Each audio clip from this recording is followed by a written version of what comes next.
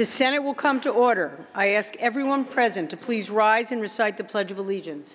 I pledge allegiance to the flag of the United States of America and to the republic for which it stands, one nation, under God, indivisible, with liberty and justice for all.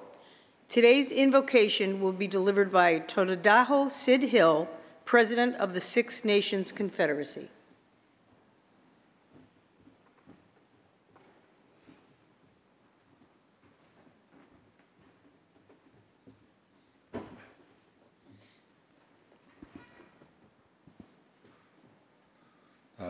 You can all be seated. When we do this, we do these throughout the Confederacy, throughout New York State and Canada, all the nations. We do it in our ceremonies, when we have small or big gatherings, in our council meetings. And so when someone stands and has the floor, they're respected in that way. So it's all right to be seated while I do this. I'll do this in the Onondaga language. It's done throughout the Confederacy in Mohawk, Oneida, Onondaga, Cayuga, Seneca, and Tuscarora. So we still continue our ceremonies throughout our communities, through Ontario, as far as Oneida, Wisconsin. And so I'll do this in the Onondaga language. La swatahon siyosta kan johkwa. Na iha sungwawi ne sungwai isa ni ongwai ho denk. Na ne hadik do ni ongwetege skadah ne en ni ontega. Na go and do tiehta ne ka na hendio. I di na gan gai hun dahkwa to no na gata gohta ne hende gai ho dik. Da na go hia toni wan do da toni wan te se da skeno ai do no do ni hik. Da na go hia ni di ongwetege ongwai usi ne tona ne skada ho twan wan ni go ha. I tan do tiehta tan do dat no ha. Dāne to di ne tek tongwa ni goha. And dāne hia toha wan jada na ne ti no ha ti no henkwa. To no yen twasi tsa ni ho I ungwa te gen hasa. To no di ungwa kwa hade ne ungwa ni gohi ostakui. And dāna ne na ne watawi. Ka sunto ko di wate en deti sa no ni sa go I honda. And dāna di wade no nya skada hando ungwa ni goha. Wade ti no ha I ti no ha tsa wan jade. And I go atone te tina hane a goe go that hind down hane sungwa di sai. Dāne to di ne tek tongwa ni goha. And dāna net sat di o wawaye na ne onki o husa I o stakui. Na I onki a toyenik na I negen di o twit no di. Aia e o a da hohui negen e skena at ka hatumi. Na I to hagwa ne duan taho ne to di o wawaye. And dāna di with wade no nya skada hando a wat ni goha. O te tina hane net sat di o wawaye. Dāne to di ne tek tongwa ni goha. And dāna hoi whakashungoi nai nega sago wiho tūnio. Nanga wiho wane and honadi hunda sago wiho kanistani. And diotendina iti so da hadwana dundias he kai kon sagot ne teneta. Dāna o net said wachi a in the ka gayakwa. Nai kwa tona iti so da sunka gayakwa. And dāna to yeti at daya just a no guanyo. And I ne wiho wane sa no ni honadi hunda. And I did what those onyo. So aso hona di wade en dieti tsa no ni hona di hona tsa kain yade. And dāna di wade no nya skada hendo agwa ni go ha o de tino ha ni agwe ne aso hona di wade en dieti tsa no ni hona di hona tsa kain yade. Dāna to di ne tek tongwa ni go ha. And dāna so go ya da agwa ne ka ye nyungwe te ke di yunki yan yado. Tu no to te en diu sa no tok nak di sa. Ne chisok do no ndi sa ha na da. Na iha wa hatoga tato yanaha ayago yatagon yondo waye sa ovenjade. I say ne do techni taha. And I ha so go yat dagwa ne ka ye nyungwe te ge yunki ya do ne akui agan sein wa ha yago di ye. And dan o ne hode te question ne ga ne go ha keso. And I ne o wi ho wa ne sa no ni hona di honda. Na o ne ho wa yat dagwa ne se dwako wa na ne skanya dayo. And dan I di with what they know nya skada hando agwa ni go ha o te tino ha ne ka ye nyung kweteke yunki an yad na kwa to ne se dwako wa na ne skanya dayo dāne te di ne tek tongwa ni ko and dāne tsa ni ho yasi ne sungwa di sai nai hoi hawan ja ke ti un sa ha go nan dan su na ha to no ha chu kok takwa tsa no tok nak di sai and nai ya Yade totuk takwa. When the day you was son the day in the host at the hard in a kind of one costa. And I ha, Sungo das Yosun at Jungo Hill, and Sungwa in the other te wahdik. And I did what those Sonia to Ason Sungwa na Wanqua. And down I did with what they know ya, Skada and do I got to go her, with the Tina Hennig, Gainhage Hanagin, Sungwa Tisai. Down it to the now take Ungo Nigoha. Down it to Nunagawakati, what grain you're going to hand. Down on Iki hook, and we hooked and so what that okay. So that was our Thanksgiving address, and it's really short version. I remember as a child sitting through 45 minutes of our elders giving thanks to all of the things that the Creator has given us. So just briefly, we thank the people that are here, that you're all here and well, and then we thank the Mother Earth, all the things that she brought to us and still doing her duty, and that we thank the medicines, the plants, the trees, the fruits and the berries, and we go on to the animals, on the four-legged, the ones that fly, and those that are in the waters. Like just briefly, we thank the waters, we thank the winds, and we talk about the winds. We're thankful for the soft winds, and we know like what we're dealing with today, with the winds coming our way, and we're kind of fortunate that it is dangerous for our people, but we know how strong the winds can be, and we don't see them strong winds like they can. So we always give thanks for the soft winds that are coming our way. We give thanks to what we call the sky people, and we call the thunders, our grandfather. We call our son, the sun, our elder brother, the sun, our grandmother moon, and our grandmothers, the stars. And we've lost a lot of the knowledge of the stars, but we still do some of our ceremonies going by the stars and the moons. So we give thanks that they're still doing their duties. We also ask, when the Creator came back and was looking over, he saw that the many dangers that were out there for the people, and he asked these four protectors to watch over them as they walk about on earth. And then he also, with the coming of our white brothers 200 years ago, he sent a message down to one of our leaders, and he gave us instructions as to how do we keep being who we are as a people, and that's continue your language, your ceremonies, your songs, your dances, your language, and our ways as much as we can, because we know all these things that our white brother has brought to us, but might take us away as to who we are. So that was the last instructions from the Creator from some 200 years ago. And amongst those things was some prophecies. And those prophecies are what we're seeing now. Things like trees dying. We see the water burn, the fire on the water. And those things we've seen. We've seen those things. And there's still a lot of things that have been prophesied that are coming, that we're seeing them. When my mother and grandmothers were talking about these things, they were talking about things that were going to happen, but now we're seeing a lot of these things, these prophecies that are coming. So we knew there was going to be change. And how we address, basically it's climate change. How do we address that? How do we deal? We're not going to be dealing with this, but our children are going to be right in the midst of that. However fast that happens, who knows? So it's a lot of things. It then depends on leaders. It depends on leaders to guide their people as to how do we go into this? What's going to happen? How do we prepare? How do we endure what's coming forward in the future?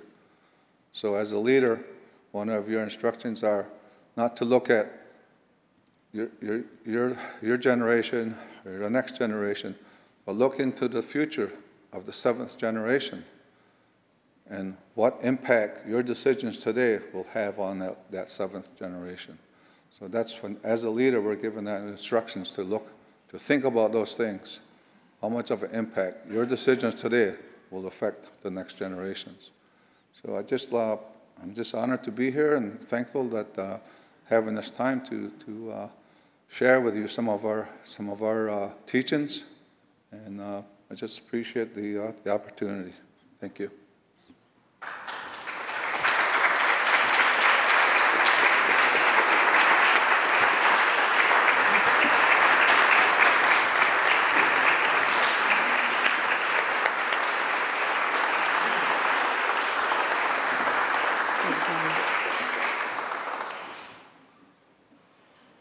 Reading of the Journal. In Senate, Tuesday, June 6, 2023, the Senate met pursuant to adjournment. Journal of Monday, June 5, 2023 was read and approved. On motion, the Senate adjourned. Without objection, the Journal stands approved as read. Presentation of petitions, messages from the Assembly. The Secretary will read. Senator Claire moves to discharge from the Committee on Health. Assembly Bill number 2190, substituted for the identical Senate Bill 5100, third reading calendar 853. Senator Harkin moves to discharge from the Committee on Rules. Assembly Bill number 3288 is substituted for the identical Senate Bill 5541, third reading calendar 1010. Senator May moves to discharge from the Committee on Environmental Conservation. Assembly Bill number 783 is substituted for the identical Senate Bill 2630, third reading calendar 1138. Senator Breslin moves to discharge from the Committee on Rules. Assembly Bill number 463A is substituted for the identical Senate Bill 2677A, third reading calendar 1179. Senator Breslin moves to discharge from the Committee on Insurance. Assembly Bill number 7038 is substituted for the identical Senate Bill 3613, third reading calendar 1185. Senator Borrello moves to discharge from the Committee on Rules. Assembly Bill number 5035 is substituted for the identical Senate Bill 4069, third reading calendar 1210. Senator Oberacker moves to discharge from the Committee on Rules. Assembly Bill number 6781A is substituted for the identical Senate Bill 6813A, third reading calendar 1214. Senator Chu moves to discharge from the Committee on Rules. Assembly Bill number 7246 is substituted for the identical Senate Bill 6938A, third reading calendar 1216. Senator Webb moves to discharge from the Committee on Women's Issues. Assembly Bill number 3227 is substituted for the identical Senate Bill 4263, third reading calendar 1259. Senator Webb moves to discharge from the Committee on Corporations, Authorities, and Commissions. Assembly Bill number 4669 is substituted for the identical Senate Bill 4267, third reading calendar 1260. Senator Martins moves to discharge from the Committee on Rules. Assembly Bill number 6129A is substituted for the identical Senate Bill 6354A, third reading calendar 1296. Senator Brisport moves to discharge from the Committee on Rules. Assembly Bill number 7349 is substituted for the identical Senate Bill 7448, third reading calendar 1441. Senator Prasad moves to discharge from the Committee on Social Services. Assembly Bill number 7360 is substituted for the identical Senate Bill 7451, third reading calendar 1444. Senator Harkin moves to discharge from the Committee on Environmental Conservation. Assembly Bill number 7380 is substituted for the identical Senate Bill 7457, third reading calendar 1446. Senator Gounardes moves to discharge from the Committee on Rules. Assembly Bill number 6156 is substituted for the identical Senate Bill 5744, third reading calendar 1506. Senator Ramos moves to discharge from the Committee on Labor. Assembly Bill number 6208 is substituted for the identical Senate Bill 5867, third reading calendar 1508. Senator Jackson moves to discharge from the Committee on Rules. Assembly Bill number 6750 is substituted for the identical Senate Bill 6416, third reading calendar 1523. Senator Kavanaugh moves to discharge from the Committee on Finance. Assembly Bill number 6113B is substituted for the identical Senate Bill 6640B, third reading calendar 1530. Senator Rivera moves to discharge from the Committee on Rules. Assembly Bill number 7365 is substituted for the identical Senate Bill 6641A, third reading calendar 1531. Senator Mannion moves to discharge from the Committee on Rules. Assembly Bill number 7016B is substituted for the identical Senate Bill 6644B, third reading calendar 1532. Senator Rivera moves to discharge from the Committee on Rules. Assembly Bill number 7328 is substituted for the identical Senate Bill 6897, third reading calendar 1535. Senator Jackson moves to discharge from the Committee on Rules. Assembly Bill number 7420 is substituted for the identical Senate Bill 6976, third reading calendar 1536. Senator Mannion moves to discharge from the Committee on Commerce, Economic Development, and Small Business.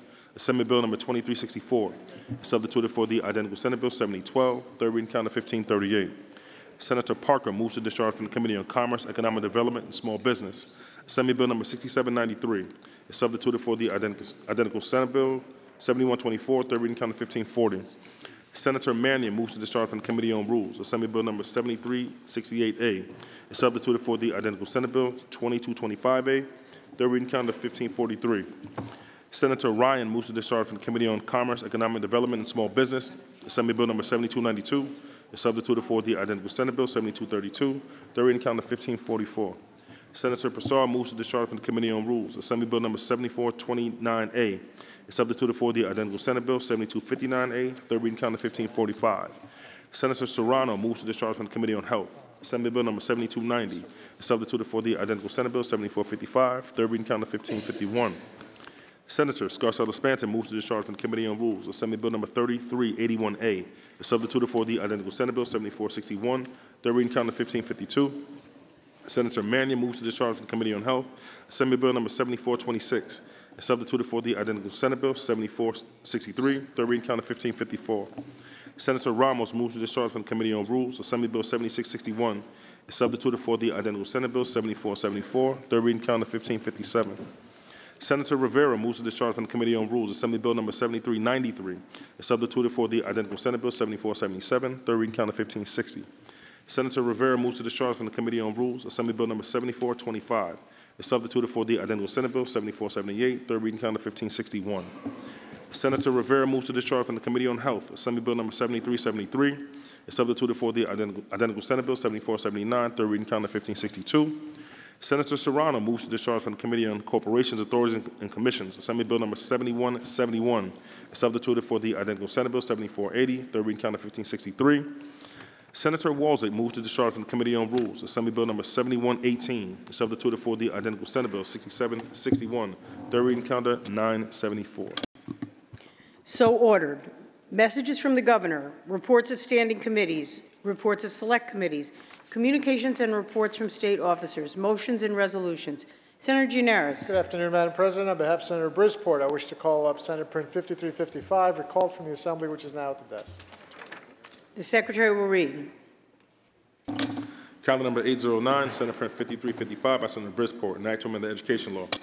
Move to reconsider the vote by which that bill was passed. Call the roll. Adabo, Gianaris Kruger, Orso, Cousins White, ayes 58. The bill is restored to its place on the third reading calendar. Now for the following amendments. The amendments are received and the bill will retain its place on the third reading calendar. Please recognize Senator Lanza. Senator Lanza. Thank you, Senator Gianaris. Madam President, on behalf of Senator Oberacker, on page 24, I offer the following amendments to calendar number 1011, print number 5937, and ask that said bill retain its place on third reading calendar. Madam President, on behalf of Senator Rhodes, on page 37, I offer the following amendments to calendar 1299, print number 6858A, and ask that said bill retain its place on third reading calendar. The amendments are received and the bills will retain their place on the third reading calendar. Senator Gianaris. Can we now take up previously adopted Resolution 861 by Leader Stewart Cousins, read its title, and recognize Senator Clear to speak on the resolution? The Secretary will read. Resolution 861 by Senator Stewart Cousins, mourning the death of Harry Belafonte, Jamaican-American singer, songwriter, actor, and humanitarian. Senator Clear on the resolution. Thank you, Madam President. Today, it is with heavy heart that we honor the life of Harry Belafonte. Harry Belafonte's legacy is representative of Harlem's legacy, one of a musician, performer, and artist, and humanitarian and an advocate for civil rights. Born at Lying In Hospital in Harlem to Jamaican parents, Harry Belafonte was an iconic figure for Black people everywhere. Despite living under segregation, Harry Belafonte dutifully served his country in the U.S. Navy during World War II, aiding to defeat fascism and oppression abroad. Harry Belafonte shares a special connection to my district, where not only was he native to, but also fell in love with performing at the American Negro Theater on West 135th Street. His name will forever be cemented in Harlem's history with the Harry Belafonte 115th Street Library. Belafonte was not only a supporter of the civil rights movement, but also served as one of Dr. King's closest confidants and even provided the King family with financial aid. Belafonte led the effort to bail King out of the Birmingham jail he was imprisoned in, raising $50,000 in the effort. He was a key contributor in the 1961 Freedom Rides, supported voter registration drives, and helped organize the 1963 March on Washington. Belafonte was one of the pioneers of advocating for equitable contributions in our democracy. Like others today who champion these goals, Belafonte was persecuted during the McCarthy-era Red Scare, with an increasing effort seeking to reverse the progress on voting expansion. Belafonte's teachings and advocacy are more necessary now than ever. Belafonte's relentless commitment to human rights didn't stop at the injustices he experienced. He was an advocate for the anti-apartheid movement in South Africa, being a UNICEF Goodwill Ambassador, supporting the campaign against HIV and AIDS virus, actively campaigning to address climate change, and opposing America's foreign imperialism. His life's work as an artist, activist, and role model has created the space for so many people, but his work must continue through all of us. Belafonte is survived by his 4 children, Sherry, David, Adrienne, and Gina, his 5 grandchildren, Rachel, Brian, Maria, Serafina, and Amadeus, who all stated, "To the world, he was a legend, but to us, he was Dad." With us today, accepting the resolution on behalf of the Belafonte family, are the legendary Vosa Rivers, executive producer of New Heritage Theater Group in Harlem, and Ken Sunshine, former chief of staff to Mayor David Dinkins and present publicist. Thank you, Senator Clear. Senator Ramos on the resolution. President, you know, although Harry Belafonte is of course remembered as a son of Harlem, he actually once called East Elmhurst home.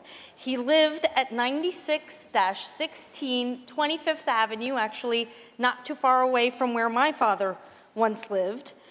So you see, in the late 1950s, Belafonte was one of the many great black artists to move to East Elmhurst.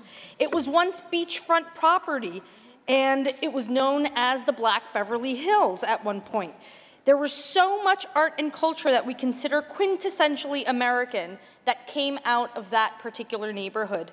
Harry Belafonte's work, of course, is no exception. The King of Calypso gave us folk music steeped in activism, a habit that continued long after he retired from performing. And I have to say that I had the privilege of meeting him a few times in my own journey as a member of the labor movement.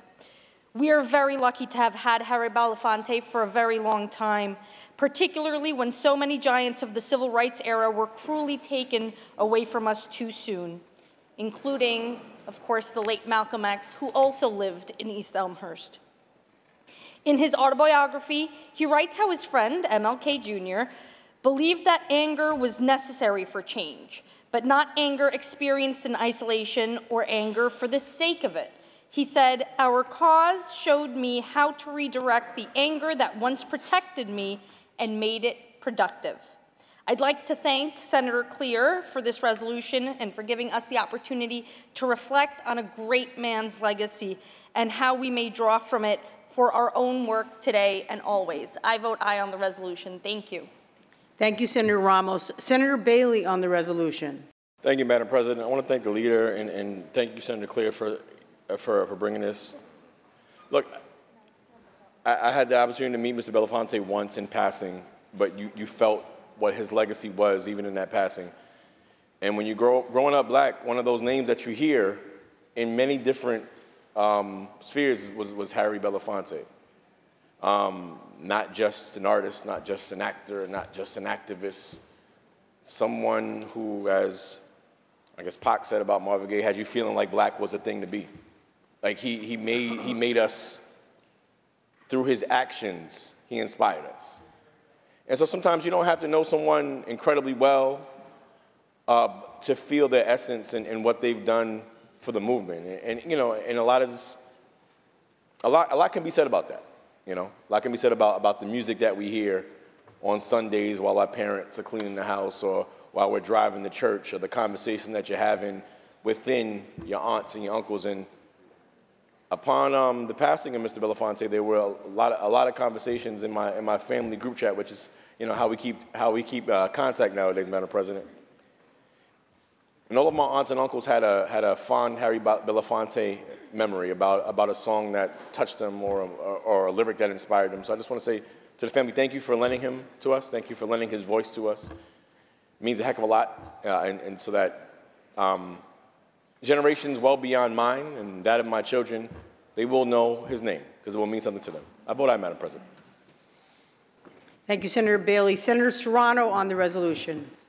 Thank you very much, Madam President, and my condolences to the Belafonte family and friends, and my gratitude to Senator Clear for bringing forth this resolution. Harry Belafonte was a tremendous individual, a person who stood for really important causes that affect all of us in meaningful ways.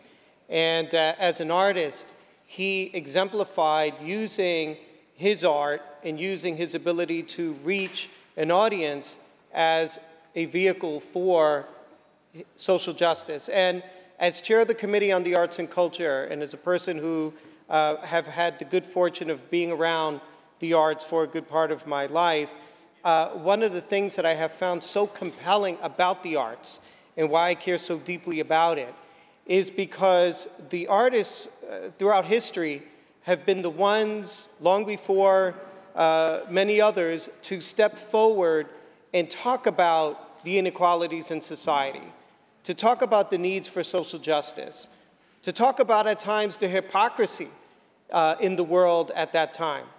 And they did it courageously and often at the detriment of their own careers, but they did it because they understood that they could build something that everyone can coalesce around. So Harry Belafonte exemplified that, and he used his platform for really positive and wonderful things that we all cherish. So again, my condolences and my sincere gratitude to the Belafonte family for all that they've done for our society. Thank you. Thank you, Senator Serrano. To our guests who are here on behalf of the Belafonte family and friends, we welcome you on behalf of the Senate. We extend to you the privileges and courtesies of the House. Please rise and be recognized.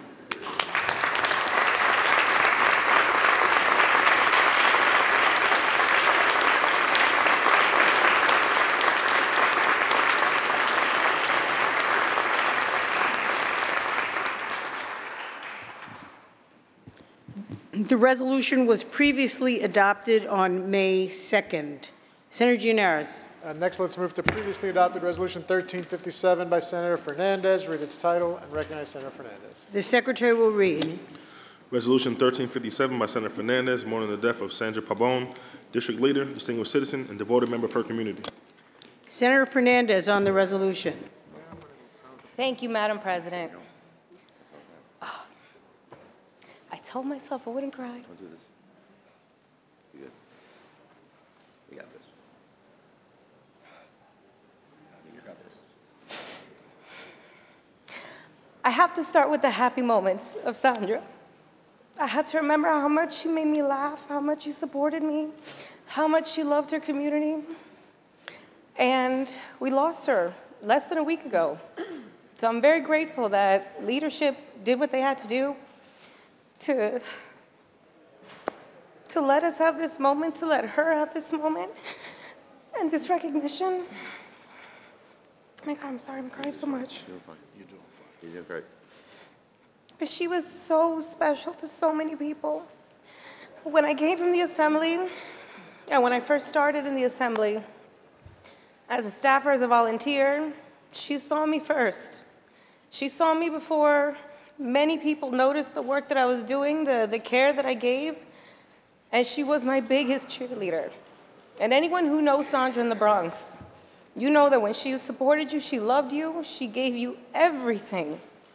From not just her presence, but her voice.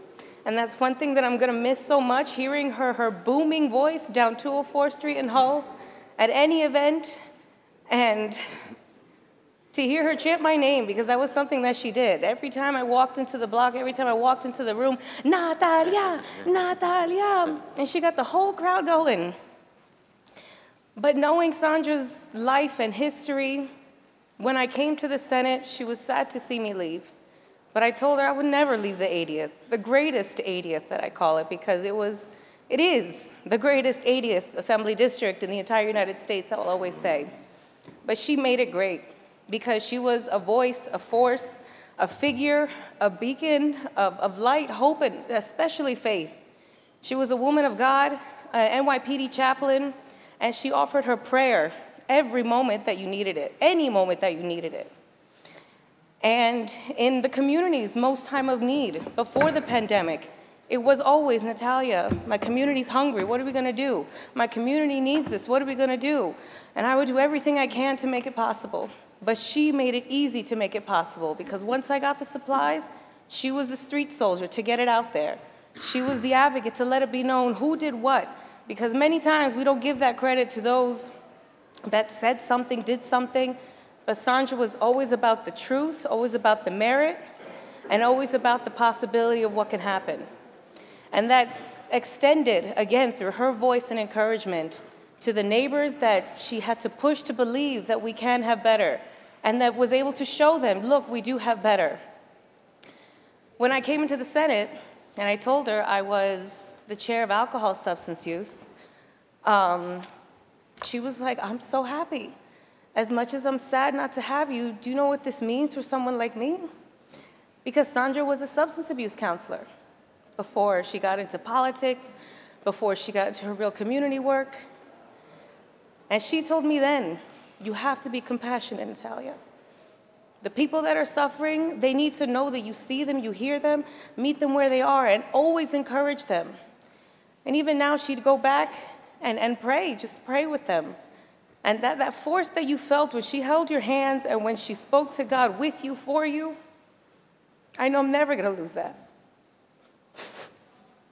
So I'm so sad to lose her. And I truly thank her for the inspiration that she gave us, for the motivation, for the support, and for her family. Thank you for sharing her with us. To her daughter Alex and her granddaughters Amelia, Sophia, and Michael, her husband Billy. I know you know, but you have no idea how much this loss hurts, not just Norwood, not just the 80th, not just the Bronx, but anybody in this state and country that met her knew her. So I take this moment to say thank you, Sandra, because I don't think I would be here without you. Thank you for always praying for us, and thank you for still praying for us. I know she's still going to be praying for us. And thank you for those that are going to vote aye, because you have no idea how much this means to me, how much this means to the 80th, and how much this means for what someone thinks of when they give themselves to their community. Because she is the example that we need to live by. She is the example that you need to tell your grandkids about. A fearless woman who was tough, don't get me wrong, she was a proud Puerto Rican woman from the Bronx and she was tough as nails. But the love that she had, that you saw, that you felt, that you heard, I hope that we could see that every day in each other. Thank you so much, and I proudly vote aye. Thank you, Senator Fernandez. Senator Bailey on the resolution. Thank you, Madam President. Thank you, Senator Fernandez, for introducing this resolution. This is a tough one. Sandra was like just a day one. When I first endeavored to seek office, the Norwood section was new to me. And I was introduced to this just dynamite, energy-filled, really loud, but really amazing woman, Sandra Pabon. And like Senator Fernandez says, if Sandra was with you, she was with you. Like the time for canvassing, it didn't matter because Sandra was with you. She wasn't stopping at 6 o'clock. She was stopping when she felt like she was called to stop. And she didn't ever stop. Sandra was everywhere. She was every single place that either you needed her to be or that you didn't know you needed her to be, because she was our voice in the community. after like I was successful in the election, we had T-shirts. And Sandra brought me a frame of a T-shirt that she wore with her voter contact card with her I voted sticker on it. That I keep that frame outside of my office ever since I moved into that office. And I never thought a day when I'd have to relinquish it, but Alex, I think I have to give it to you. That has to be yours now. Because I want you to realize how much your mom meant to me, how much she meant to the Bronx, and how like even that things that she didn't realize were inspirational helped to calm us. I did the introduction at the state Democratic convention. And when I stepped up on the stage, I was nervous as heck, Madam President. And I heard, "The Bronx loves Bailey. The Bronx loves Bailey." Sandra Pabon, unmistakable voice. If you were from the Bronx, you know her voice. Hearing that calmed me down. When Natalia sent me the text that like she passed away, it was one of those things that you didn't think that you saw because you didn't want to see it. You don't want to realize, you don't want to believe that she's gone. I mean, she's gone in the physical form. She's never going to leave us, right?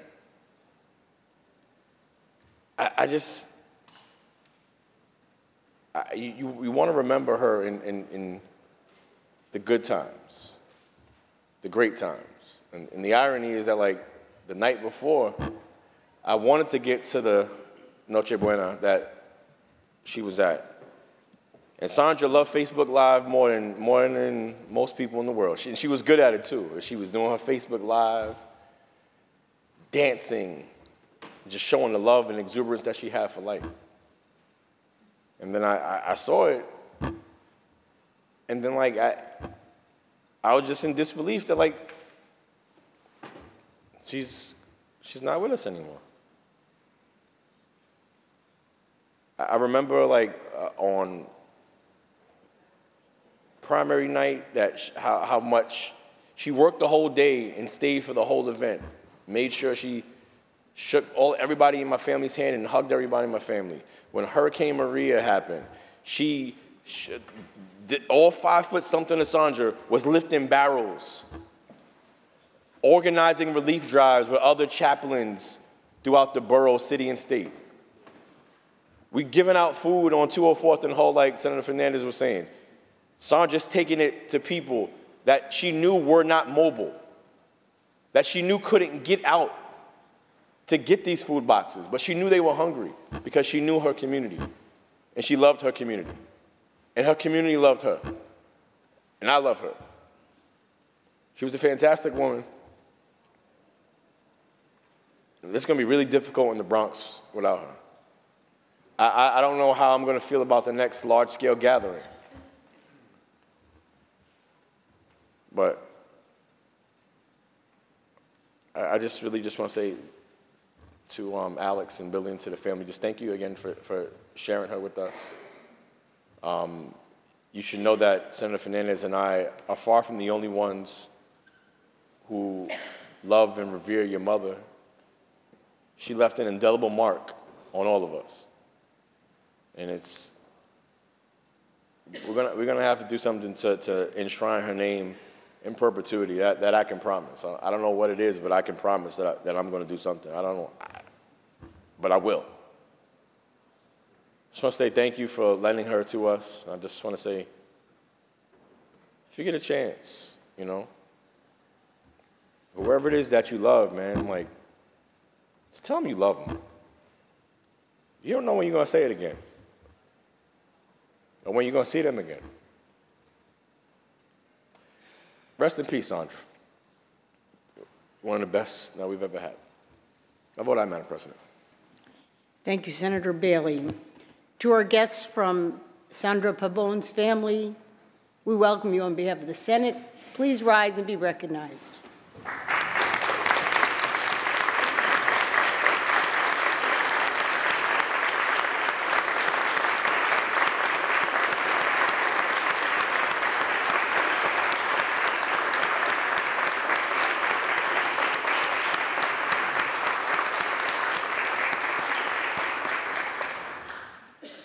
The resolution was previously adopted on June 6th. Senator Gianaris. Madam President, let's take up next previously adopted Resolution 933 by Senator Palumbo. Read its title and recognize Senator Palumbo. The Secretary will read. Resolution 933 by Senator Palumbo, congratulating the South Hold High School robotics team, Rice 870, upon their designation as a finalist in the first World Championships. Senator Palumbo on the resolution. Thank you, Madam President. And I rise today to recognize and congratulate the South Hold robotics team for coming in second in the world. And, you know, in response to just what we've seen, as far as these other resolutions, the students are in the gallery, and they're from Greenport and South Hold High Schools.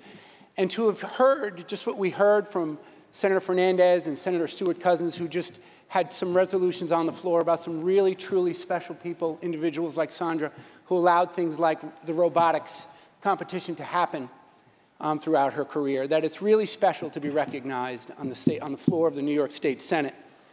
And this is one of those moments as well. So the South Hold High School team, Rice 870, is composed of students from South Hold and Greenport High Schools. Rice, R-I-C-E, is an acronym for the team motto: respect, integrity, compassion, and equity. And most importantly, this is not just a team from the 1st Senate District. This is my hometown. And in fact, one of those students who I'll embarrass in a little bit is my daughter Madeline on this team. So these students faced off to get to the Worlds. There were over 3,600 teams worldwide from over 30 countries. They had a great season. They went 42-14 for the season, and they qualified for the championship in Houston, Texas by winning a region.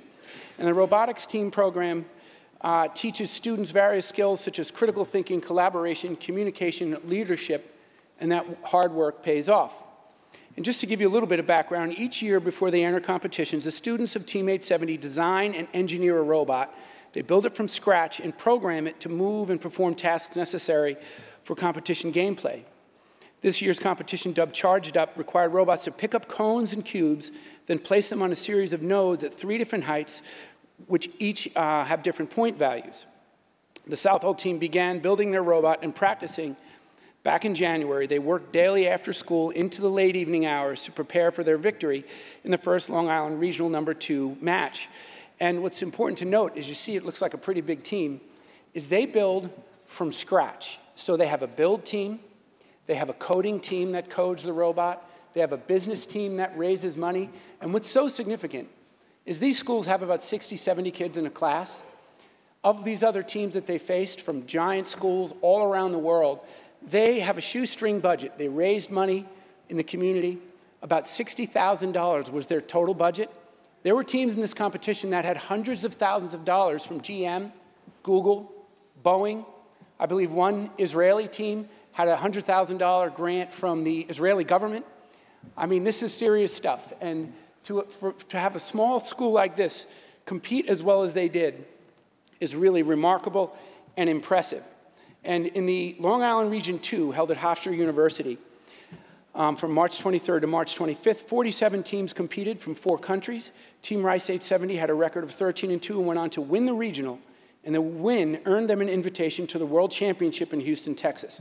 Now, when they went to Houston, Texas, they competed against approximately 620 teams from over 30 countries. They were divided into 8 divisions, and they were placed in the daily division after the qualifying rounds and won that division, which got them into the World Championships, where 8 teams were in a round-robin tournament. They won a few games. They went into the lower bracket after losing 1 game. It's a 2-game elimination, double elimination, round-robin tournament. They fought their way through to the final game. It was a best of 3. Now, unfortunately, the reason why they're second in the world is just more or less, I think, a part of the competition itself, because these robots are going all day, they're banging into each other, and there are teams of 3 on each side.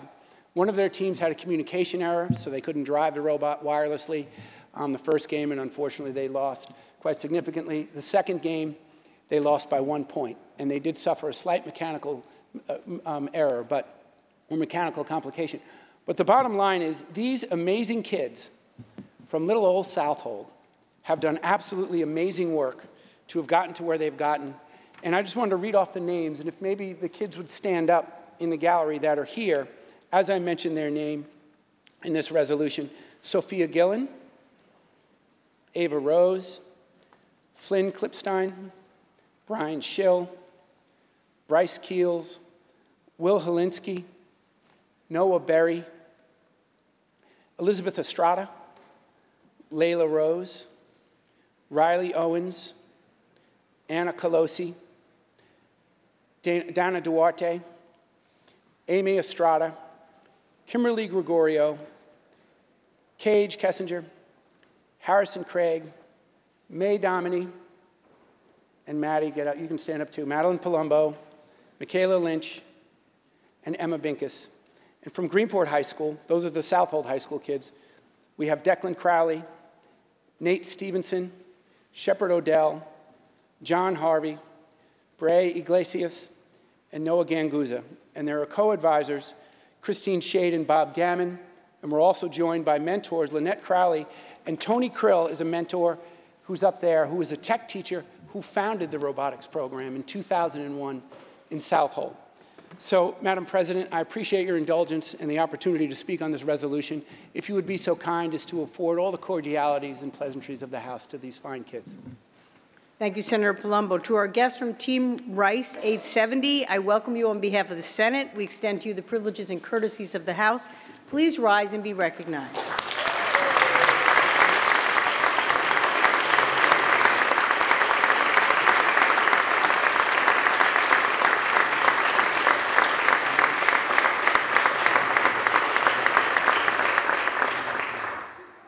The resolution was previously adopted on May 9th. Senator Gianaris. The sponsors would like to open the resolutions we took up today to co-sponsorship. The resolutions are open for co-sponsorship. Should you choose not to be a co-sponsor on the resolutions, please notify the desk. Senator Gianaris. At this time, Madam President, we are going to call an immediate meeting of the Rules Committee, room 332, and simultaneously take up the calendar, but we're going to begin with calendar 1637, and then take up the remainder of the calendar in order after that. There will be an immediate meeting of the Rules Committee in room 332. The Secretary will read.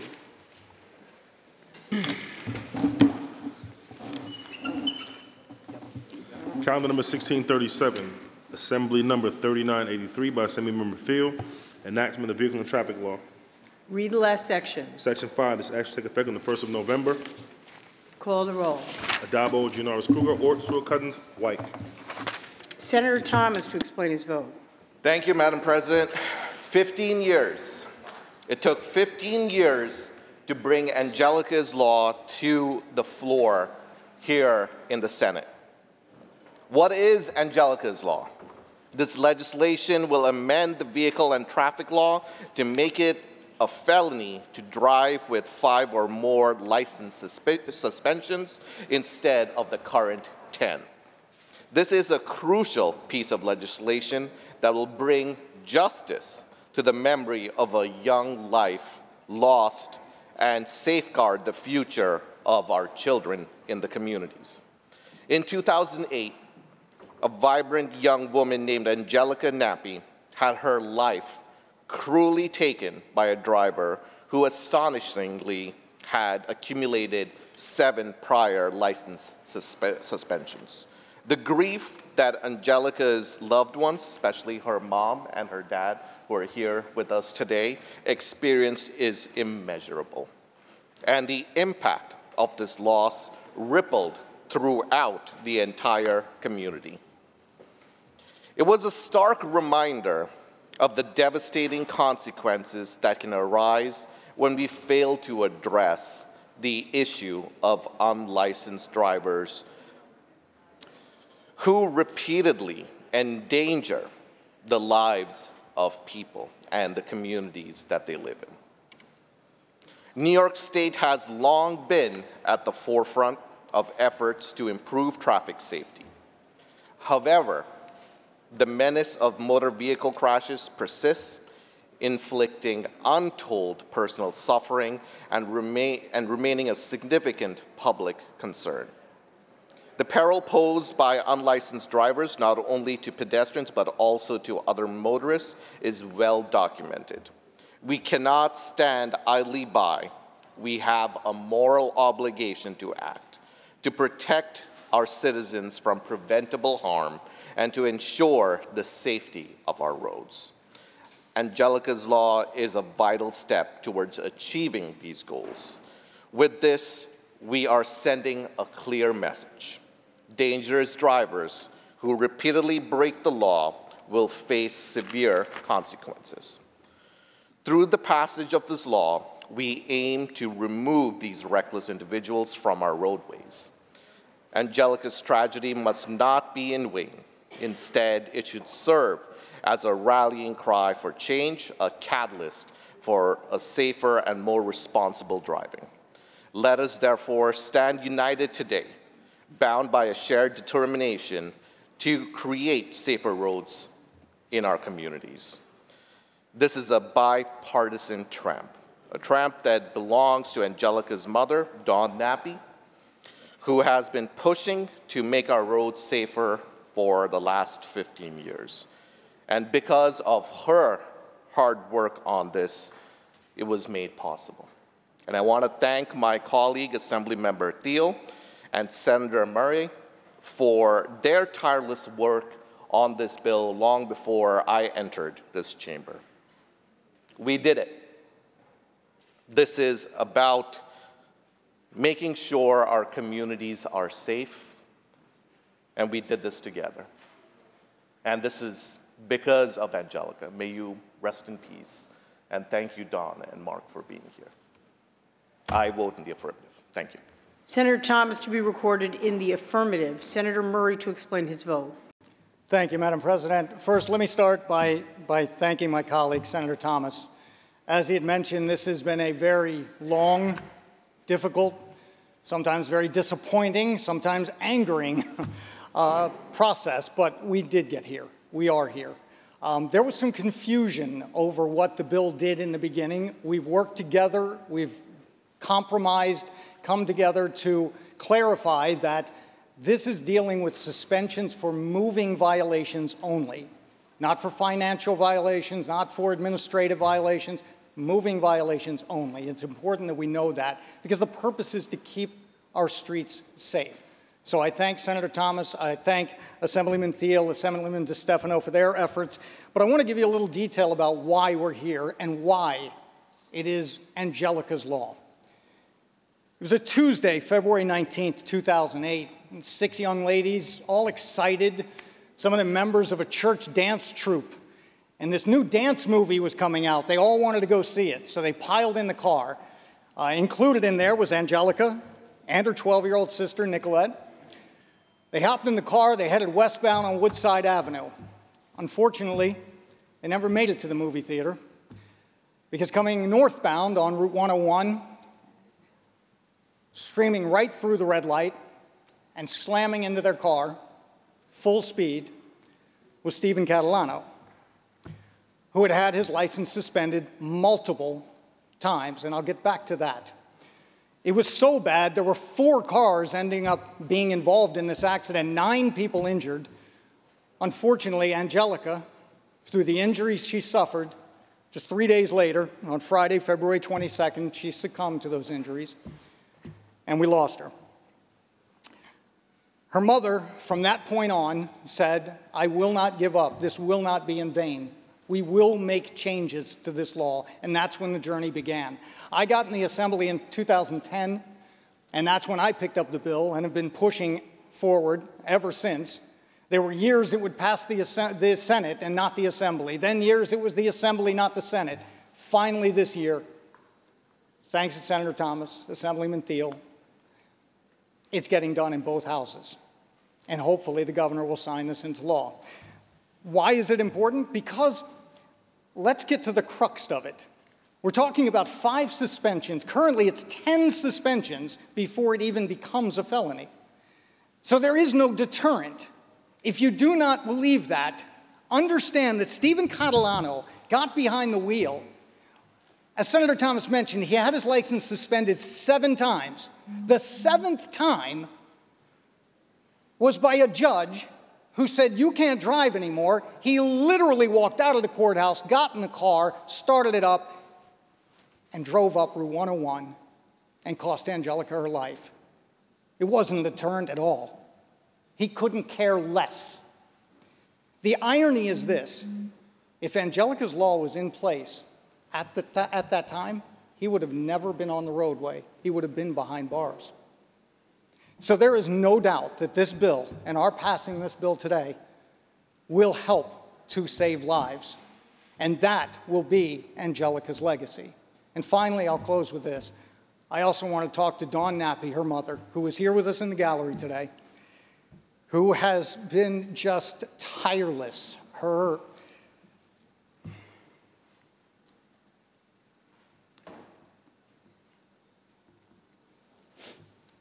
drive and her determination is unmatched. Her dedication, her perseverance, her love for her daughter. She told me the other day on the phone, if we get this done, it won't be in vain. Well, Dawn, it's getting done, and it's not in vain. I've never been more proud to vote yes on a bill. Thank you. Announce the results. Ayes 59. The bill is passed. Calendar number 2.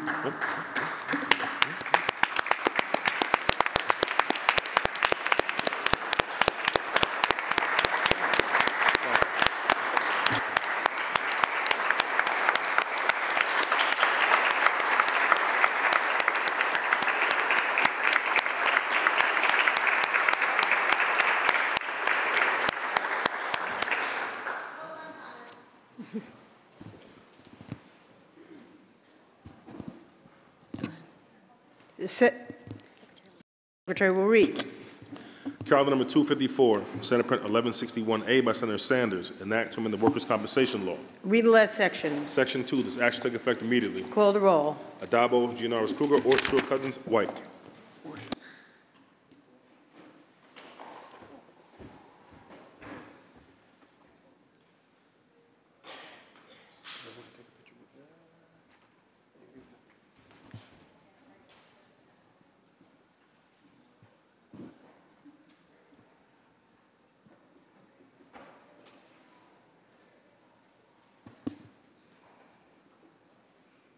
Announce the results. In relation to calendar 254, those senators voted in the negative are Senators Ashby, Borrello, Councilman Fitzpatrick, Griffo, Murray, Oberacker, Ort, Tedisco, and Senator Walczak. Ayes 50, nays 9.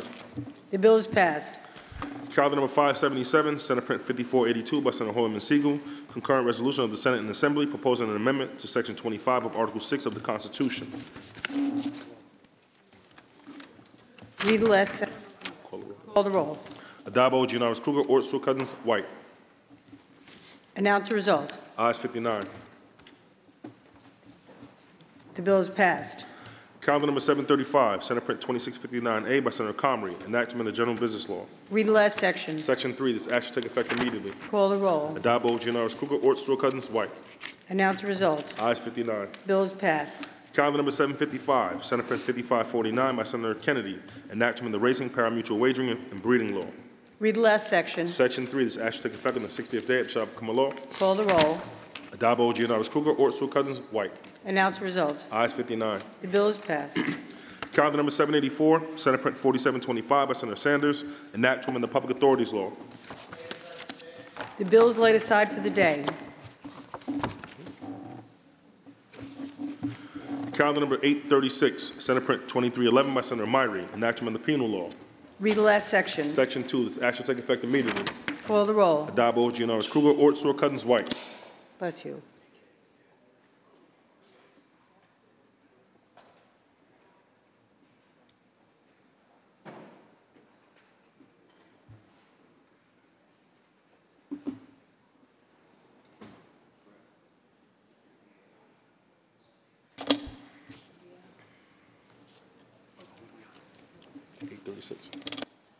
Murray, you got Murray.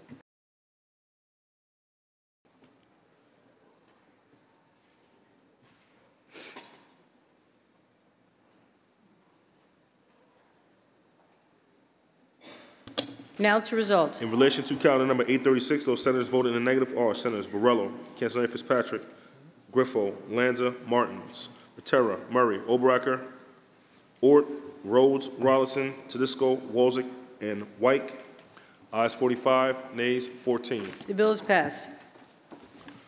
Calendar number 840, Senate Print 4235 by Senator Clear, enactment of the state finance law. Read the last section. Section 3, this act shall take effect on the 90th day after shall Call become a the law. roll. Adabo, Gianaris Kruger, Ort, Stewart Cousins, White. Announce the result. Ayes 59. The bill is passed. Calendar number 843, Senate Print 5286 by Senator Parker, enact to amend the executive law. Read the last section. Section 2, this act shall take effect immediately.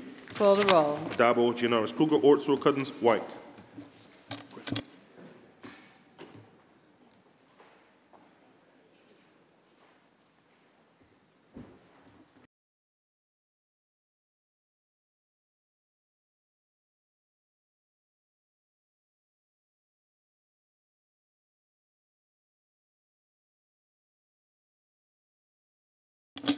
Announce the result. In relation to calendar number 843, those senators voted in the negative are Senators Ashby, Borrello, Cancellieri Fitzpatrick, Griffo, Lanza, Oberacker, Rhodes, Tedisco, Walzik, and White. Ayes 49, nays 10. The bill is passed. Calendar number 853, Assembly number 2190 by Assembly Member Dinowitz, enact to amend the public health law. Read the last section. Section 2, this act shall take effect immediately. Call the roll. Adabo, Gianaris Kruger, Ort, Stewart Cousins, White. Announce the results.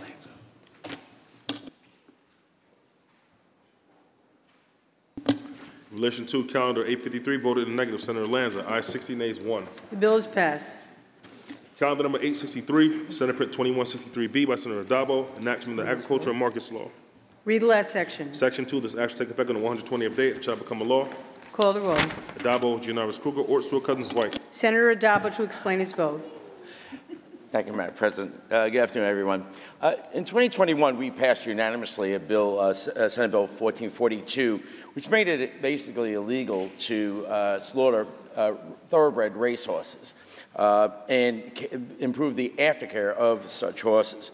But it's kind of, when looking at enforcement over the past 2 years, it's been kind of difficult because sometimes it is, again, difficult to distinguish between a racehorse and a police horse or a horse used for therapy. So today's bill, Senate Bill 2075A, corrects that by making it now illegal to slaughter any horse. And we're hopeful with this bill that we can see the fact that we will not have sort of any horses and actually improve, once again, the aftercare of these horses. I want to thank the horse advocates for obviously advancing this bill, helping us advance this bill, especially 11-year-old Skylar Blast. Today's her birthday. And I want to thank her because it's advocates like this that really help us protect horses and move certain pieces of legislation. So I want to thank her. I want to thank our leader for getting the bill to the floor. I want to thank my colleagues, again, for protecting all horses at this point from slaughter and improving the aftercare of all horses throughout the state. Madam President, I'll be voting aye. Thank you so much. Senator Adabo to be recorded in the affirmative. Announce the results. In relation to calendar 863, voted in the negative, Senator Walzik, ayes 60, nays 1. The bill is passed. Calendar number 875, Senate Print 2586 by Senator Parker, enactment of the Public Service Law. Read the last section. Section 2, this act shall take effect immediately. Call the roll. Adabo, Gianaris Kruger, Ort, Stewart Cousins, White.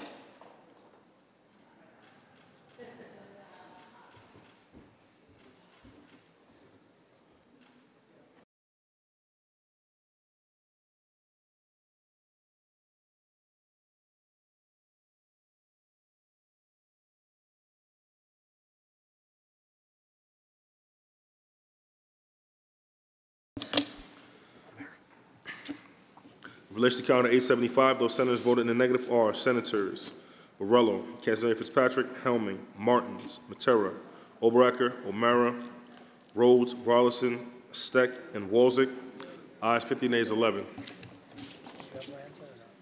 Also, Senator Lanza, ayes 49, nays 12. The bill is passed. Calendar number 876, Senate Print 4876A by Senator Steck, enactment of the Public Authorities Law. Read the last section. Section 2, this act shall take effect immediately. Call the roll. Adabo, Gianaris Kruger, Ort, Stewart Cousins, White. Announce results. Ayes 61. The bill is passed. Calendar number 886, Senate Print 1870A by Senator Clear, enactment of the public housing law. Read the last section. Section 2, this act will take effect immediately. Call the roll. Adabo, Gianaris Kruger, Ort, Sewell Cousins, White. Senator Clear to explain her vote. Thank you, Madam President. We generally believe that transparency is a good thing when entering into retail and commercial transactions and contracts. However, right now, a prospective tenant of a rent-regulated or stabilized apartment has no way of knowing the rent history of an apartment before they make a choice whether or not to enter into a lease transaction. Given the major changes in the law over the last 25 years, many of which disproportionately advantaged landlords until we finally passed the HSTPA in 2019, combined with the fact that there has repeatedly been fraud and extra-legal coercion in the pricing of rents and efforts to deregulate apartments. Understanding the complete rent history of your possible home is the baseline of information we should be providing. Housing is a human right, and it should not go to the highest bidder or be held hostage by the few unscrupulous. The more we demystify the pricing of rents, the better for tenants, and the more we ask for the truth to be told by landlords, the more they can be held accountable. I proudly vote aye and encourage my colleagues to do the same. Thank you. Senator Clear to be recorded in the affirmative. Announce the results. In relation to calendar 886, those senators voted in the negative are Senators Ashby, Borrello, Cancelaria Fitzpatrick, Gallivan, Griffo, Hellman, Lanza, Martins, Matera, Murray, Oberacker, O'Mara, Ort, Palumbo, Rhodes, Rollins, and Steck, Tedisco, Walzek, Webbert, and White. Ayes 40, nays 21. The bill is passed. Calendar number 932, Senate Print 6064 by Senator Ort, enactment of the tax law. Read the last section. Section 2, this act will take effect immediately. Call the roll. Adabo, Gianaris Kruger, Ort, Sewell Cousins, White.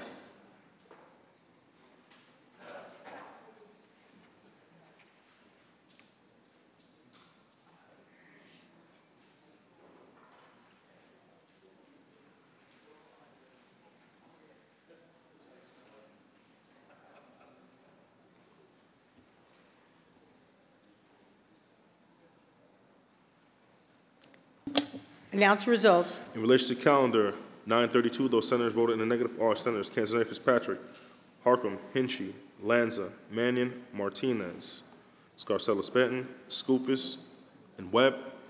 Ayes 52, nays 9. The bill is passed. Calendar number 974, Assembly number 7118 by Assembly Member Smullen, enact to amend Chapter 489 of the laws 2004. Read the last section. Section 2, this act will take effect immediately. Call the roll. Adabo, Gianaris Kruger, Ort, Sewell Cousins, White.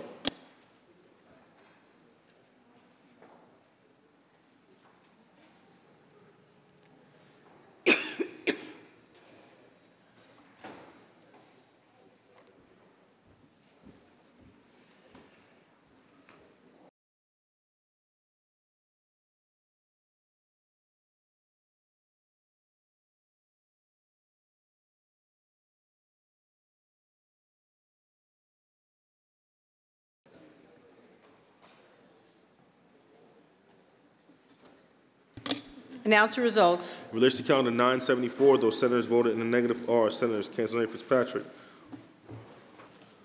Harcum, Hinchy, Lanza, Mannion, Martinez, Scarcella Spanton, Skoufis, and Senator Webb. Ayes 52, nays 9. The bill is passed. Calendar number 998, Senate Print 1731C by Senator Sanders, enactment of the general business law. Read the last section. Section 5, this act shall take effect on the 120th day, it shall become a law. Call the roll. Adabo, Gianaris Kruger, Ort, Sewell Cousins, White.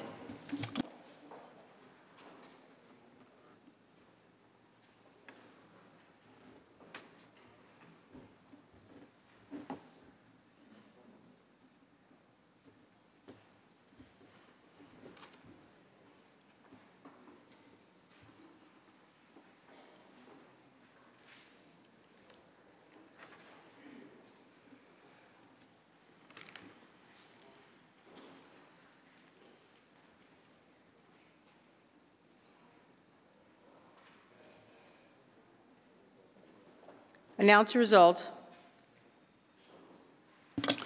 In relation to calendar 998, those senators voted in the negative are Senators Ashby, Borrello, Cancelaria Fitzpatrick, Gallivan, Griffo, Lanza, Martins, Matera, Murray, Oberacker, O'Mara, Ort, Palumbo, Rhodes, Rollinson, Steck, Tedisco, Walzick, Weber, and White. Ayes 41, nays 20. The bill is passed. Calendar number 1010, Assembly number 3288 by Assembly Member Slater, enactment of the highway law. Read the last section. Section 2, this action take effect immediately. Call the roll. Adabo, Gianaris Kruger, Ort, Stewart Cousins, White. Announce the results. In relation to calendar 1010, voted in the negative, Senator Brisport, ayes 60, nays 1. The bill is passed. Calendar number 1018, Senate Print 1736C by Senator Kruger, enact to amend the executive law. Read the last section. Section 2, this action take effect April 1st, 2024. Call the roll. Adabo, Gianaris Kruger, Ort, Stewart Cousins, White.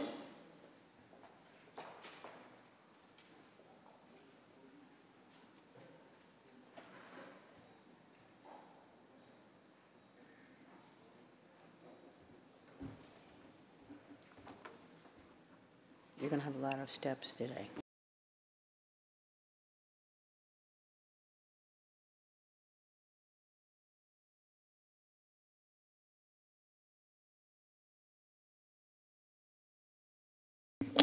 Announce the results. In relation to calendar 1018, those senators voted in the negative are Senators Ashby, Borrello, Cancel Fitzpatrick, Gallivan, Griffo, Hellman, Lanza, Martins, Matera, Murray, Oberacker, O'Mara, Ort, Palumbo, Rhodes, Rollinson, Steck, Tedisco, Walzick, Weber, and White. Ayes 40, nays 21. The bill is passed. Calendar number 1135, Senate Print 1856A by Senator Hoyman Siegel, enact to amend the Environmental Conservation Law. The bill is laid aside. Calendar number 1138, Assembly number 783 by Assembly Member Hunter, enact to amend the Environmental Conservation Law. Read the last section. Section 6, this action take effect on the 1st of January. Call the roll. Adabo, Gianaris Kruger, Ort, Stewart Cousins, White. Announce the results. In relation to calendar 1138, voted in the negative, Senator Brisport, ayes 60, and Senator Martinez as well, ayes 59, nays 2. The bill is passed. Calendar number 1141, Senate Print 3116A by Senator Mannion, enact to amend the Environmental Conservation Law. Read the last section. Section 2, this action take effect on the 120th day, shall become a law. Call the roll. Adabo, Gianaris Kruger, Ort, Stewart Cousins, White. Announce the results. Ayes 61. The bill is passed. Calendar number 1143, Senate Print 4099 by Senator Kennedy, enact to amend the Environmental Conservation Law. Read the last section. Section 3, this action take effect on the 1st of November. Call the roll. Adabo, Gianaris Kruger, Ort, Stewart Cousins, White. Senator Kennedy to explain his vote. Thank you, Madam President. I'm very proud to carry this legislation here today. I want to thank our Majority Leader, Andre Stewart Cousins, for bringing this bill to the floor, and all my colleagues for supporting this bill. This legislation was introduced in consultation with the Humane Society, and what it does is quite simple. It is a prevention of killing wild animals for contest, competition, tournament, or derby just for prizes and entertainment and a waste of life. You know, we're not talking about deer hunting or fishing tournaments, turkey hunting, or even bear hunting. Those are activities that have a legitimate purpose of gathering food or population control, and they're regulated by the state of New York. But you know what? Shooting squirrels, bobcats, foxes, crows, woodchucks, and many other wild animals, and just leaving their carcasses to rot, or taking these in for cash prizes by the dozens or more, it's just wrong. It's inhumane.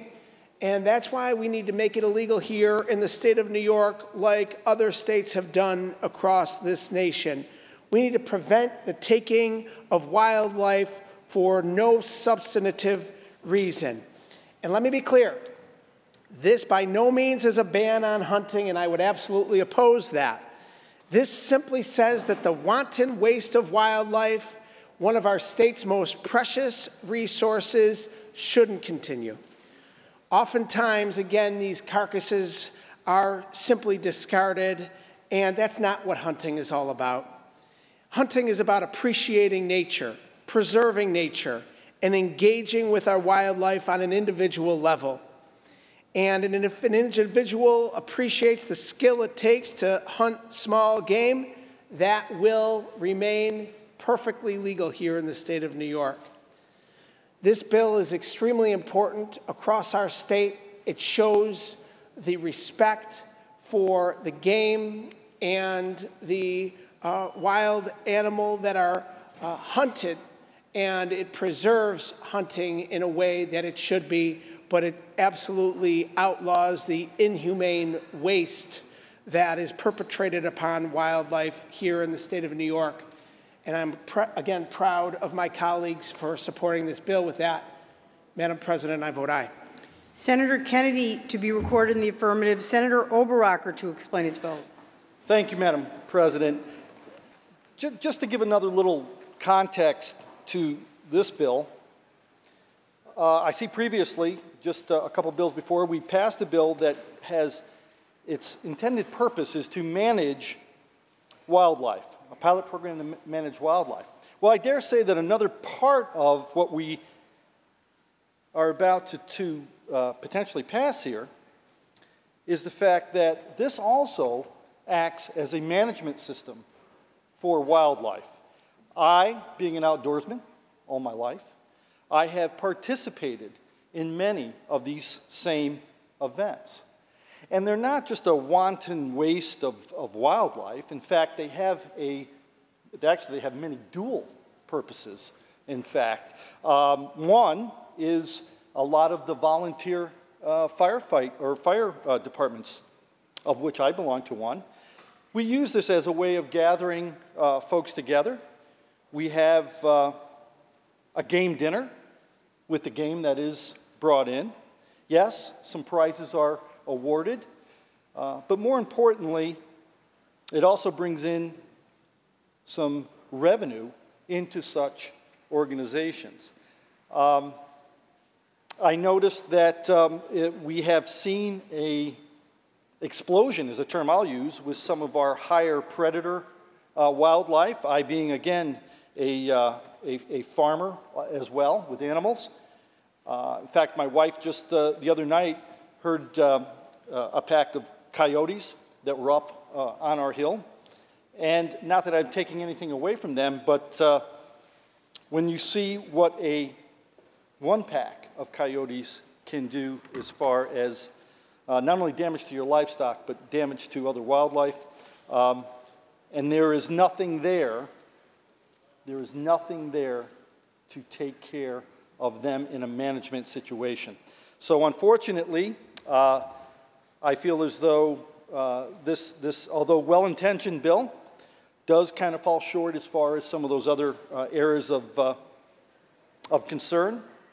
And I, being an outdoorsman who absolutely love the outdoors, love wildlife, and am a steward of it, Madam President, I will have to vote no on this. So thank you. Senator Oberacker to be recorded in the negative. Announce the results. In relation to calendar 1143, those senators voted in the negative are Senators Ashby, Borrello, Gallivan, Griffo, Helming, Hinchey, Lanza, Oberacker, O'Mara, Ort, Scarcella Stanton, Steck, Tedisco, and Wozik. Also Senator Ryan. Ayes 46, nays 15. The bill is passed. Calendar number 1152, Senate Print 6719 by Senator Matera, enactment of the Environmental Conservation Law.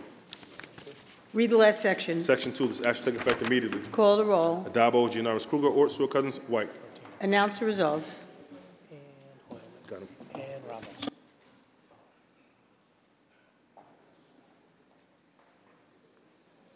All right. In relation to calendar 1152, those senators voted in the negative are Senators Bridgeport, Hoyman Siegel, Martinez, and Senator Ramos. Ayes 57, nays 4. The bill is passed. Calendar number 1171, Senate Print 4563 by Senator Skoufis, enactment of the Highway Law. Read the last section. Section 3, this action shall take effect immediately. Call the roll. Adabo, Gianaris Kruger, Ort, Stewart Cousins, White. Announce the results. In relation to calendar 1171, voted in the negative, Senator Bridgeport. Ayes 60, nays 1. Bill is passed. Calendar number 1175, Senate Print 6579A by Senator Gallivan, enact to amend the Highway Law. Read the last section. Section 3, this action take effect immediately. Call the roll. Adabo, Gianaris Kruger, Ort, Stewart Cousins, White.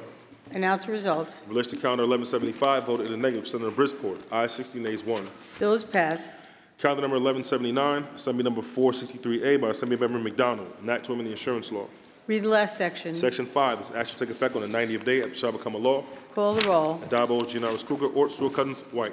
Announce the results. Ayes 61. Bill is passed.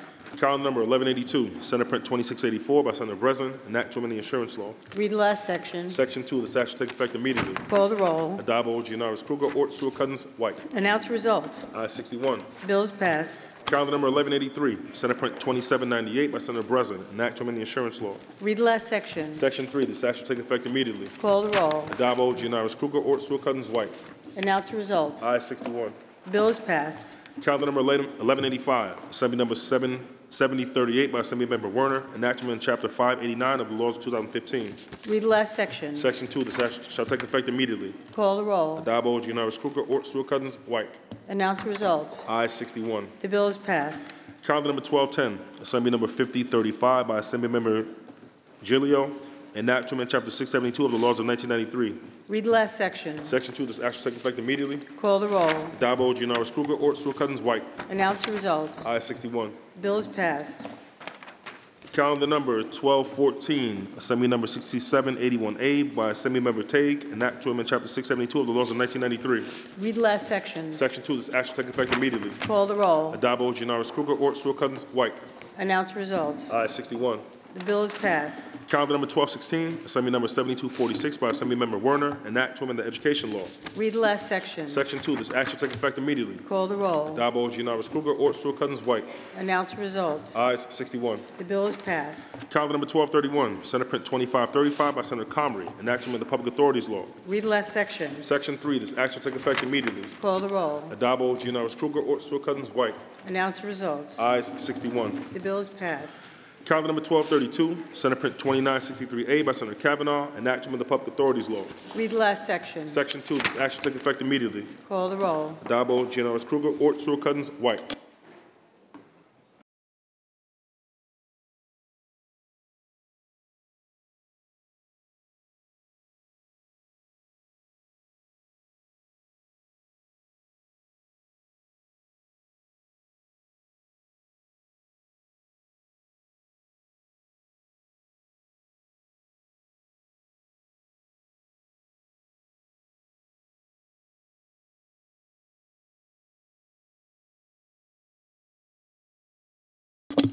Announce the results. In relation to calendar 1232, those senators voted in the negative are Senators Ashby, Borrello, Councilmember Fitzpatrick, Gallivan, Griffo, Hellman, Lanza, Martins, Matera, Murray, Oberacker, O'Mara, Ort, Palumbo, Rhodes, Rollison, Steck, Tedisco, Walzek, Weber, and White. Ayes 40, nays 21. The bill is passed. Calendar number 1233, Senate Print 3014 by Senator Comrie, an act to amend the public authorities law. Read the last section. Section 3, this act shall take effect immediately. Call the roll. Addabbo, Gianaris Kruger, Ort, Stewart-Cousins, White.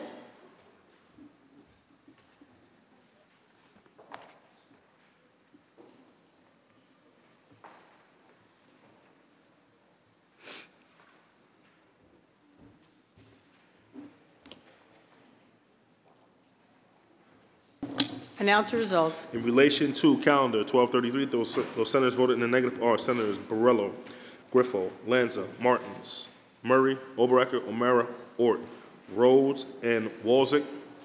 Ayes 50, also Senator Councilmember Fitzpatrick. Ayes 50, nays 11. Bill is passed. Calendar number 1259, Assembly number 3227 by Assemblymember Paulin, an act to amend Chapter 802 of the laws of 1947. Read the last section. Section 2, this act shall take effect on the 60th day it shall become a law. Call the roll. Addabbo, Gianaris Kruger, Ort, Stewart-Cousins, White. Announce the results. Ayes 61. Bill is passed. Calendar number 1260, Assembly number 4669 by Assemblymember Paulin, an act to amend Chapter 154 of the laws of 1921. Read the last section. Section 2, this act shall take effect immediately. Call the roll. Addabbo, Gianaris Kruger, Ort, Stewart-Cousins, White. Announce the results. Ayes 61. The bill is passed. Calendar number 1275, Senate Print 3141 by Senator Mannion, an act to amend the private housing finance law. Read the last section. Section 2, this act shall take effect immediately. Call the roll. Addabbo, Gianaris Kruger, Ort, Stewart-Cousins, White. Announce the results. In relation to calendar 1275, voted in the negative, Senator Walzek. Ayes 60, nays 1. The bill is passed. Calendar number 1282, Senate Print 5230 by Senator Thomas, an act to amend the executive law. Read the last section. Section 3, this act shall take effect on the 90th day after it shall become a law. Call the roll. Addabbo, Gianaris Kruger, Ort, Stewart-Cousins, White. Announce the results. Ayes 61. The bill is Senator Serrano. There will be immediate meeting of the Finance Committee in room 124. There will be an immediate meeting of the Finance Committee in room 124. The calendar. The Secretary will read. Calendar number 1296, Assembly number 6129A by Assembly Member Blumenkrantz, an act in relation to authorizing the Gold Coast Public Library District to file with the County of Nassau Assessor an application for a retroactive real property tax exemption. Read the last section. Section 2, this action shall take effect immediately. Call the roll. Adabo, Gianaris Kruger, Ort, Stewart Cousins, White. Announce the results. In relation to calendar 1296, voted in the negative, Senator O'Mara. Ayes 60, nays 1. We have some quiet. It's hard to hear. The bill is passed. Calendar number 1335, Senate Print 3100A by Senator Ryan, an act to amend the labor law. The bill is laid aside. There we go. Calendar number 1349, Senate Print 4234A by Senator Hinchy, an act to amend the public service law. The bill is laid aside. Calendar number 1363, Senate Print 2713 by Senator Kennedy, an act to amend the public health law. Read the last section. Section 2, this act shall take effect on the 180th day and shall become a law. Call the roll. Adabo, Gianaris Kruger, Ort, Stewart Cousins, White.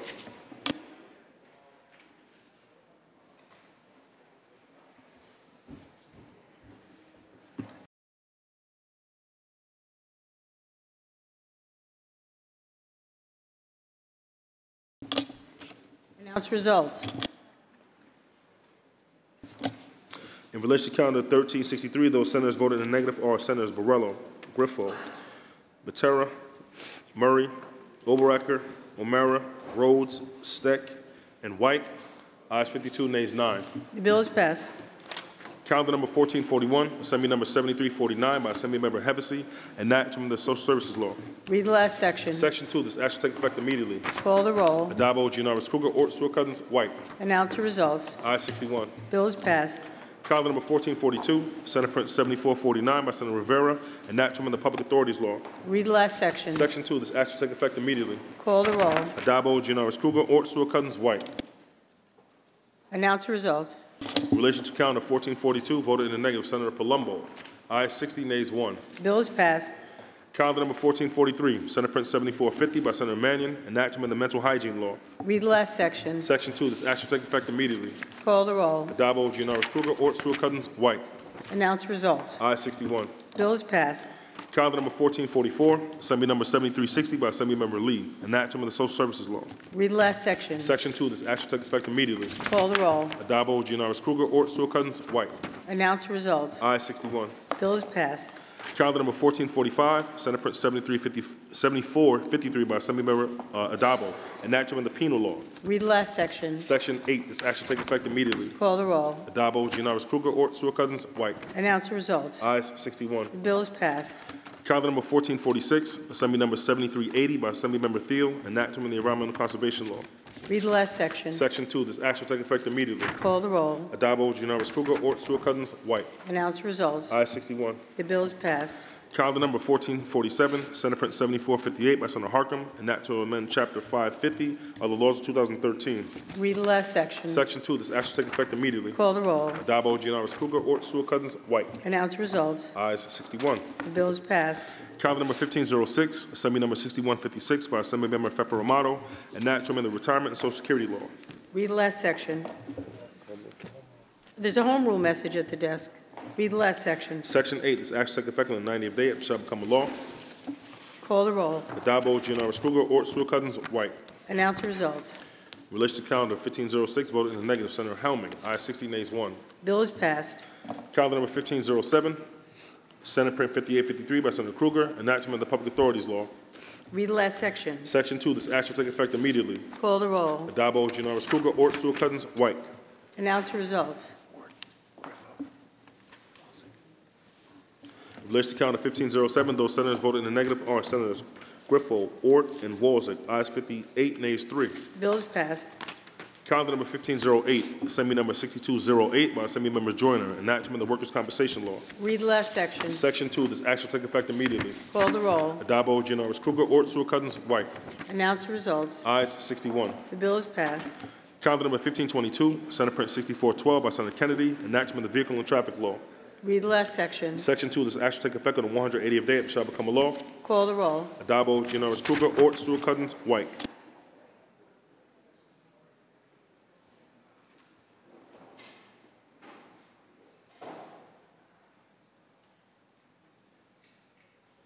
Announce the result. In relation to calendar 1522, those senators voted in the negative are Senators Borrello, Gallivan, Griffo, Helming, Ort, Steck, and Walzek. Ayes 54, nays 7. Bill is passed. Calendar number 1523, Assembly number 6750 by Assembly Member Fefer Amato, enactment of the Administrative Code of the City of New York. Read the last section. There's a home rule message at the desk. Read the last section. Section 2, this act shall take effect immediately. Call the roll. Adabo, Giannaris Kruger, Ort, Stewart-Cousins, White. Announce the results. Ayes 61. Bill is passed. Calendar number 1524, Senate Print 6458 by Senator Martinez, enactment of the Social Services Law. There's a home rule message at the desk. Read the last section. Section 2, this act shall take effect immediately. Call the roll. Adabo, Giannaris Kruger, Ort, Stewart-Cousins, White. Announce the results. In relation to calendar 1524, voted in the negative, Senator Bridgeport. Ayes 60, nays 1. The bill is passed.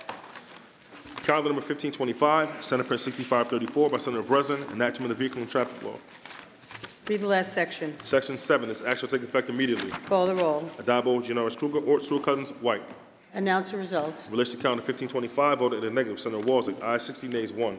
Bill is passed.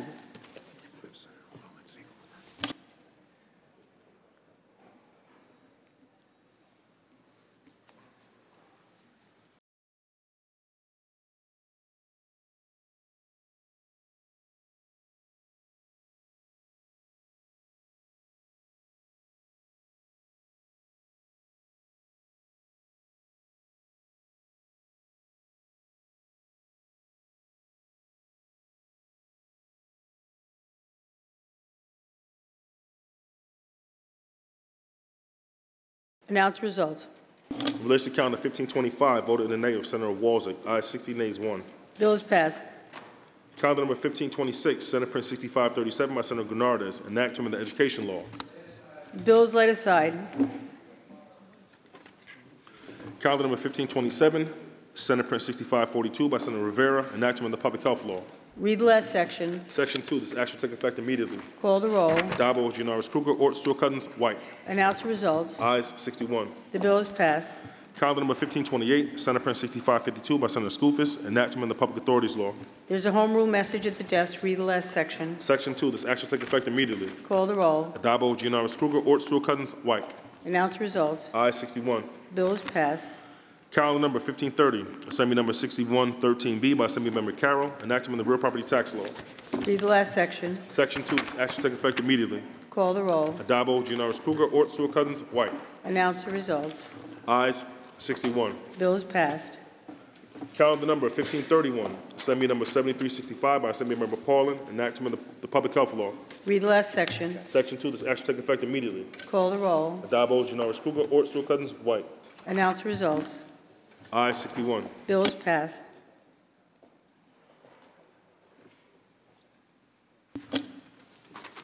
Calendar number 1532, Assembly number 7016B by Assembly Member Magdarelli, enactment of the Highway Law. Read the last section. Section 2, this act shall take effect 1 year after it shall become a law. Call the roll. Adabo, Giannaris Kruger, Ort, Stewart-Cousins, White. Senator Mannion to explain his vote. Thank you, Madam President. I'd like to thank Majority Leader Stewart-Cousins for helping to bring this to the floor, and I appreciate Senator Kennedy's previous bill, which addressed trucks utilizing commercial GPS. I'm in strong support of this legislation, my legislation, to study and identify solutions to low bridge strikes in this state. New York is an old state. It has old infrastructure and has more low bridges than any other state in the country.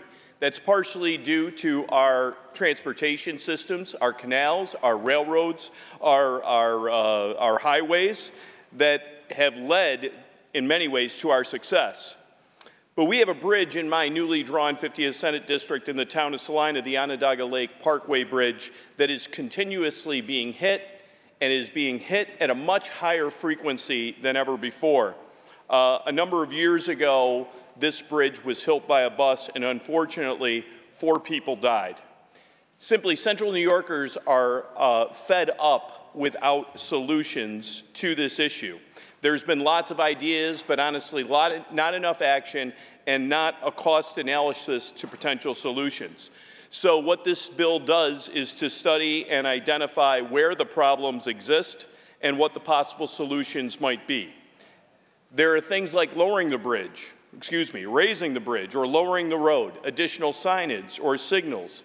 Some of these solutions may actually work, but we need to get the input from the experts so that we can have a roadmap on how to move forward, because the status quo is simply not working. It's unsafe, it's untenable, and state government can act and should act, and we will help to solve this problem quickly and cost effectively. I proudly vote aye. Thank you, Madam President. Senator Mannion, to be recorded in the affirmative, announce the results. Aye 61. The bill is passed. Calendar number 1533, Senate Print 6733 by Senator Rivera, enactment of the Public Health Law. Read the last section. Section 3, this act shall take effect immediately. Call the roll. Addabbo, Janoris Kruger, Ort, Stewart Cousins, White.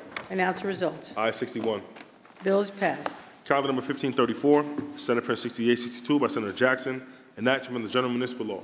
There's a home rule message at the desk. Read the last section. Section 4, this act shall take effect immediately. Call the roll. Addabbo, Janoris Kruger, Ort, Stewart Cousins, White.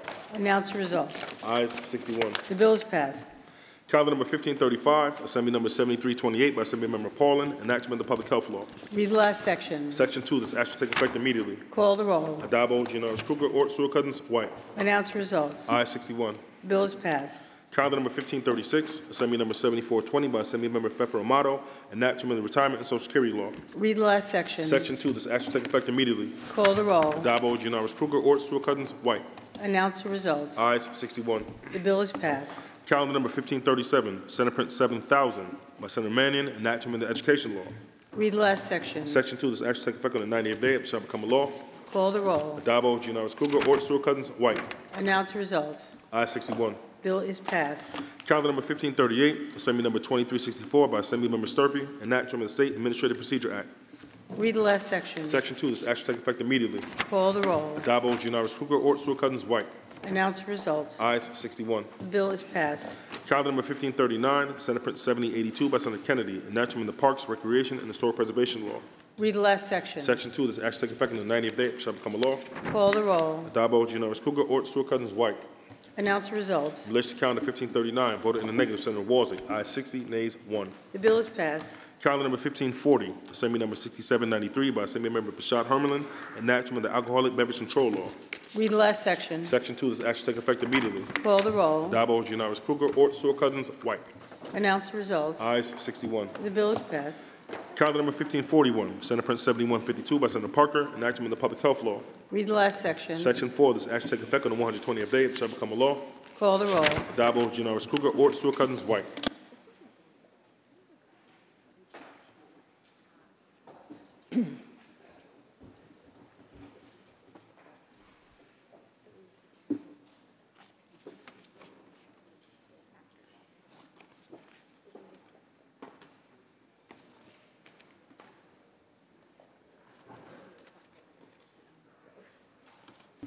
Announce the results. In relation to calendar 1541, those senators voted in the negative are Senators Ashby, Gallivan, Griffo, Hellman, Lanza, Matera, Murray, Borrello,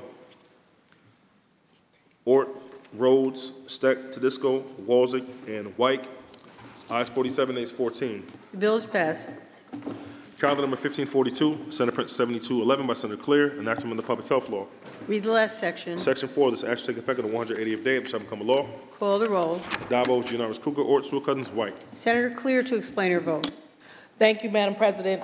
The Ombudsman Program is one of the most important layers of accountability, transparency, and safety for our loved ones in nursing homes, long-term care, and similar situations. Ombudsmen serve an absolutely vital role in advocating for patient needs and bringing issues of concern to the Department of Health. However, the program is in need of reform and revitalization. This bill makes 3 significant improvements. 1, it ensures that the long-term care ombudsman will receive status reports on the resolution of the issue they reported to the department on a consistent timeline until the complete resolution of the issue with full reporting. Additionally, the bill directs the state long-term care ombudsman to add cultural competency and diversity as topics to be included in the certification training and continuing education programs required for long-term care ombudsmen. Lastly, and very importantly, the state long-term care ombudsman program is also directed to expand their awareness program to include outreach and other methods to recruit additional volunteers who are needed in the thousands, for which we provided nearly $5 million in this year's state budget. This bill is incredibly important for the safety, security, and well-being of older New Yorkers. I vote aye. Thank you.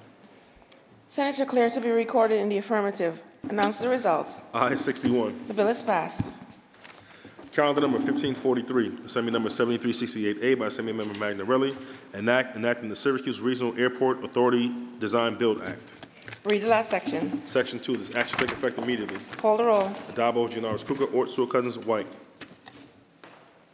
Announce the results. In relation to calendar, 1543 voted in the negative, Senator Walczak. Aye 60, nays 1. The bill is passed.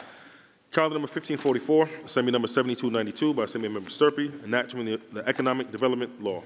Read the last section. Section 2, this action take effect immediately. Call the roll. Addabbo, Janoris Kruger, Ort, Stewart Cousins, White. Announce the results. Aye 61. The bill is passed. Calendar number 1545, Assembly number 7224A by Assembly Member Davila, establishing a Fiscal Cliff Task Force. Read the last section. Section 2, this action take effect immediately. Call the roll. Addabbo, Janoris Kruger, Ort, Stewart Cousins, White. Announce the results. Aye 61. The bill is passed. Calendar number 1546, Senate Print 7358 by Senator Stewart Cousins, enact to allow Tammy Savallo, wife of deceased firefighter Vito Savallo, to file an application for continuation of state health insurance benefits. Read the last section. Section 3, this act shall take effect immediately. Call the roll. Addabbo, Janoris Kruger, Ort, Stewart Cousins, White. Announce the results. Aye 61. The bill is passed. Calendar number 1547, Senate Print 7384A by Senator Kruger, enactment of the real property tax law. Read the last section. Section 5, this act shall take effect immediately. Call the roll. Addabbo, Janoris Kruger, Ort, Stewart Cousins, White. Announce the results. Aye 61. The bill is passed. Calendar number 1548, Senate Print 7385 by Senator Sanders, enacting the insurance law. Read the last section. Section 3, this act shall take effect immediately. Call the roll. Addabbo, Janoris Kruger, Ort, Stewart Cousins, White.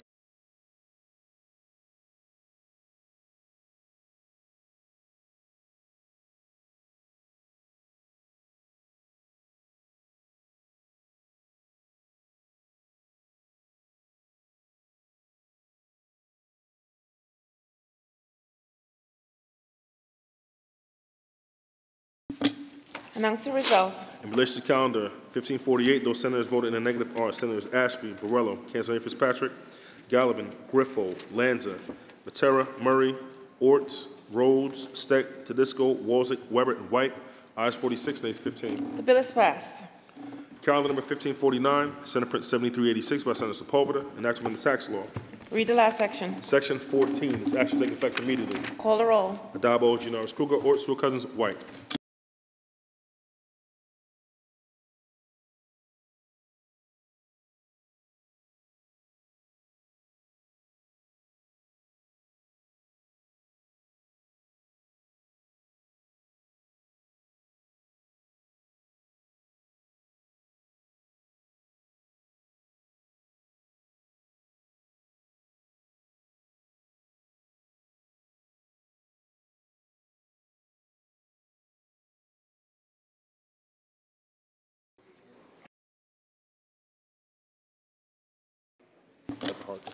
Announce the results. In relation to calendar 1549, those senators voted in the negative are Senators Ashby, Borrello, Cancellier Fitzpatrick, Gallivan, Harcum, Hellman, Lanza, Martinez, Murray, Ort, Palumbo, Rhodes, Scarcella-Spanton, Tedisco, and White.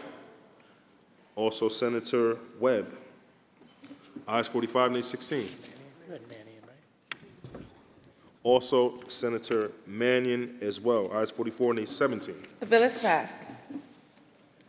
Calendar number 1551, Assembly number 7290 by Assembly Member Chandler Waterman, an act to amend Chapter 192 of the laws of 2011. Read the last section. Section 2, this act shall take effect immediately. Call the roll. Adabo, Janoris Kruger, Ort, Stewart Cousins, White. Announce the results. Ayes 61. The bill is passed. Calendar number 1552, Assembly number 3381A by Assembly Member Werner, an act to amend the real property tax law. Read the last section. Section 2, this act shall take effect immediately. Call the roll. Adabo, Janoris Kruger, Ort, Stewart Cousins, White. Announce the results. Ayes 61. The bill is passed. Calendar number 1553, Senate Print 7462 by Senator Ryan, an act to amend the education law. Read the last section. Section 2, this act shall take effect on the 60th day of shall become a law. Call the roll. Adabo, Janoris Kruger, Ort, Stewart Cousins, White. Announce the results. Ayes 61. The bill is passed. Calendar number 1554, Assembly number 7426 by Assembly Member Stern, an act to amend Chapter 563 of the laws of 2001. Read the last section. Section 2, this act shall take effect immediately. Call the roll. Adabo, Janoris Kruger, Ort, Stewart Cousins, White. Announce the results. Ayes 61. The bill is passed. Calendar number 1555, Senate Print 7464 by Senator Mayer, an act to amend the education law. Read the last section. Section 3, this act shall take effect on the 30th day of shall become a law. Call the roll. Adabo, Janoris Kruger, Ort, Stewart Cousins, White. Announce the results. Ayes 61. The bill is passed. Calendar number 1556, Senate Print 7465 by Senator Mannion, an act to amend the executive law. Read the last section. Section 2, this act shall take effect on the 120th day of shall become a law. Call the roll. Adabo, Janoris Kruger, Ort, Stewart Cousins, White. Announce the results. Ayes 61. The bill is passed. Calendar number 1557, Assembly number 7661 by Assembly Member Wallace, an act to amend Chapter 363 of the laws of 2010. Read the last section. Section 2, this act shall take effect immediately. Call the roll. Adabo, Janoris Kruger, Ort, Stewart Cousins, White. Announce the results.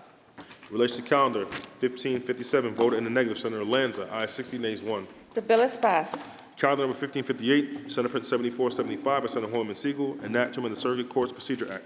Read the last section. Section 7, this act shall take effect immediately. Call the roll. Adabo, Janoris Kruger, Ort, Stewart Cousins, White.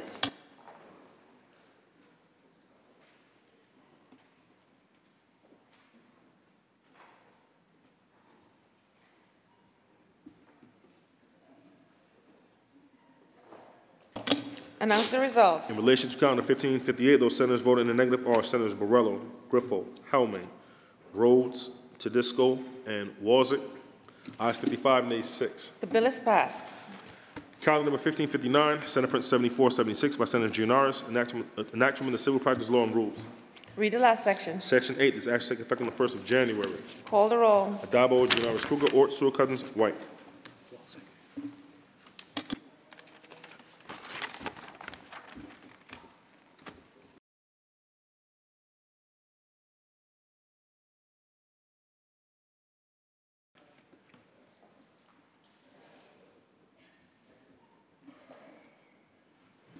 Announce the results. In relation to calendar 1559, those senators voted in the negative are Senators Ashby, Borrello, Griffo, Hellman, Ort, Steck, Tedisco, Walzek, and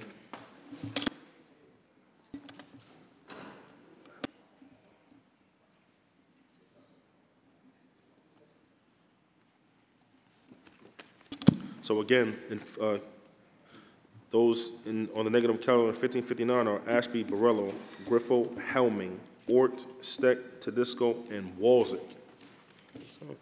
Ayes 50, also Senator Weber. Ayes 52, nays 9. The bill is passed. Calendar number 1560, Assembly number 7393 by Assembly Member Darling, an act to amend Part F of Chapter 59 of the laws 2018. Laid aside.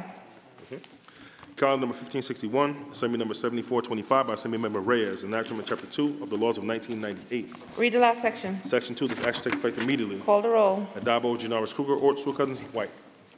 Announce the results. Ayes 61. The bill is passed. Calendar number 1562, Assembly number 7373 by Assembly Member Reyes, an act to amend Chapter 81 of the laws of 1995. Read the last section. Section 2, this act shall take effect immediately. Call the roll. Adabo, Janoris Kruger, Ort, Stewart Cousins, White. Announce the results. Ayes 61. The bill is passed.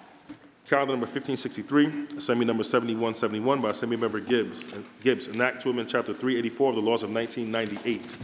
Read the last section. Section 2, this act shall take effect immediately. Call the roll. Adabo, Janoris Kruger, Ort, Stewart Cousins, White. Announce the results. Ayes 61. The bill is passed. Calendar number 1564, Senate Print 7481 by Senator Cooney, an act to amend the cannabis law. Read the last section. Section 2, this act shall take effect immediately. Call the roll. Adabo, Janoris Kruger, Ort, Stewart Cousins, White.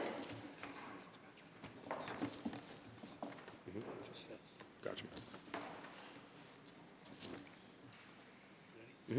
Announce the results. In relation to calendar 1564, voted in the negative, Senator Cancelaria Fitzpatrick. Ayes 60, nays 1. The bill is passed.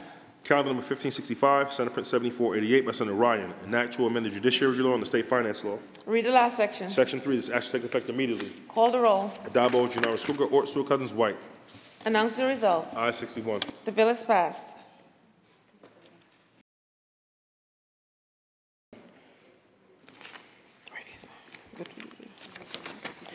Senator Giannaris, that completes the reading of today's calendar.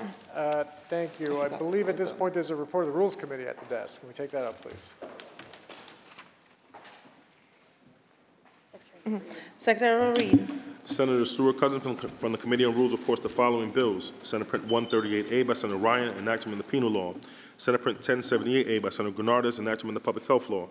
Senate Print 1931B by Senator Bailey, an act to amend the general business law.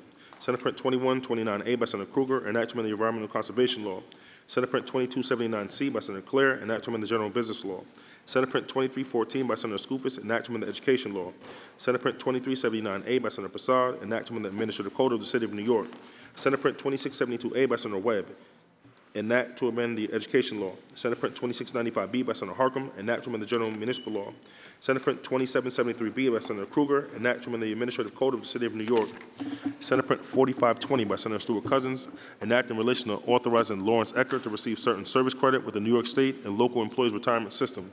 Senate Print 4669 by Senator Hinchy, an act to amend the public authorities law. Senate Print 5495 by Senator Jackson, an act to amend the civil service law. Senate Print 5633 by Senator Kennedy, an act to authorize the widow of William James Middlebrooks to file a retirement option election form. Senate Print 5688A by Senator Comrie, an act to amend the executive law. Senate Print 5731 by Senator Skoufis, an act to amend the alcoholic beverage control law. Senate Print 5801A by Senator Lieu, an act to amend the public officers law. Senate Print 5892 by Senator Kennedy, an act to amend the vehicle and traffic law. Senate Print 5954 by Senator Manning, an act to amend the public authorities law. Senate Print 6188 by Senator Rhodes, an act granting retroactive Tier 5 membership in the New York State and local employees retirement system. Senate Print 6210A by Senator Mayer, an act to amend the judiciary law. Senate Print 6288 by Senator Hinchy, an act to amend the Family Court Act. Senate Print 6289 by Senator Ashby, an act to incorporate the Salem Volunteer Fire Department Benevolent Association and providing for its powers and duties. Senate Print 6337A by Senator Breslin, an act to amend the education law. Senate Print 6430 by Senator Cooney, an act to amend the social services law. Senate Print 6443 by Senator Hinchy, an act to amend the alcoholic beverage control law. Senate Print 6457 by Senator Breslin, an act directing the Department of Transportation to conduct a traffic and planning study. Senate Print 6577 by Senator Kavanaugh, an act to amend the real property action and proceedings law. Senate Print 6631 by Senator May, an act to amend the vehicle and traffic law. Senate Print 6649 by Senator Giannaris, an act to amend the penal law. Senate Print 6659A by Senator Comrie, an act to amend the public authorities law. Senate Print 6662 by Senator Breslin, an act to amend the public officers law. Senate Print 6715A by Senator Martinez, an act to amend the highway law. Senate Print 6743A by Senator Harcum, an act to authorize the town of Yorktown to discontinue its parklands and lease certain lands. Senate Print 6748 by Senator Giannaris, an act to amend the general business law. Senate Print 6751 by Senator Kennedy, an act to authorize the widow of Gerald J. Sullivan to file an application with the New York State and local police and fire retirement system. Senate Print 6755A by Senator Skoufis, an act authorizing the town of Warwick to alienate certain lands held in public trust in the town of Warwick. Senate Print 6927 by Senator Martins, an act to amend the village law. Senate Print 6965 by Senator Kavanaugh, an act to amend the real property tax law. Senate Print 6996 by Senator Breslin, an act to amend the judiciary law. Senate Print 6999 by Senator Addabbo, an act to amend the real property tax law. Senate Print 7038 by Senator Harcum, an act to amend the public health law. Senate Print 7081 by Senator Hinchy, an act to amend the agriculture and markets law. Senate Print 7202 by Senator Hoyman Siegel, an act in relation to ordering a study and report on improvements of State Route 9A. Senate Print 7216A by Senator Gonzalez, an act to amend the tax law. Senate Print 7227 by Senator Manning, an act to amend Chapter 746 of the laws of 1957. Senate Print 7285A by Senator Skoufis, an act in relation to enacting the Village of Washingtonville Deficit Financing Act. Senate Print 7295A by Senator Hinchy, an act to amend the cannabis law. Senate Print 7369 by Senator Sanders, an act to amend the banking law. Senate Print 7387B by Senator Parker, an act to amend the New York City Charter. Senate Print 7388A by Senator Parker, an act to amend the education law. Senate Print 7409 by Senator Breslin, an act to amend Chapter 453 of the laws of 1977. Senate Print 7411A by Senator Ort, enacting the state finance law. Senate Print 7418 by Senator Walsey, enacting in relation to authorizing Brett W. Brewer to take the competitive civil service examination. Senate Print 7419 by Senator Walsey, enacting in relation to authorizing Isaac B. Bertos to take the competitive civil service examination. Senate Print 7420 by Senator Kruger, enactment of the financial services law. Senate Print 7439 by Senator Palumbo, enact authorizing the town of Southampton to alienate certain parklands for the purpose of installing an algae skimmer. Senate Print 7440 by Senator Ryan, enactment chapter 430 of the laws of 1963. Senate Print 7454 by Senator Martinez, enact to repeal Title 16 of Article 8 of the Public Authorities Law. Senate Print 7459 by Senator Martinez, enact to amend the Education Law. Senate Print 7496 by Senator Bailey, enact to authorize the Office of Court Administration to pay certain judicial compensation. Senate Print 7500 by Senator Breslin, enact directing the Department of Financial Services in consultation with the Office of Employee Relations and the Department of Civil Service to conduct a comprehensive study on how the Department of Financial Services may create a compensation system. Senate Print 7511 by Senator Kavanaugh, enact to amend the Alcoholic Beverage Control Law. Senate Print 7532 by Senator Sanders, enact to amend the Banking Law. Senate Print 7535 by Senator Brisport, enact to amend the Family Court Act. Senate Print 7541 by Senator Comrie, enact to amend the Public Authorities Law. All bills report during the third reading. All those in favor? The report of the Rules Committee. All those in favor of accepting the Rules Committee signify by saying aye. Opposed, nay. The report of the Rules Committee is accepted. Senator Gineris. Please take up the supplemental calendar. Wait.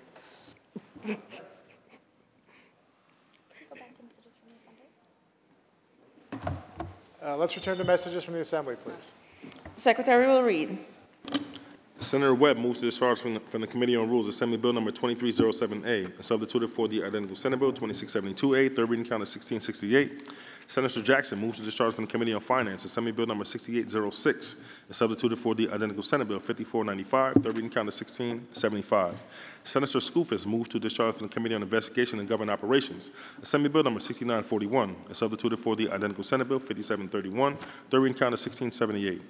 Senator Kennedy moves to discharge from the Committee on Transportation Assembly Bill number 5606, is substituted for the identical Senate Bill 5892, third reading count of 1680. Senator Manning moves to discharge from the Committee on Corporation Authorities and Commissions Assembly Bill number 5781, is substituted for the identical Senate Bill 5954, third reading count of 1681. Senator Breslin moves to discharge from the Committee on Higher Education Assembly Bill number 6779A, is substituted for the identical Senate Bill 6337A, third reading count of 1686. Senator Henchy moves to discharge from the Committee on Commerce, Economic Development, and Small Business Assembly Bill number 6134, substituted for the identical Senate Bill 6443, third reading count of 1688. Senator May moves to discharge from the Committee on Rules Assembly Bill number 6686, substituted for the identical Senate Bill 6631, third reading count of 1691. Senator Comrie moves to discharge from the Committee on Rules Assembly Bill number 7007A, substituted for the identical Senate Bill 6659A, third reading count of 1693. Senator Breslin moves to discharge from the Committee on Investigation and Government Operations Assembly Bill number 7046, substituted for the identical Senate Bill 6662, third reading count of 1694. Senator Martin moves to discharge from the Committee on Local Government Assembly Bill number 7274, substituted for the identical Senate Bill 6927, third reading count of 1700. Senator Kavanaugh moves to discharge from the Committee on Cities Assembly Bill number 7394, substituted for the identical Senate Bill 6965, third reading count of 1701. Senator Adabo moves to discharge from the Committee on Finance Assembly Bill number 5969, substituted for the identical Senate Bill 6999, third reading calendar 1703. Senator Manning moves to discharge from the Committee on Rules Assembly Bill number 7580, substituted for the identical Senate Bill 7227, third reading calendar 1708. Senator Sanders moves to discharge from the Committee on Banks Assembly Bill number 7376, substituted for the identical Senate Bill 7369, third reading calendar 1711. Senator Parker moves to discharge from the Committee on Higher Education Assembly Bill number 7107B, substituted for the identical Senate Bill 7388A, third reading calendar 1713. Senator Martinez moves to discharge from the Committee on Higher Education Assembly Bill number 6996, substituted for the identical Senate Bill 7459, third reading calendar 1722. Senator Brisport moves to discharge from the Committee on Codes Assembly Bill number 6545, substituted for the identical Senate Bill 7535, third reading calendar 1727. So ordered. Senator Gineris. Can we now take up the supplemental calendar, please? Secretary will read. Calendar number 1621, Senate Print 138A by Senator Ryan, enactment of the penal law and the executive law. Read the last section. Section 3, this action will take effect immediately. Call the roll. Adabo, Giannaris Kruger, or Sewell Cousins, White.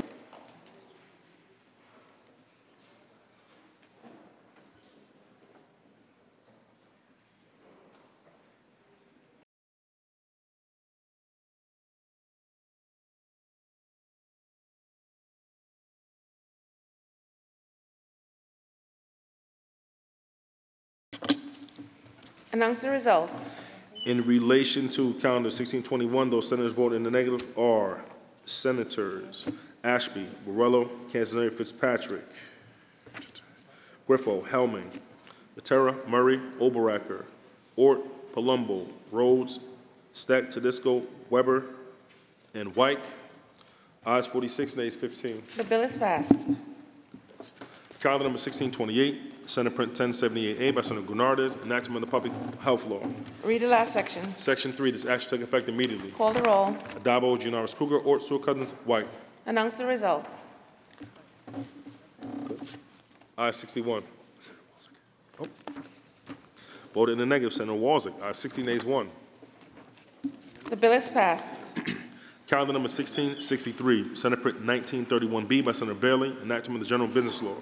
Read the last section. Section 2, this action take effect on the 60th day of shall become a law. Call the roll. Adabo, Giannaris Kruger, Ort, Sewell Cousins, White. Senator Bailey to explain his vote. Thank you, Madam President. There's a place called Co-op City in the Bronx, and we did something that was an incredible nuisance for many of the residents in Co-op City. There were many of these digital billboards that were not only nuisances, but they were actually distractions to many of the drivers driving by Co-op City and many of the seniors that reside within Co-op City. So this is a simple bill so that they can erect these billboards in that area. I thank my colleagues for supporting it, and I will vote aye, Madam President. Senator Bailey to be recorded in the affirmative. Announce the results. Ayes 61. The bill is passed. Calendar number 1664, Senate Print 2129A by Senator Kruger, enactment of the environmental conservation law. Read the last section. Section 8, this action will take effect immediately. Call the roll. Adabo, Giannaris Kruger, Ort, Sewell Cousins, White.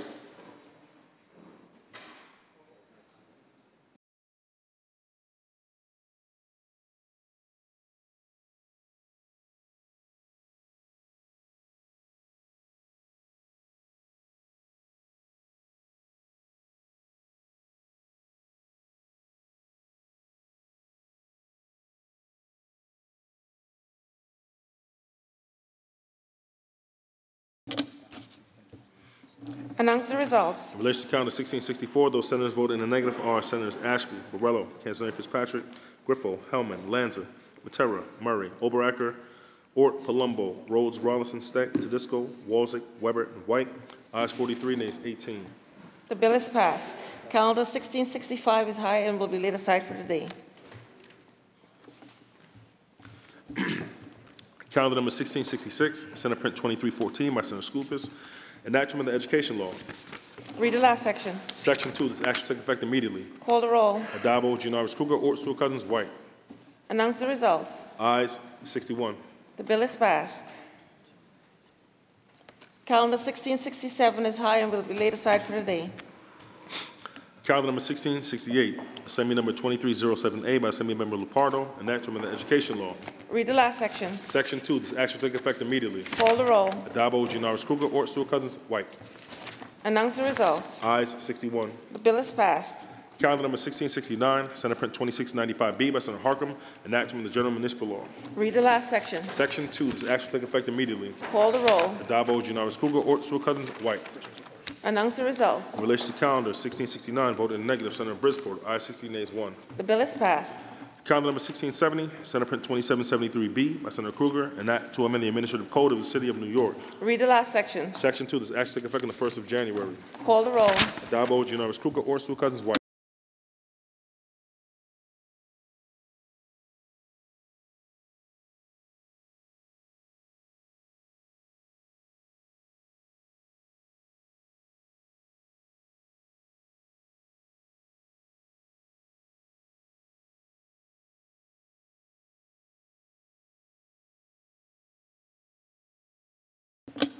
Announce the results. In relation to calendar 1670, those senators voted in the negative are Senators Ashby, Borello, Canzone Fitzpatrick, Griffo, Helming, Lanza, Martins, Matera, Murray, Oberacker, Ort, Rhodes, Rollison, Steck, Tedisco, Walzick, and White.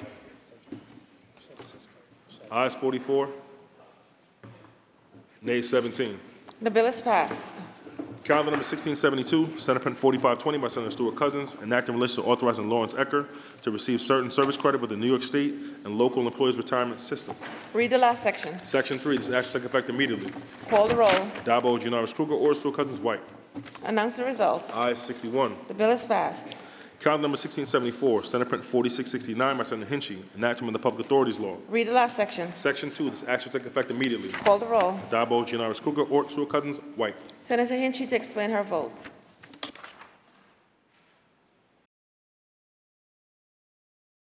Are we already on 6288? I don't. That's my call. Sorry. Announce the results. Ayes 61. The bill is passed. Calendar number 1675, Assembly number 6806 by Assembly Member Fefer Amato, enactment of the Civil Service Law. Read the last section. Section 2, this action take effect immediately. Call the roll. Adabo, Janoris Kruger, or Stuart Cousins, White. Announce the results. Ayes 61. The bill is passed. Calendar number 1676, Senate Print 5633 by Senator Kennedy, enact to authorize the widow of William James Middlebrooks to file a retirement option election form. Read the last section. Section 2, this action take effect immediately. Call the roll. Adabo, Janoris Kruger, or Stuart Cousins, White. Announce the results. Ayes 61. The bill is passed. Calendar number 1677, Senate Print 5688A by Senator Comrie, enact to amend the executive law. Read the last section. Section 6, this action take effect immediately. Call the roll. Adabo, Janoris Kruger, or Stuart Cousins, White.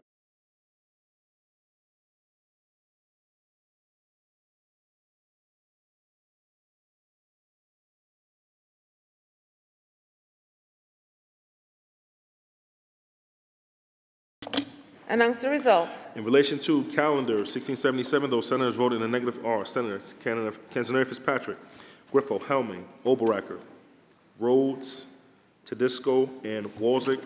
Ayes 54, nays 7. The bill is passed. Calendar number 1678, Assembly number 6941 by Assembly Member Bronson, enact to amend the alcoholic beverage control law. Read the last section. Section 2, this action will take effect immediately. Call the roll. Adabo, Janoris Kruger, or Stuart Cousins, White.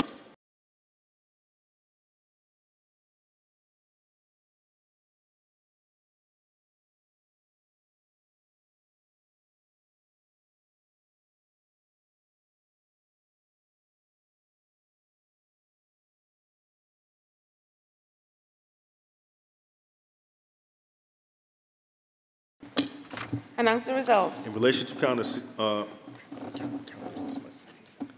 1678, those senators voted in the negative are Senators Canzone Fitzpatrick, Griffo, Martinez, Oberacker, Prasad, Tedisco, Walzick, and Senator White. Ayes 53, nays 8. The bill is passed. Calendar number 1679, Senate Print 5801A by Senator Liu, enactment of the Public Officers Law. Read the last section. Section 3, this act shall take effect immediately. Call the roll. Adabo, Janoris Kruger, or Stuart Cousins, White.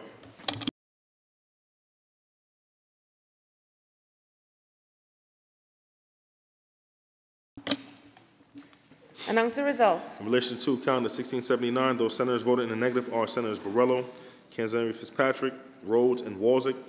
Ayes 57, nays 4. The bill is passed. Calendar number 1680, Assembly number 5606 by Assembly Member Magnarelli, enactment of the Vehicle and Traffic Law.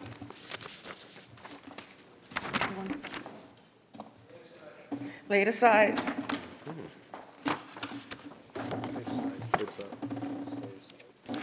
Calendar number 1681, Assembly number 5781 by Assembly Member Magnarelli, enactment of the Public Authorities Law. Read the last section. Section 2, this action took effect immediately. Call the roll. Adabo, Janoris Kruger, or Stuart Cousins, White. Announce the results. Ayes 61. The bill is passed. Calendar number 1682, Senate Print 6188 by Senator Rhodes, enact granting retroactive Tier 5 membership in the New York State Local Employees Retirement System to Daniel Miller. There's a home rule message at the desk. Read the last section. Section 3, this action take effect immediately. Call the roll. Adabo, Janoris Kruger, or Stuart Cousins, White. Announce the results. Ayes 61. The bill is passed. Calendar 1683 is high and will be laid aside for today. Calendar number 1684, Senate Print 6288 by Senator Hinchey, enactment of the Family Court Act and the Criminal Procedure Law. Read the last section. Section 4, this act shall take effect immediately. Call the roll. Addabbo, Janoris Kruger, Ort, Stewart-Cousins, White. Senator Hinchey to explain her vote. Thank you, Madam President. On May 29th, 2022, Melanie Chianese was murdered by her mother's ex-boyfriend. This was a tragedy that rocked Dutchess County. And it was a tragedy that was absolutely avoidable. Cheryl Chianese had an order of protection against her ex-boyfriend. And her grandson, Miles, was able to be included in that order of protection. But because her daughter was 29, over 18, she was not allowed to be included in the order of protection that her mother had. Unfortunately, because of that and many other things, we lost Melanie, an incredible young woman with a bright future ahead of her.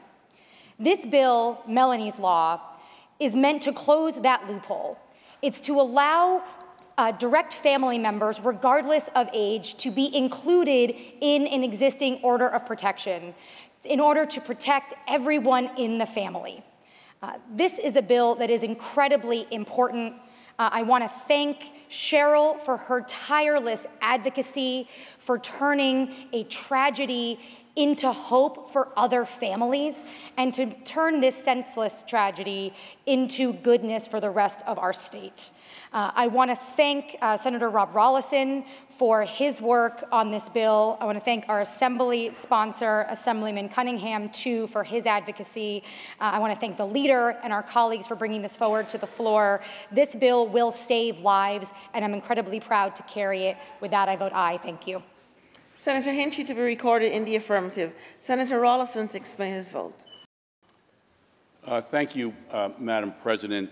And I, too, want to thank the leader for bringing this forward, and I want to thank my colleague and friend, Senator Hinchey, for carrying this bill in this chamber. Also, on the Assembly side, Assemblyman Cunningham and Assemblyman Bepan for what they're doing and what they've done over there in the Assembly to fix a glaring deficiency in the order of protection that this young woman was not afforded. After getting elected last year, one of the first individuals that I met who came to me with a problem, with something that needed to be fixed, was Cheryl, was Melanie's mother. And at the time, I was following the case of this individual that ultimately was held accountable and sent away for this terrible, terrible crime that he perpetrated on Melanie. And Cheryl actually came to an event essentially celebrating my victory. And I was really honored that she was there, and we had the opportunity to talk again. And at that time, she gave me Melanie's mass card that had a notation on the back about the law. And hoping that this bill would come to the floor this week, our final week here in session, I have that mass card in my pocket. I knew that this bill would come to the floor because this bill was too important not to come to the floor, because this deficiency in order of protections, it's almost, I don't know why that was there, but you know what? We all fixed it. Everybody in this chamber, from the leadership to Senator Hinchey to all of you who I hope will be voting in the affirmative today, will fix this loophole. And yes, it was there, and no, it will not bring back Melanie to her family, and especially to her son. But it will demonstrate the fact that we acted and the Assembly acted on something that needed to be done, because violence against individuals can never be tolerated. We know that. And in these incidents of personal violence, which sometimes can be more devastating to the victims that are left behind. Senator Rawlinson, if you can wrap up, please. Yes, Madam President. Thank you. Again, I want to thank you all. How do I you want to vote? thank again my friend, Senator Hinchey, and I proudly vote aye, Madam President. Thank you, Senator Rawlinson. Senator Rawlinson to be recorded in the affirmative. Announce the results. Ayes 61. The bill is passed. Calendar number 1685, Senate Print 6289 by Senator Ashby, an act to incorporate the Salem Volunteer Fire Department Benevolent Association and providing for its powers and duties. Read the last section. Section 8, this action takes effect immediately. Call the roll. Adabo, Janoris Kruger, Ort, Stewart Cousins, White. Announce the results. Ayes 61. Bill is passed. Calendar number 1686, Assembly number 6779A by Assembly Member McDonald, an act to amend the education law. Read the last section. Section 2, this action takes effect immediately. Call the roll. Adabo, Janoris Kruger, Ort, Stewart Cousins, White. Announce the results. In relation to calendar 1686, those senators voted in the negative are senators, is Senator Martin's actually, ayes 16 nays 1. The bill is passed. Calendar number 1687, Senate Print 6430 by Senator Cooney, an act to amend the social services law. Read the last section. Section 2, this action will take effect immediately. Call the roll. Adabo, Janoris Kruger, Ort, Stewart Cousins, White. Announce the results. Ayes 61. The bill is passed. Calendar number 1688, Assembly number 6134 by Assembly Member Clark, an act to amend the alcoholic beverage control law. Read the last section. Section 3, this action takes effect on the 180th day of shall become a law. Call the roll. Adabo, Janoris Kruger, Ort, Stewart Cousins, White. Announce the results. Ayes 61. The bill is passed. Calendar number 1689, Senate Print 6457 by Senator Breslin, an act directing the Department of Transportation to conduct a traffic and planning study. Read the last section. Section 2, this action takes effect immediately. Call the roll. Adabo, Janoris Kruger, Ort, Stewart Cousins, White. Announce the results. Ayes 61. The bill is passed. Calendar number 1690, Senate Print 6577 by Senator Kavanaugh, an act to amend the Real Property Actions and Proceedings Law. Read the last section. Section 8, this action takes effect on the 30th day of shall become a law. Call the roll. Adabo, Janoris Kruger, Ort, Stewart Cousins, White. Announce the results. Ayes 61. The bill is passed. Calendar number 1691, Assembly number 6686 by Assembly Member Magnarelli, an act to amend the Vehicle and Traffic Law. There's a home rule message at the desk. Read the last section. Section 4, this action takes effect on the 30th day of shall become a law. Call the roll. Adabo, Janoris Kruger, Ort, Stewart Cousins, White.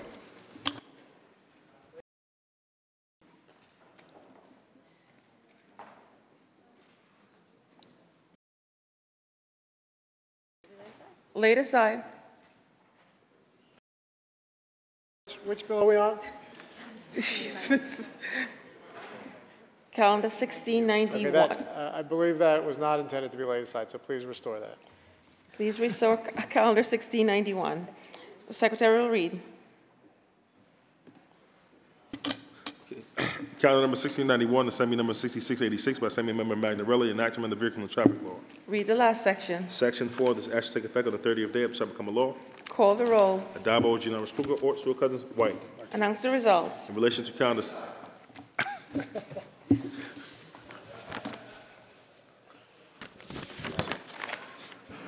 Laid aside.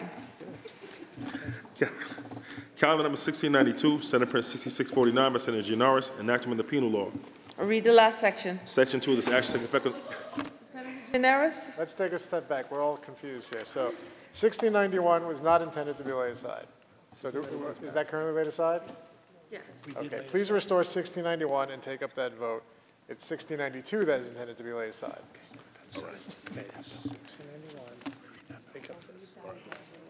The Secretary will read calendar 1691.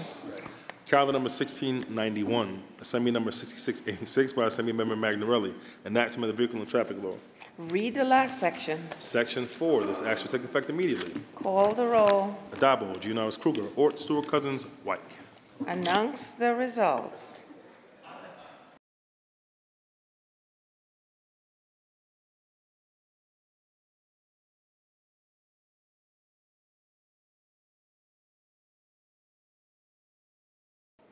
Announce the results. In relation to calendar 1691, those senators voted in the negative are Senators Borrello and Palumbo. Ayes 59, nays 2. The bill is passed. Oh, and Senator Martinez. Ayes 58, nays 3. The bill is passed.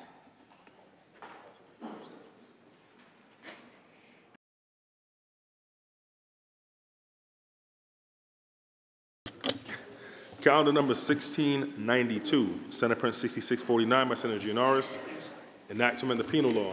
Senator Lanza, why do you rise? Laid aside. He's on the correct bill. Calendar number 1693, Assembly number 7007A by Assembly Member Bashak Hermelin, an act to amend the Public Authorities Law. Read the last section. Section 2, this act shall take effect immediately. Call the roll.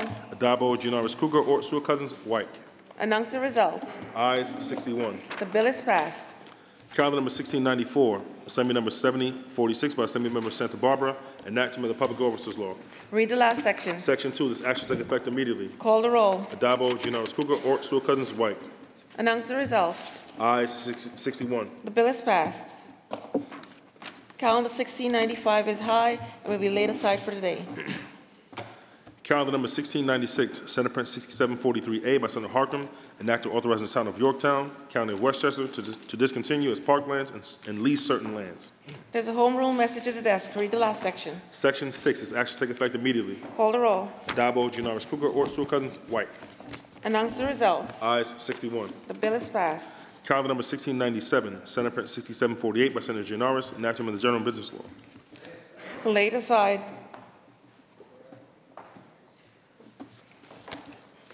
Calendar number 1698, Senate Print 6751 by Senator Kennedy, an act to authorize the widow of Gerald J. Sullivan to file an application with the New York State and local police and fire retirement system. Read the last section. Section 3, this act shall take effect immediately. Call the roll. Adabo, Gianaris Kruger, or Stewart Cousins, White. Announce the results. Ayes 61. The bill is passed. Calendar 1699 is high and will be laid aside for today. Calendar number 1700, Assembly number 7274 by Assembly Member Blumenkranz, an act to amend the Village Law and the Public Officers Law. Read the last section. Section 2, this act shall take effect immediately. Call the roll. Adabo, Gianaris Kruger, or Stewart Cousins, White. Announce the results. Ayes 61. The bill is passed. Calendar number 1701, Assembly number 7394 by Assembly Member Glick, an act to amend the Real Property Tax Law. Read the last section. Section 2, this act shall take effect immediately. Call the roll. Adabo, Gianaris Kruger, or Stewart Cousins, White. Announce the results. Ayes 61. The bill is passed. Calendar number 1702, Senate Print 6996 by Senator Breslin, an act to amend the Judiciary Law.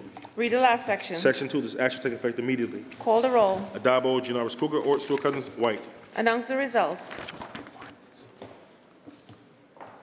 In relation to calendar 1702, those senators voted in the negative are Senators Griffo and Martins. Ayes 59, nays 2. The bill is passed. Calendar number 1703, Assembly number 5969 by Assembly Member Williams, an act to amend the Real Property Tax Law. Read the last section. Section 2, this act shall take effect immediately. Call the roll. Adabo, Gianaris Kruger, or Stewart Cousins, White. Announce the results. Ayes 71. The bill is passed. 61, excuse me. Ayes 61. Announce the results. Ayes 61. The bill is passed. Calendar number 1704, Senate Print 7038 by Senator Harkin, an act to amend the Public Health Law. Read the last section. Section 2, this act shall take effect immediately. Call the roll. Adabo, Gianaris Kruger, or Stewart Cousins, White. Announce the results. In relation to calendar 1704, voting in the negative, Senator Griffo. Ayes 60, nays 1. The bill is passed. Calendar number 1705, Senate Print 7081 by Senator Henchy, an act to amend the Agricultural Markets Law. Read the last section. Section 2, this act shall take effect immediately. Call the roll. Adabo, Gianaris Kruger, or Stewart Cousins, White. Announce the results. Ayes 61. The bill is passed. Calendar number 1706, Senate Print 7202 by Senator Hoyman Siegel, an act in relation to ordering a study and report on improvements of State Route 9A.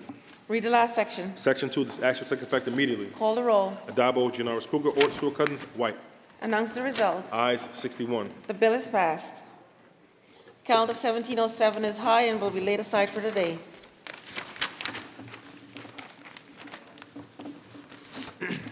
Calendar number 1708, Assembly number 7580 by Assembly Member Hunter, an act to amend Chapter 746 of the laws of 1957. Read the last section. Section 2, this act shall take effect immediately. Call the roll. Adabo, Gianaris Kruger, or Stewart Cousins, White. Announce the results. Ayes 61. The bill is passed. Calendar number 1709, Senate Print 7285A by Senator Skoufis, an act in relation to enacting the Village of Washingtonville Deficit Financing Act. There's a home rule message at the desk. Read the last section. Section 6, this action will take effect immediately. Call the roll. Adabo, Janoris Kruger, Ort, Stewart Cousins, White. Announce the results. Ayes 61. The bill is passed. Calendar number 1710, Senate Print 7295A by Senator Hinchey, an act to amend the cannabis law. Read the last section. Section 2, this action will take effect immediately. Call the roll. Adabo, Janoris Kruger, Ort, Stewart Cousins, White. Senator Hinchey to explain her vote. Thank you, Madam President. When we passed the MRTA in this chamber, it was passed on the premise that we were going to support New York businesses, New York residents, and New York farmers. Because of that, we put forward a conditional cultivator license for hemp farmers to get into early cultivation so that we could have New York grown product. Critically important for the success of the holistic view of the MRTA. On top of that, the reason we started with hemp farmers was, one, they had the skill to actually grow the crop because hemp and cannabis are derived from the same crop. And two, these farmers were actually negatively impacted when we had first legalized hemp, and we had promised them a huge boon. We had promised them that this would be the next crop, this is what would bring you into financial security, and it didn't. So we gave them this lifeline as disadvantaged farmers, and here we are, a year later, through a slew of reasons, without retail stores or anywhere for these farmers to sell their hundreds of thousands of pounds of cannabis. We have to do something, and so this bill is a simple solution to be able to buy the crop that exists today one time, to be able to make partially whole the farmers who invested their savings, they invested their livelihoods, and they trusted us to follow through on our promise that they would be successful. We promised them, we now need to make sure that they're able to sell this, make some money back, and be able to plant for the next season as we are getting stores set up and the industry actually solidified. I want to thank tremendously the leader for bringing this bill forward. I want to thank our Assembly counterpart, Assemblymember Lepardo, for being a stalwart champion for our farmers and our hemp and cannabis growers. And I'm glad that we are able to do something to right this wrong that we have caused the farmers. So with that, Madam President, I happily vote aye. Thank you very much. Senator Hinchey to be recorded in the affirmative. Senator Borrello to explain his vote. Thank you, Madam President. I agree with Senator Hinchey, and I'm supporting this bill. But the reason that we have to have this bill is because of the abject failure of the Office of Cannabis Management. This has been an embarrassment nationally to New York State. They have accomplished literally nothing in the 2.5 years that they've been in existence. And so now what's happened is we had people that invest, our farmers, some of them committed hundreds of thousands of dollars to a crop that's now sitting that they can't sell. Why? Because the people that are supposed to be in charge of creating this legal market for recreational marijuana have failed. I'm calling on the governor to clean house in the Office of Cannabis Management. Get rid of these ineffective, six-figure people that have done literally nothing except harm the ability for our farmers and others within the supply chain to actually do business. This bill is necessary because of the failure of the Office of Cannabis Management. Thank you. Senator Borrello to be recorded in the affirmative. Right, Senator Borrello? Affirmative? Announce results. In relation to calendar 1710, those senators voted in the negative are Senators Canzoneri Fitzpatrick, Lanza, Martinez, Martins, Matera, Murray, Ort, Rhodes, and White. Ayes 52, nays 9. Bills passed. Calendar number 1711, Assembly number 7376 by Assemblymember Weapon, enactment of the banking law. Read the last section. Section 2, this action take effect immediately. Call the roll. Adabo, Janoris Kruger, Ort, Stewart Cousins, White. Announce results. Ayes 61. Bills passed. Calendar number 1712, Senate Print 7387B by Senator Parker, an act to amend the New York City Charter. Read the last section. Section 11, this action take effect on the 180th day, which shall become a law. Call the roll. Adabo, Janoris Kruger, Ort, Stewart Cousins, White. Announce the results. Ayes 61. Bills passed. Calendar number 1713, Assembly number 7107B by Assemblymember Salage, an act to amend the education law. Read the last section. Section 2, this action take effect immediately. Call the roll. Adabo, Janoris Kruger, Ort, Stewart Cousins, White. Announce results. Ayes 61. Bills passed. Calendar 1714 has no home rule. The bill will be laid aside for the day. Calendar 1715 is high and will be laid aside for the day. Calendar number 1716, Senate Print 7418 by Senator Walczak, an act in relation to authorizing Brett W. Brewer to take the competitive civil service examination. There's a home rule message at the desk. Read the last section. Section 3, this action take effect immediately. Call the roll. Addabbo, Giannaris Kruger, Ort, Stewart-Cousins, White. Announce the results. In relation to calendar 1716, voted in the negative. Senator Bridgeport, ayes 60, nays 1. Bill is passed. Calendar number 1717, Senate Print 7419 by Senator Walczak, an act in relation to authorizing Isaac B. Bertos to take the competitive civil service examination. There's a home rule message at the desk. Read the last section. Section 3, this action take effect immediately. Call the roll. Addabbo, Giannaris Kruger, Ort, Stewart-Cousins, White. Announce the results. In relation to calendar 1717, voted in the negative. Senator Bridgeport, ayes 60, nays 1. Bill is passed. Calendar number 1718, Senate Print 7420 by Senator Kruger, an act to amend the Financial Services Law. Read the last section. Section 6, this action will take effect immediately. Call the roll. Addabbo, Giannaris Kruger, Ort, Stewart-Cousins, White.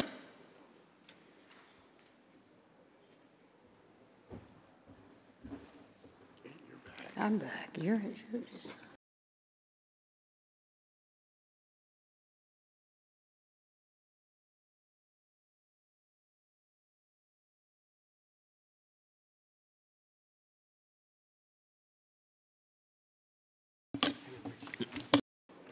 Announce the results. In relation to calendar 1718, those senators voted in the negative are Senators Ashby, Borrello, Cancelaria Fitzpatrick, Griffo, Helming, Lanza, Martins, Matera, Murray, Oberacker, Ort, Palumbo, Rhodes, Rollison, Steck, Tedisco, Walczak, Weber, and White. Ayes 42, nays 19. Bill is passed. Calendar number 1719, Senate Print 7439 by Senator Palumbo, an act authorizing the town of Southland, County of Suffolk, to alienate certain parklands. There's a home rule message at the desk. Read the last section. Section 7, this act shall take effect immediately. Call the roll. Addabbo, Giannaris Kruger, Ort, Stewart-Cousins, White. Announce the results. Ayes 61. The bill is passed. Calendar number 1720, Senate Print 7440 by Senator Ryan, an act to amend Chapter 430 of the laws of 1963. Read the last section. Section 3, this act shall take effect immediately. Call the roll. Addabbo, Giannaris Kruger, Ort, Stewart-Cousins, White. Announce the results. Ayes 61. The bill is passed. Calendar number 1721, Senate Print 7454 by Senator Martinez, an act to repeal Title 16 of Article 8 of the Public Authorities Law. Read the last section. Section 2, this act shall take effect December 31st, 2023. Call the roll. Addabbo, Giannaris Kruger, Ort, Stewart-Cousins, White. Announce the results. Ayes 61. The bill is passed. Calendar number 1722, Assembly number 6996 by Assemblymember Wallace, an act to amend the Education Law. Read the last section. Section 2, this act shall take effect immediately. Call the roll. Addabbo, Giannaris Kruger, Ort, Stewart-Cousins, White. Announce the results. Ayes 61. The bill is passed. Calendar number 1723, Senate Print 7496 by Senator Bailey, an act to authorize the Office of Court Administration to pay certain judicial compensation. Read the last section. Section 3, this act shall take effect immediately. Call the roll. Addabbo, Giannaris Kruger, Ort, Stewart-Cousins, White. Announce results. Ayes 61. Bill is passed. Calendar number 1724, Senate Print 7500 by Senator Breslin, an act directing the Department of Financial Services in consultation with the Office of Employee Relations and the Department of Civil Service to conduct a comprehensive study on how the Department of Financial Services may create a compensation system. Read the last section. Section 2, this act shall take effect immediately. Call the roll. Addabbo, Giannaris Kruger, Ort, Stewart-Cousins, White. Announce results. Ayes 61. Bill is passed. Calendar number 1725, Senate Print 7511 by Senator Kavanaugh, an act to amend the Alcoholic Beverage Control Law. Read the last section. Section 2, this act shall take effect immediately. Call the roll. Addabbo, Giannaris Kruger, Ort, Stewart-Cousins, White. Announce results. Ayes 61. The bill is passed. Calendar number 1726, Senate Print 7532 by Senator Sanders, an act to amend the Banking Law. Read the last section. Section 2, this act shall take effect immediately. Call the roll. Addabbo, Giannaris Kruger, Ort, Stewart-Cousins, White.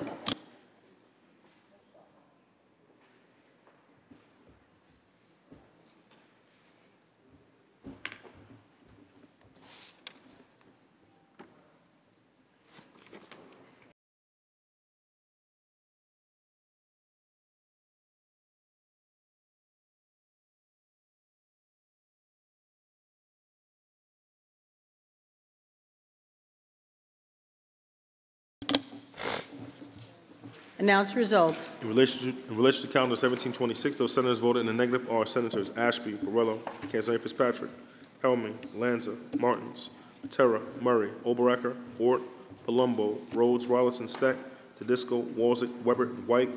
Ayes 43, nays 18. Bill is passed. Calendar number 1727, Assembly number 6545 by Assembly Member Davila, enactment of the Family Court Act. Read the last section. Section 2, this act will take effect immediately. Call the roll. Adabo, Janoris Cooker, Ort, Stewart Cousins, White. Call the roll. Oh, announce the results. Ayes 61. The bill is passed. Calendar 1728 is high, will be laid aside for the day. Senator Gianaris, that completes the reading of today's calendar. Let's move right into the controversial calendar, please. The Secretary will ring the bell. The Secretary will read. Okay. Calendar number 1135, Senate Print 1856A by Senator Hoyman Siegel, enact to amend the Environmental Conservation Law. Senator Borrello, why do you rise? Madam President, would the sponsor yield for a question? The sponsor yield for a question. Yes, Madam Sponsor President. yields. Through Madam President, Senator Hoyman Siegel, I realize that you're aware, but for the purpose of describing it to those that may be watching, this bill will essentially eliminate seeds that have insecticide treatments on them. With that being said, could you tell for me, prior to this, what type of treatment was actually used to control pests and what kind of pesticides were used prior to these neonicotinoid-treated seeds? Through you, Madam President, and thank you to our colleague for his question.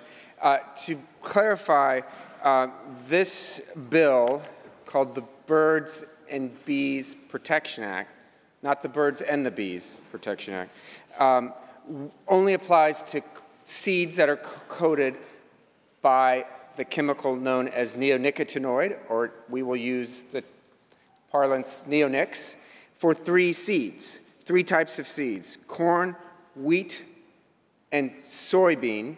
So it's much more limited than I think your shorthand description. And the reason is because there is growing evidence that our own Cornell University identified in a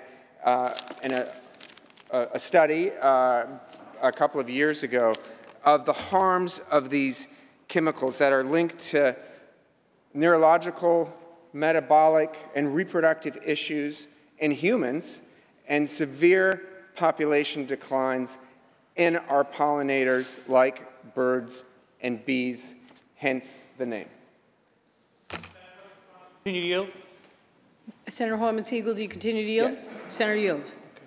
So I'll ask that question again. Do you know what was used prior to neonic seeds to control pesticides or pests? What kind of pesticides were used and how were they used in order to control it prior to neonic-coated seeds? Different types of pesticides. They were not seed coatings, to my knowledge. And of course, in many cases, there were no seed coatings whatsoever. This is a relatively recent innovation in farming to actually coat seeds. Neonicotinoids have only been used as seed coatings for the last 25, give or take, years. Madam President, sponsor continue to yield. You continue to yield? Yes. Sponsor yield.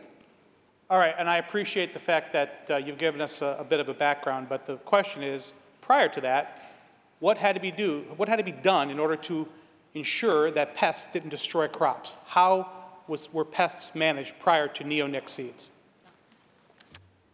Different, through you, Madam President, it is my understanding that 30-plus years ago, crops were sprayed, rotations were used, and in some cases, no insecticides were used at all.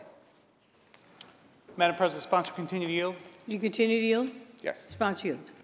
Yeah, so you brought up using pesticides. Gallons and gallons of pesticides had to be used prior to this. So do you have any idea why the industry moved to these treated seeds instead of gallons and gallons of pesticides?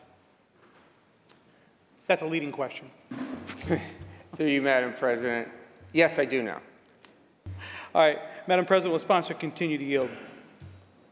Yes. Do you continue to yield? The Yes. sponsor yields. So you mentioned that this is corn and soybean, as well as, I think I'm missing one, corn and soybean and wheat. Thank you. Do you know why those crops are grown in New York State? Through you, Madam President, yes. Madam President, sponsor, continue to yield. Do you continue to yield? Yes. Sponsor yields. Would you mind expounding on that answer? I know you know. Would you mind telling me? Well, I believe that these crops are integral to a lot of farming and agribusiness that occurs in our state. It's a way of life for many New Yorkers to farm these crops. I would posit that there are generations of farmers who have grown these crops, family after family, and they contribute not just to our local and state and northeastern economy, but to the food supply in New York and elsewhere, which, believe me, I'm aware of that, with food insecurity being what it is in parts of my district. The contributions farmers make cannot be overstated. Madam President, sponsor, continue to yield. You continue to yield? Sponsor yields. I appreciate your answer. This wasn't a trick question. What I was trying to get to, quite honestly, is that these crops are grown to feed livestock.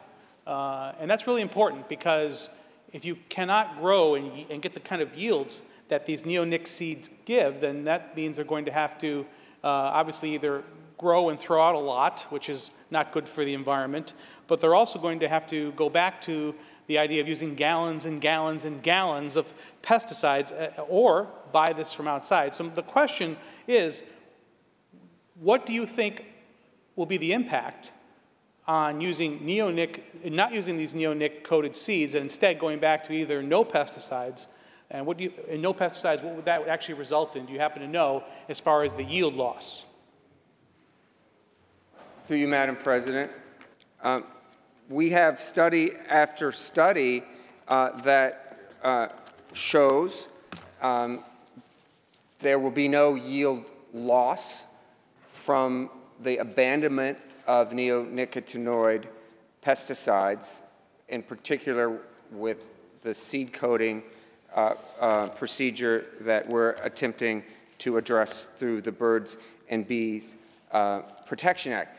On the contrary, we are protecting an important pollinator, a group of pollinators that have seen rapid declines over the last quarter century, directly linked to the use of neonicotinoids. That's why other countries, such as Canada to our north, another important player in the agribusiness economy, has banned and phased out neonicotinoids. That's why several jurisdictions, such as New Jersey and Maine and Nevada, are banning neonicotinoids. And we certainly recognize that farm production is central, but also important to that is protecting pollinators and contributing to that virtuous circle of pollination and planting, as well as protecting the human health. Some say we should call this, Madam President, the Birds, Bees, and Babies Protection Act, because there is growing evidence that this pesticide, has had harmful effects on children. Increasing neonic levels in New York among pregnant women has been shown. A recent study of 171 pregnant women across New York, 4 other states, and Puerto Rico found that neonicotinoids is present in 95% of the individuals surveyed. It reminds me of what Senator May was discussing the other day about PFAS. and the fact that these chemicals reside in our body, have harmful effects, and never leave. These are the highest detection rates in the country, and they're mostly found in Hispanic women. And it also shows that neonics move unimpeded from the mother to the fetus, according to a November 2022 study. And human studies on adults link neonicotinoid exposure directly to reproductive harms, including significantly decreased testosterone levels and significant reductions in motility. So my point is, it is important to the pollinators, but it's also important to our children. Sponsor, continue to yield. Do you continue to yield? Yes. The sponsor yields. I think if we go back to the years before these seeds were used, you'll find that pesticides were present in a lot of, unfortunately, in a lot of folks because of the heavy use. And farmers don't want to use pesticides. That's why these seeds are so important. But I still didn't get an answer to my question. You said that there's no loss in crop yields without the use of neonicotinoids. What would we have to use instead of neonicotinoids, according to what data you have, to ensure that there is no crop loss? We have a number of safe harbors, through you, Madam President, a number of safe harbors built into this bill. In fact, we work closely with advocates on a new version of this bill. I wish it were called the B print, but it's just an A print. That said, the A print of this bill allows, well, actually directs the DEC and the DEC in consultation with Ag and Markets to determine whether viable alternatives exist. And we know that there is one called diamides, which is being used in the jurisdictions that I mentioned earlier. We think, not just diamides, but we think that New York taking this step forward with this legislation will encourage other development of insecticides in addition to diamides. But let's just put diamides on the table as an alternative now that, pursuant to this legislation, DEC and Ag and Markets will be directed to study. Continue to yield? You continue to yield? Yes. Sponsor yield.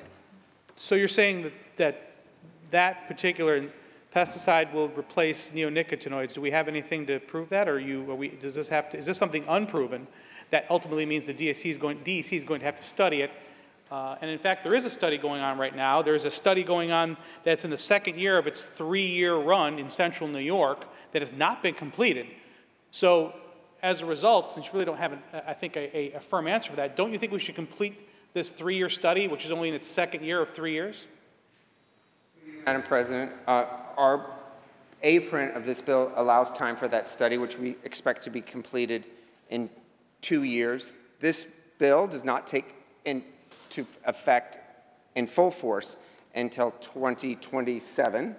And I'll add that in Canada, neonicotinoid use as an insecticide by farmers has been reduced down to less than 5% and 2% in most cases, and they have moved to diamides.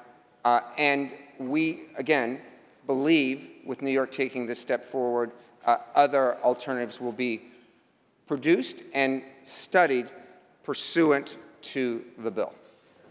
Madam President, sponsor continue to yield? You continue to yield? Yes. Sponsor yield. So you're saying diamide has been moved to Canada, has gone to it. Why, we have a lot of other states, the Midwest, everywhere else that are heavy in corn and soybean and wheat. Obviously Canada is a further north, and that means that certainly changes the climate with which certain things can be grown. I'm not sure exactly, but I'm going to assume that they don't have the production. I know for a fact they don't have the production that we have here in the United States. So why have no other states then gone to this diamide if it's such a cure-all?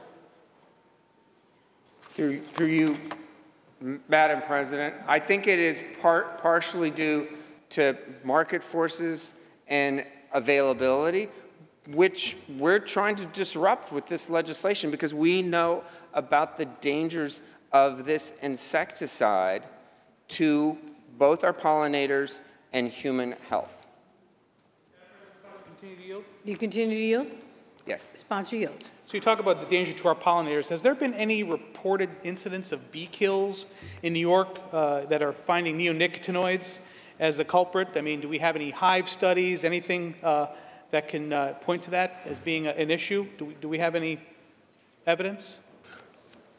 Through you, Madam President. Well, I mean, I welcome you to peruse the 431-page study by Cornell University, Neonicotinoid Insecticides in New York State, Economic Benefits and Risk to Pollinators, which both shows the impact on bee colonies, which, by the way, last year was the second worst year recorded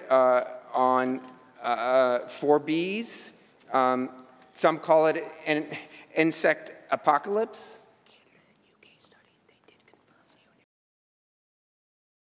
It's been informed by my trusty colleague that Canada and the UK, in their studies, have made a direct link between neonicotinoid insecticides and bee colony collapse. Yield? Do you continue to yield? The sponsor yields. Yeah, I understand the UK and Canada, but I asked about New York, and I didn't get an answer there, so I'm going to assume that means there aren't any studies or any evidence to suggest that there's been any loss. But you referenced this study from Cornell. It's a very thick file there. Was that a peer-reviewed study? Through you, Madam President, if I could just go back to your original question. I'm swimming in studies over here, Senator. So come to my library and we can review them together. But I just wanted to go back to your point about, are there any U.S. studies? And I remember that question a couple of years ago by one of your colleagues who urged us to wait until the EPA completed its study on neonicotinoids, which we ended up doing, not by choice, but of course we didn't pass the bill 2 years ago. But since then, the EPA has in fact published that study that our colleague was requesting, and it shows the negative impact on 200 endangered species, establishing the link that we're talking about here between neonicotinoids and its harm to living organisms, birds, bees, who are pollinators, which are pollinators, animals, endangered species, and humans. Now, your question was specifically about the peer review by the Cornell study. Well, you know, I think Cornell University and its Department of Agricultural Studies is one of the foremost in the country. So I don't know if anyone here would want to question Cornell, especially it being such a outstanding academic institution, but this is a review of peer-reviewed studies. Do you continue to yield? Yes. Sponsor yields. Are you familiar with Dr. Ellison Shields of Cornell?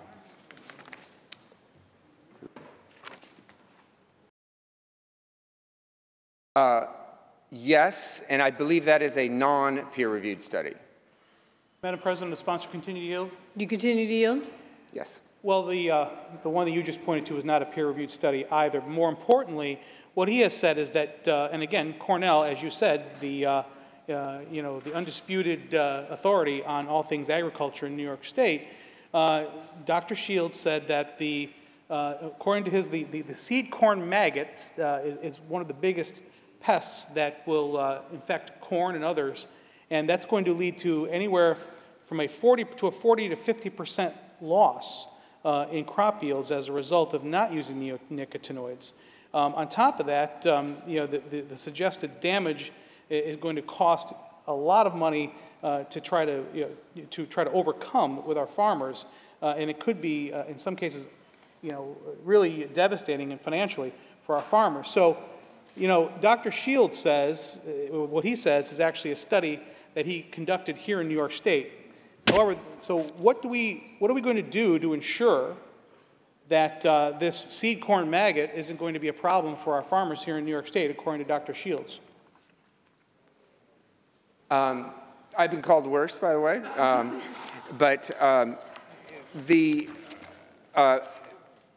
Through you, Madam President, my response is that's one study. I think it's an outlier. We have dozens of others pointing to the dangers of neonicotinoid use. And that said, the DEC commissioner, in consultation with Ag and Markets, will release its own review over the next 2 years. And I'm sure they'll speak to this researcher and hopefully draw the conclusion that we are advocating for, which is that these insecticides are dangerous and need to be curbed in our agricultural industry. Madam President, on the bill. Senator Barillo on the bill. Thank you, Senator Hoylman-Siegel, for that. It's always funny to represent thousands of farmers for me to have a debate with someone from Manhattan about what we should do for farmers. That notwithstanding, I do believe you're sincere in your concerns. So thank you. But they are misguided. There's a number of things here. The study that Senator Hoylman-Siegel continues to reference was in 2020. It actually says that neonicotinoid insecticides in New York State finds alternatives for the control of pests to be less effective, more hazardous, and more costly than neonicotinoids. The answer I couldn't get from my colleague was the fact that the alternative, if we're going to maintain these yields, is to dump hundreds and hundreds and thousands of gallons of pesticides, like you used to do in the old days, on top of corn and soybean and everything else, in order to ensure that we can get those same crop yields. And that's not good for, it's not good for the environment, it's certainly not good for our pollinators, and it's not good for human health. So we're going to go backwards in so many ways if we do this.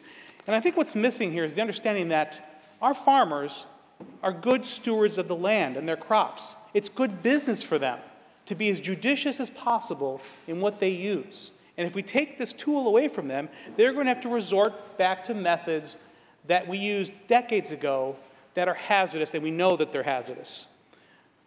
But beyond that, this is not just affecting farmers.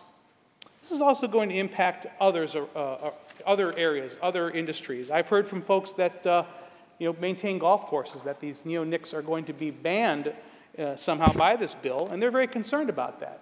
We have championship golf courses in New York State. PGA is at Oak Hill in Rochester. Next year it's coming down to Bethpage on Long Island. And I've been told by the folks that represent all of those golf courses that they fear that they will not be able to maintain that championship quality level golf course without that. But on top of that, what we're really concerned about here is trying to really control something and make the solution worse than the disease, so to speak. We are going to tell our farmers that you're going to dump thousands more gallons, which is not good for the environment, certainly not good for climate change, all those other things, in order to mitigate a seed that is micro-coated with a very tiny amount of pesticide, which has proven time and time again to be effective. And quite frankly, this study, this Cornell study, is just a lot of Google searches about other studies from other states and other countries. It's not an actual, real, peer-reviewed study. But one of those studies is currently underway, as I referenced earlier, here in central New York. It's in the second year of 3 years. Now, I realize that there is some time here, but the bottom line is this is going to go into place regardless of what this study finds, unless some kind of action to reverse it were to take place. And that's unlikely to happen. I think we all know that. Because the forces at work here, the people that really don't want this method to be used, are people that, quite frankly, really don't care about our agriculture industry here in New York State. They don't care about those impacts. They are very focused on their special interest here. I think we all understand and appreciate what our farmers need to do and to protect those pollinators. Those pollinators are critically important to their business, to their lifestyle, their life, their farms. They do not want to hurt those pollinators. And there are many other things that are impacting them that have nothing to do with man-made things like neonicotinoids. It has everything to do with predators and diseases and other things that are actually taking the lives of our pollinators. So this is the idea of we're going to try and do something, and doing something is better than doing nothing to solve a problem. But this isn't going to do it. We're missing the target here, and it's going to greatly harm agriculture. And I would strongly encourage all of my colleagues to vote no on this one. Thank you. Senator Palumbo, why do you rise? Thank you, Madam President. Would the sponsor yield for just a couple quick questions, please, following up? Senator Hoylman-Sigal, do you rise? I both rise and say yes. Do you consent to a question? Senator agrees. Thank you, Senator. As I'm looking through the bill, I saw that the commissioner has the ability to, just want to find the exact section, but the commissioner has the ability to override in the event there's an environmental emergency. Is that correct? Well,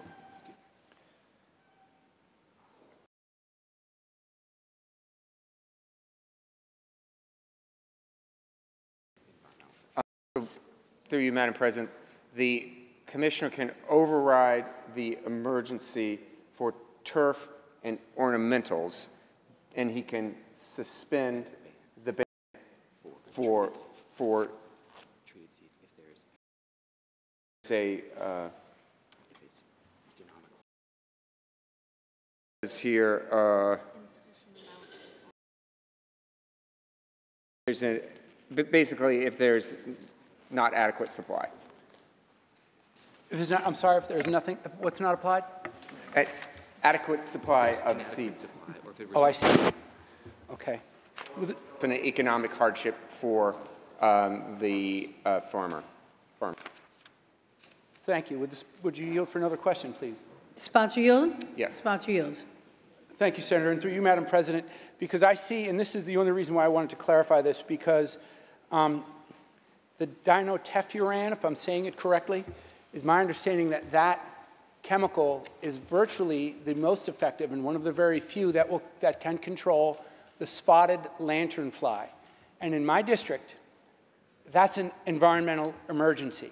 Our wineries are getting destroyed. It's a voracious, invasive fly that is terrorizing and causing literally millions of dollars in damage. So in the event that the commissioner agrees with my assessment that it's an environmental emergency, it certainly could suspend the effects of this statute for the purposes of that farming industry so that they don't lose all of their crops. Is that accurate?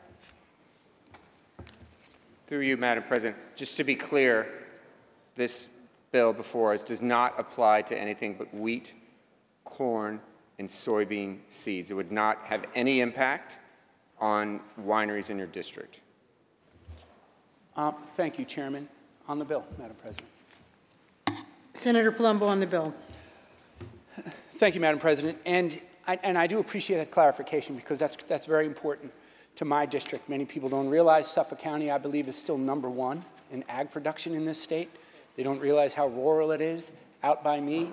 And these are the type of things that we need to make sure that it's understood clearly that these types of, this particular ban is narrow in scope. The commissioner does have some discretion in the event it adversely affects some of our farming industries. So this is a close call for me, Madam President, and I will be voting in the affirmative, but thank you.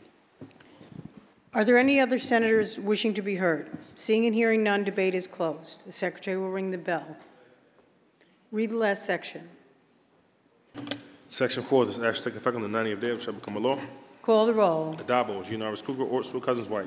Senator Mannion to explain his vote. Thank you, Madam President, and thank you to Senator Hoylman-Sigal and Senator Harckham and all those that have participated in this process in trying to make sure we get to our best place as it relates to this bill in agriculture. In New York State, we're very blessed. In this country, we're very blessed because we have the ability to grow our food, get it to market in an affordable manner. On behalf of the farmers, they are pro-pollinator. They are scientists, and farming is challenging work. And there are multiple variables along the way that can throw our crop yields out of normalcy. It's not just financial hardship that would fall on the farmers, it's literally our food supply. And a word we use in this chamber frequently is resiliency. We need resiliency for our food supply. As a former science teacher, as an AP biology teacher who taught at the college level, who taught at the cellular level, based in biochemistry, who taught ecology and plant reproduction and enzyme and protein inhibitors, using that science background, I must say that when we talk about what our farmers need to do to make sure that we have a resilient food source, neonics are a part of that. They have perfected this process over time. There's a minimal amount of coating on the seed, and the exhaust is expelled in the ground, and the alternatives, as was stated before, can be more negatively environmentally impactful. And those environmental emergencies will occur, and we will need to go down that road. I do appreciate our work in this. When we hear the stories of a decreasing bee population, none of us want that. Senator Hoylman Siegel does not want that, and that's why this is his mission to move forward.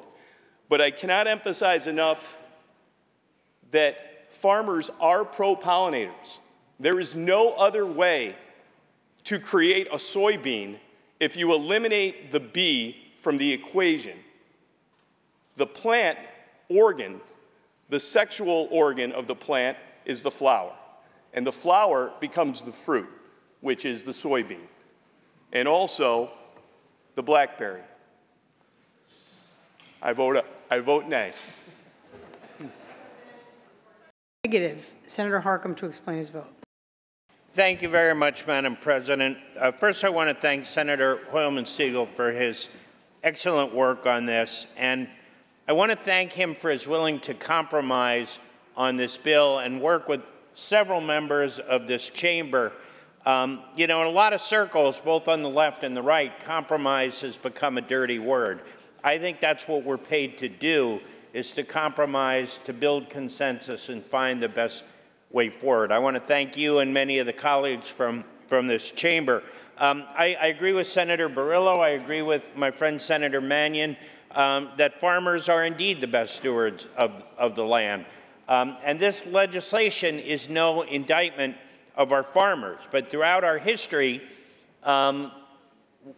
industry creates products that are supposed to be the next great elixir, and then years down the road, we find there are issues, and this is one of those products. And I agree with Senator Hoylman Siegel that this, I think we really did a disservice with the name Birds and Bees. This is greatly about human health. Neonics, there is an extensive body of research that shows this chemical is harmful to human health. Aside from the fact there's a direct nexus to the bee population decline and the bird population decline. We've lost 25% of bird species throughout the world in the last decade. That's billions of birds, in large part because they're eating pesticide-coated seeds. The last thing I want to touch on are some of the carve-outs, because those where the compromises came in, there is discretion. And if we look at the history in Canada, they had no drop-off in yields. Less than 2% of the farmers applied for waivers because of drop-off in yield. So it is very possible that this can work and will work. And as far as the supply, we've also heard that concern. New York has a $100 million seed market. So the manufacturers and the distributors of seed are not going away. That void will be filled with different seeds here in New York. But again, we've got a ramp-up time. Senator Hoylman Siegel has built in off-ramps and safe harbors and discretion for the commissioner. This is a much better bill than it was last year. And finally, I just want to say that we speak about farmers as a large group who march in lockstep.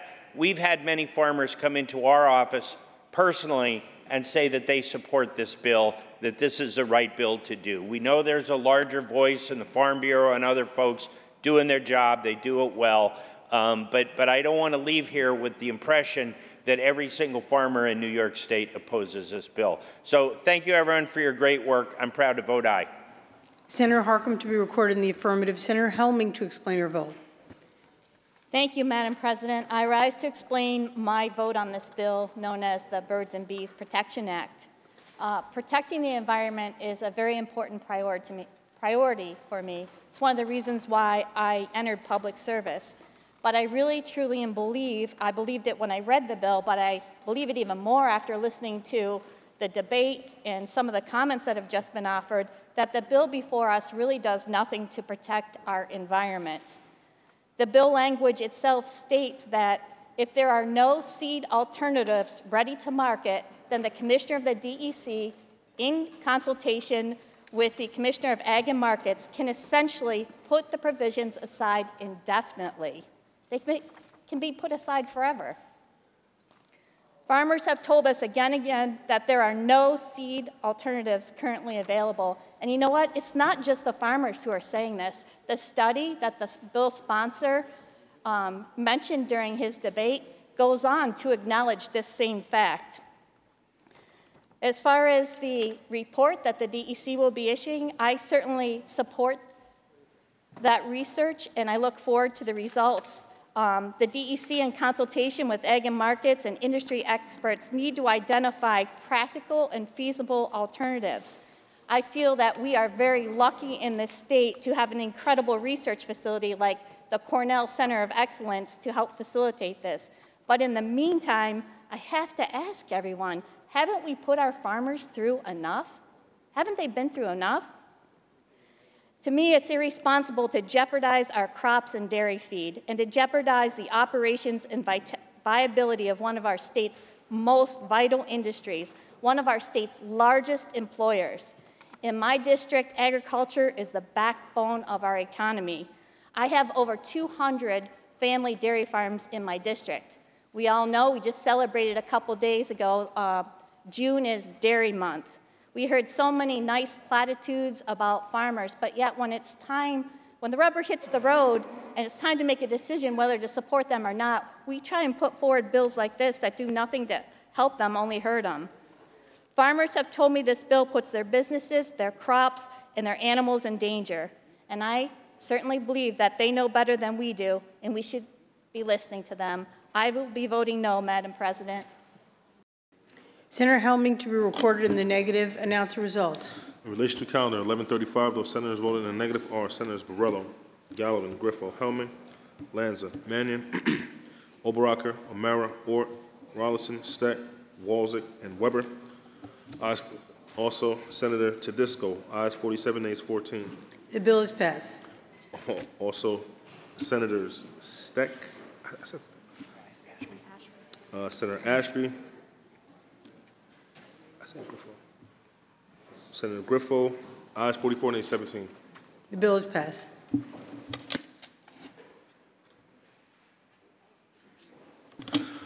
Calendar number 1335, Senate Print 3100A by Senator Ryan, an act to amend the labor law. Senator Oberacker, why do you rise? Thank you, Madam President. I was wondering if the bill sponsor would answer a couple questions, please. Oh, Senator Ryan. Yes, will you yield? Yes, I will. Thank you, Madam President, and my apologies to my colleague that his view of my debate will be less than formidable, so my apologies there. But through you, Madam President, Senator, could you just give me kind of a brief of what this bill is intended to accomplish? Through you, Madam President, yes, we've seen a proliferation of non-compete agreements in New York State over the last 2 decades. It's reckoned that over 20% of New York State employees are currently under some sort of non-compete. And what a non-compete does, it restricts your ability to work somewhere else in the economy once you leave the field. So this bill will stop an employer from restraining an employee after they leave their employment. Through you, Madam President, would the bill sponsor continue to yield? Senator Ryan, do you yield? Yes, Madam President. Senator yield. Thank you. Senator, would you agree that proprietary information is an asset of a business that is worth protecting? Yes, it's, through you, Madam President, it's 100% something we should protect, and that's why this bill specifically states that trade secrets, intellectual property law, non-solicitation agreements are all preserved by this and not touched by the non-compete. Through you, Madam President, would the bill sponsor continue to yield? Senator Ryan, do you yield? Yes, Madam President. Senator yields. Thank you. Senator, would you also agree that then employees are an asset worth protecting for a company? Yes, they are. Through you, Madam President, would the bill sponsor continue to yield? Did you continue to yield? Yes, I do. The senator yields. Thank you. Senator, does this bill affect new agreements that are already in effect, or would this affect agreements that are already in effect, or would it affect new agreements from this point forward? The bill's not retroactive. It'll only affect new agreements that are entered into after the effective date of this bill. So there's no backwards look at it. The only thing that could come close to a backwards look, Senator Oberacker, if you have a multi-year non-compete that expires during the course of employment, then that would be covered by this piece of legislation. Through you, Madam President, would the bill sponsor continue to yield? Do you continue to yield? Yes, Madam President. Senator yields. Just as a point of reference, I guess, for me in education, I have a staff that I have asked for a non-disclosure agreement when they work. Do you as well have a non-disclosure agreement with some of your staff, Senator? No, I don't have, I'm sorry, through you, Madam President, I don't have any personal or side agreements with any of my staff. Thank you. On the bill, Madam President. Senator Oberacker on the bill. Thank you, Senator, for your answers to the questions. I appreciate that. You know, as a businessman, and our business that we do is research and development and product development for food companies. I think that came out a little bit last night, my focus on food. And the interesting part of a non-disclosure, it's extremely valuable to myself and to my company. And I'll use the analogy, if you're familiar with Kentucky Fried Chicken, their original recipe is actually in a safe. Well, I want to kind of throw out a visual here. My virtual safe is my non-disclosure with employees who would be subjected to a lot of my procedures, my formulas, and my end product. There's a cost to train these individuals. There's a cost involved as a business owner that I believe this will have a negative effect on. I as a business person, would be somewhat apprehensive in potentially training to certain levels employees, because if they have the ability to, which goes to my next point, the term that we would use is poaching in the industry, where an outside company is going to come in and try to steal one of my employees that carries the knowledge and the experiences that they've had with me. So a non-compete does two things. It allows me to invest more into my employees. It also gives me a little bit of protection from poaching from another potential company. That directly comes into income and wages. I would be remiss if I didn't say those that I have under a non-compete actually are more valuable, therefore they are highly compensated within my company. Without a non-compete, I believe we're going to see lawsuits when it comes to the proprietary information. And we all know that the courts are backed up enough, hence carrying out expensive and time-consuming processes there. And lastly, I'll leave you with this. You know, we as legislators, we have to wait 2 years once we leave our service here in Albany to be considered for any type of a lobby. If that's not a non-compete, then I don't know what is. I therefore have to, with all good conscience, vote no for this piece of legislation. Again, I think it was brought up with some intent to safeguard, but in all honesty, for a businessman such as myself, this is nothing but a negative. I vote no, and I encourage all of my colleagues to consider and vote no as well. Thank you, Madam President.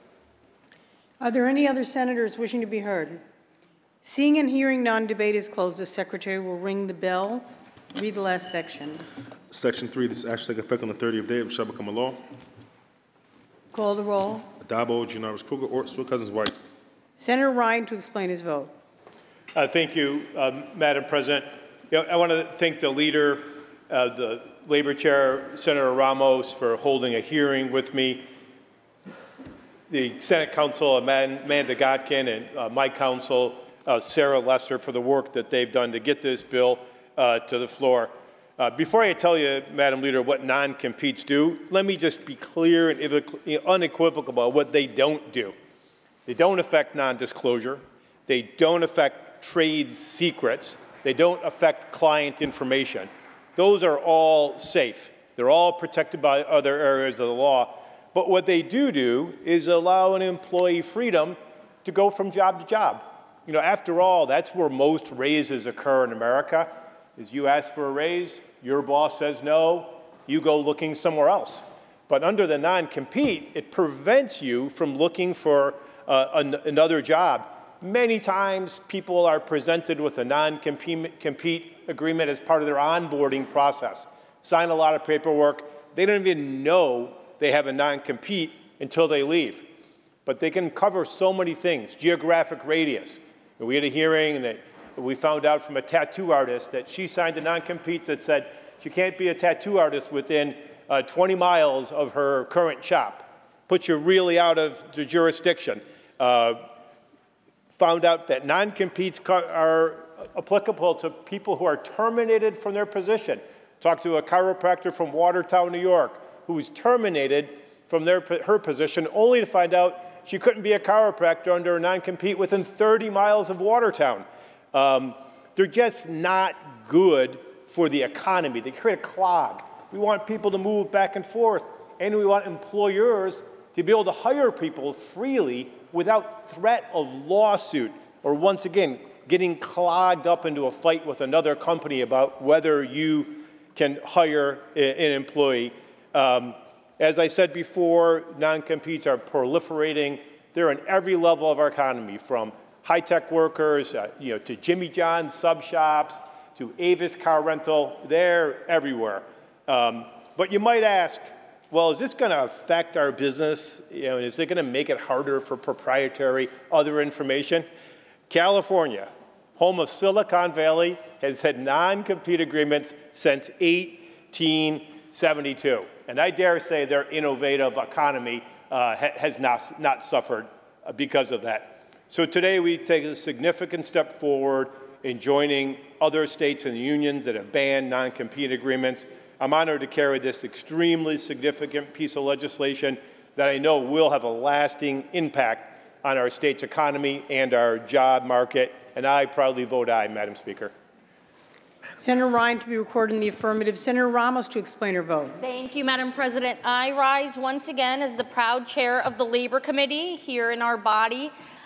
This last week of session, we're passing some really great labor bills. You know, my job is largely to identify any loophole and any way that unscrupulous employers put workers at a disadvantage and then hopefully eliminate those loopholes. And my work with Senator Ryan, I think this session speaks for itself. Non-competes, as was demonstrated in our hours-long hearing, really does do just that. It deprives workers of the freedom to leverage their talent, to seek opportunity, and to be able to provide for themselves and for their families. I'm actually a little surprised that these Republicans are not voting for the bill today. I mean, as true capitalists, right, you know, capitalists shouldn't just enjoy capitalism when it works for them. It's supposed to work for everyone. That's what the spirit of competition is. So I give credit to Senator Ryan, truly, because he heard every worker who had been limited and harmed by non-competes out. And our economy really needs workers to be able to respond in this economy as we're trying to recover since the pandemic. Non-competes are used to keep bad employers in business by forcing employees to stay in abusive environments and limiting their options within their industry and certainly their geographic location. So I am proud to be voting in the affirmative for Senator Ryan's legislation. Thank you. Senator Ramos, to be recorded in the affirmative. Announce results. In relation to calendar 1335, those senators voted in the negative are Senators Ashby, Borrello, Cancelaria Fitzpatrick, Gallivan, Griffo, Helmy, Lanza, Martins, Patera, Murray, Oberacker, O'Mara, Ort, Palumbo, Rhodes, Rollison, Steck, Tedisco, Walzek, Weber, and White. Ayes 40, nays 21. The bill is passed. Calendar number 1349, Senate Print 4234A by Senator Hinchey, enactment of the Public Service Law. Senator Walzek, why do you rise? I rise, Madam President, because I'm hopeful that the sponsor would yield for a few questions this evening. Senator Hinchey, do you yield? I do, Madam Sponsor President. yields. Thanks. Through you, Madam President. So currently, public service law says utilities have 6 months of look-back period. They have 6 months to make good for a ratepayer. And you're looking to change the law to 2 months or 60 days. Is that correct? Through you, Madam President, yes, that's correct. And through you, Madam President, would the sponsor continue to yield? I do. Sponsor yield. So that with monthly billing, that would provide a grace period for the utility for an additional 30 days to that month. Am I understanding that correctly? Through you, Madam President, yes, a utility can bill 2 months. Should they not? They should be billing every month, but if they don't, they're able to bill 2. Would the sponsor continue to yield? Do you continue to yield? I do. Sponsor yields. The public service law doesn't, however, cover non-residential customers in the same way, but this bill is adding non-residential customers. Is that correct? Through you, Madam President, yes, we are looking to protect residents, regular customers, and businesses as well. Through you, Madam President, would the sponsor continue to yield? You continue to yield? I do. Sponsor yield. Why add non-residential customers or businesses, corporations? Why add them to the same section? Through you, Madam President, these recommendations actually come from the PSC based on an audit they did of Central Hudson in my district and across much of our state, and specifically on billing issues that Central Hudson was having, both with residential customers and businesses. And so, especially our small businesses, many of them are struggling, as we talk about often in this chamber. We want to support our small businesses. They also shouldn't be penalized if a utility company hasn't billed them for 6 months and then they get slammed with one large bill. They too should have protections to make sure that they can manage their cash flow accordingly. And through you, Madam President, would the sponsor continue to yield? Do you continue to yield? I do. Sponsor yield. I understand that the public, and you mentioned the Public Service Commission made recommendations. They've made rulings that the appropriate timeline is 4 months. Am I understanding that correctly? Through you, Madam President, through the report on April 20th, they suggested 2 months. Okay, and through you, Madam President, would the sponsor continue to yield? Do you continue to yield? I do. The sponsor yield. Would this, in addition to utility companies, also apply to municipal utilities, municipal electric companies? Through you, Madam President, yes, it would. And through you, Madam President, would the sponsor continue to yield? Do you continue to yield? I do. Is there any scale to that, or would it apply to every municipal electric company in the state? Through you, Madam President, it is across the board. And through you, Madam President, would the sponsor continue to yield? Do you continue to yield? I do. Sponsor yields. Recognizing that you've got that local issue within the Hudson Valley, how many New York State companies have made claims for late billing practices? Do you have a general sense?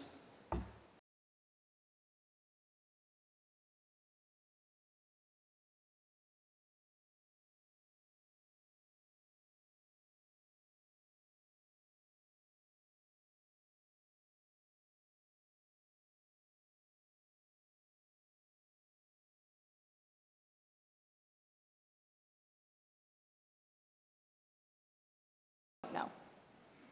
Madam President, would the sponsor continue to yield? Do you continue to yield? Sure.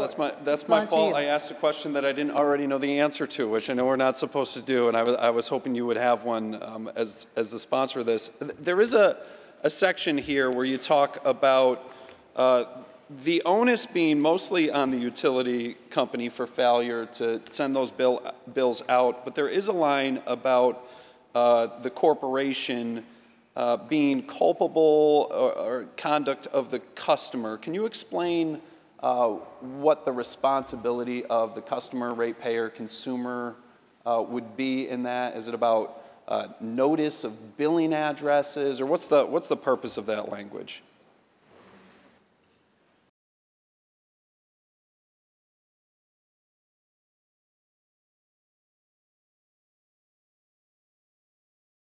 Through you, Madam President, that was already existing statute, but what that part means is if you as a customer put in your wrong address, as you cited, and the company can't contact you because you've put in the wrong information, then that is your issue.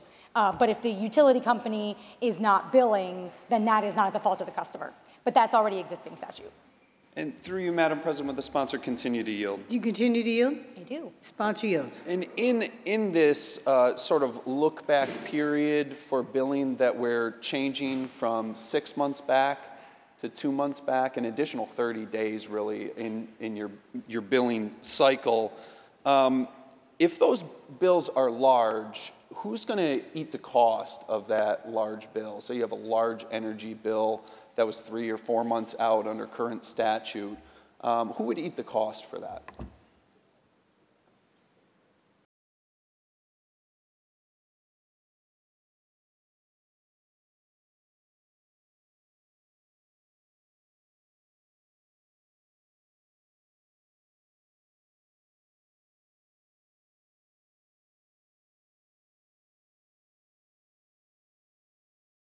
Through you, Madam President, if the lack of billing is at the fault of the utility or the corporation, no one is eating that cost.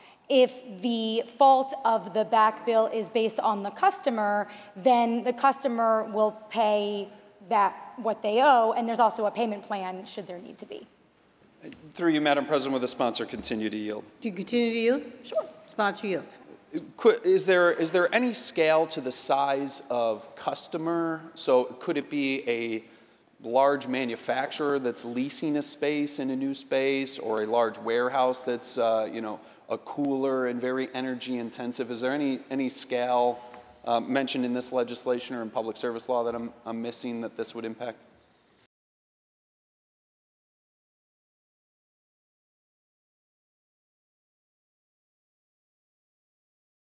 Through you, Madam President, no, there is no scale. I mean, we're being consistent. We believe that no matter who you are, if the utility company is there, the utility has a requirement and an expectation to be billing people appropriately and accordingly every month. If they are not billing people every month, that's on them. And so regardless of if it's a business or a residential user, there is no scale. Madam President, would the sponsor continue to yield? Do you continue to yield? Yes. Sponsor yields. In the final section of this legislation, you incorporate something else. It's a transparency or more information included in billing to include providing a graph and written form for the prior 2 years of the customer or prior customers at the same address. Why a look back of 2 years over energy usage at any particular resident or non-resident commercial space? Why was 2 years selected?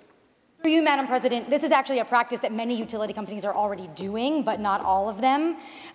What we've seen is that people, especially in my district, but across our state, people have been getting inaccurate bills from their utility companies. And when they try to figure out what that bill is, they're sometimes not getting bills, and then they're getting a large lump sum, and they can't figure out why they owe so much money. There's also times when they're getting bills, and it's not seemingly based on their actual usage, but they can't figure it out. And so having historical data to be able to compare back to is an important part of this equation, so that people know why their bills are what they are. And if they're wrong, they can dispute it. And through you, Madam President, would the sponsor continue to yield? Do you continue to yield? Yes. Sponsor yield. Just so that I'm understanding this right, if I buy a new home and start new service, I'll see the past 2 years of someone else's service in electric and gas usage, their utility usage. I'll see the prior owner's usage for the last 2 years. And the same question, I think, would apply here. If I leased a new commercial space and started a new business in a space, despite what business was in there and what they used it for prior, I would see a 2-year look back on what that business used in utilities as well. Am I understanding that correctly? Through you, Madam President, yes, and that's actually an important piece of what we're talking about. We've seen, I have many constituents, and again, people across our state have received bills that were actually based on previous owners' usage. And when they're using limited electricity, but they've gotten bills, whether they were estimated bills or just inaccurate bills based on past usage. So to be able to see, there's no personal information, but to be able to see what was there historically, you can be able to have a more accurate bill going forward, or dispute it should your bill, you believe, be inaccurate. You, Madam President, would the sponsor continue to yield? Do you continue to yield? Yes, Madam Sponsor President. yield. So the same graph, and I know I've looked at, and I've seen some utility companies in the state of New York, and actually the state's got some good resources for understanding your electricity bill, and many have taken to charting out some history that I think you're right is helpful to the consumer at times. If we're requiring additional transparency and information to inform the consumer, will that graph or written information include electric service charges, which are the charge for electric that you would use, just the straight rate for electricity?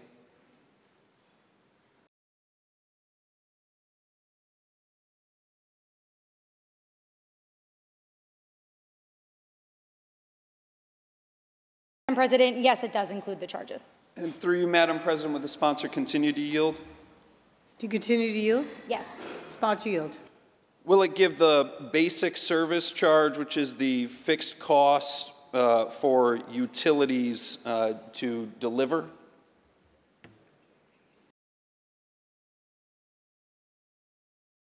Through you, Madam President, it gives the total monthly charge, not necessarily broken out that detail, but the total charge. And through you, Madam President, would the sponsor continue to yield? You continue to yield? Sure. Sponsor yield. And if it's not broken out, I might just save us some time and list these. Will it include the delivery charge, which is the cost from the supplier to you, the incremental state assessment, which is the state's surcharge, the system's benefit charge, and the renewable portfolio standard, the tariff surcharge, the legacy transition charge, the sales tax, depending on the area of the state that you're in, the revenue decoupling mechanism, and the transmission revenue adjustment, all additional charges that we've added through legislation in these bodies. Will it include a breakdown of those so that people know how their bill is impacted? Madam President, I thank my colleague for not asking all of those individually as questions, but it is the total charge. It's the total unit charge. They're not individually broken out, although, however, the person getting the bill has all those same types of charges, but it is they will see the full monthly unit charge for usage. Madam President, on the bill, thank you. Senator Walczak on the bill.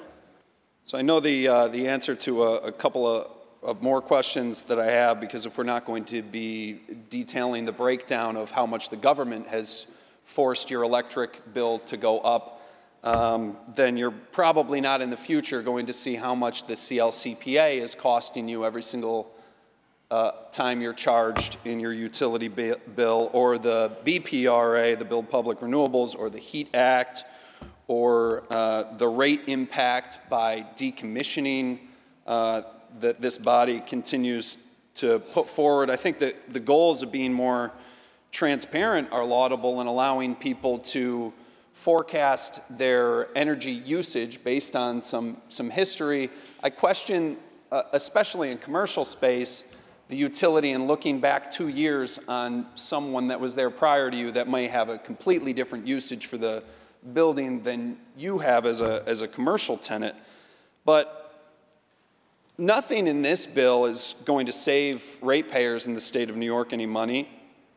Nothing to address rising costs of energy.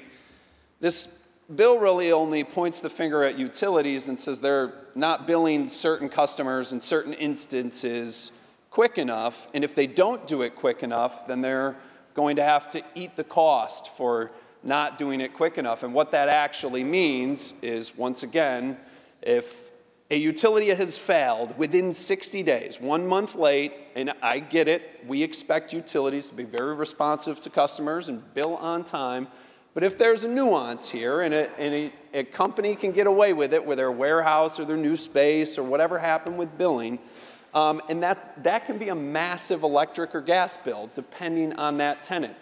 That is going to go wholly onto the utility.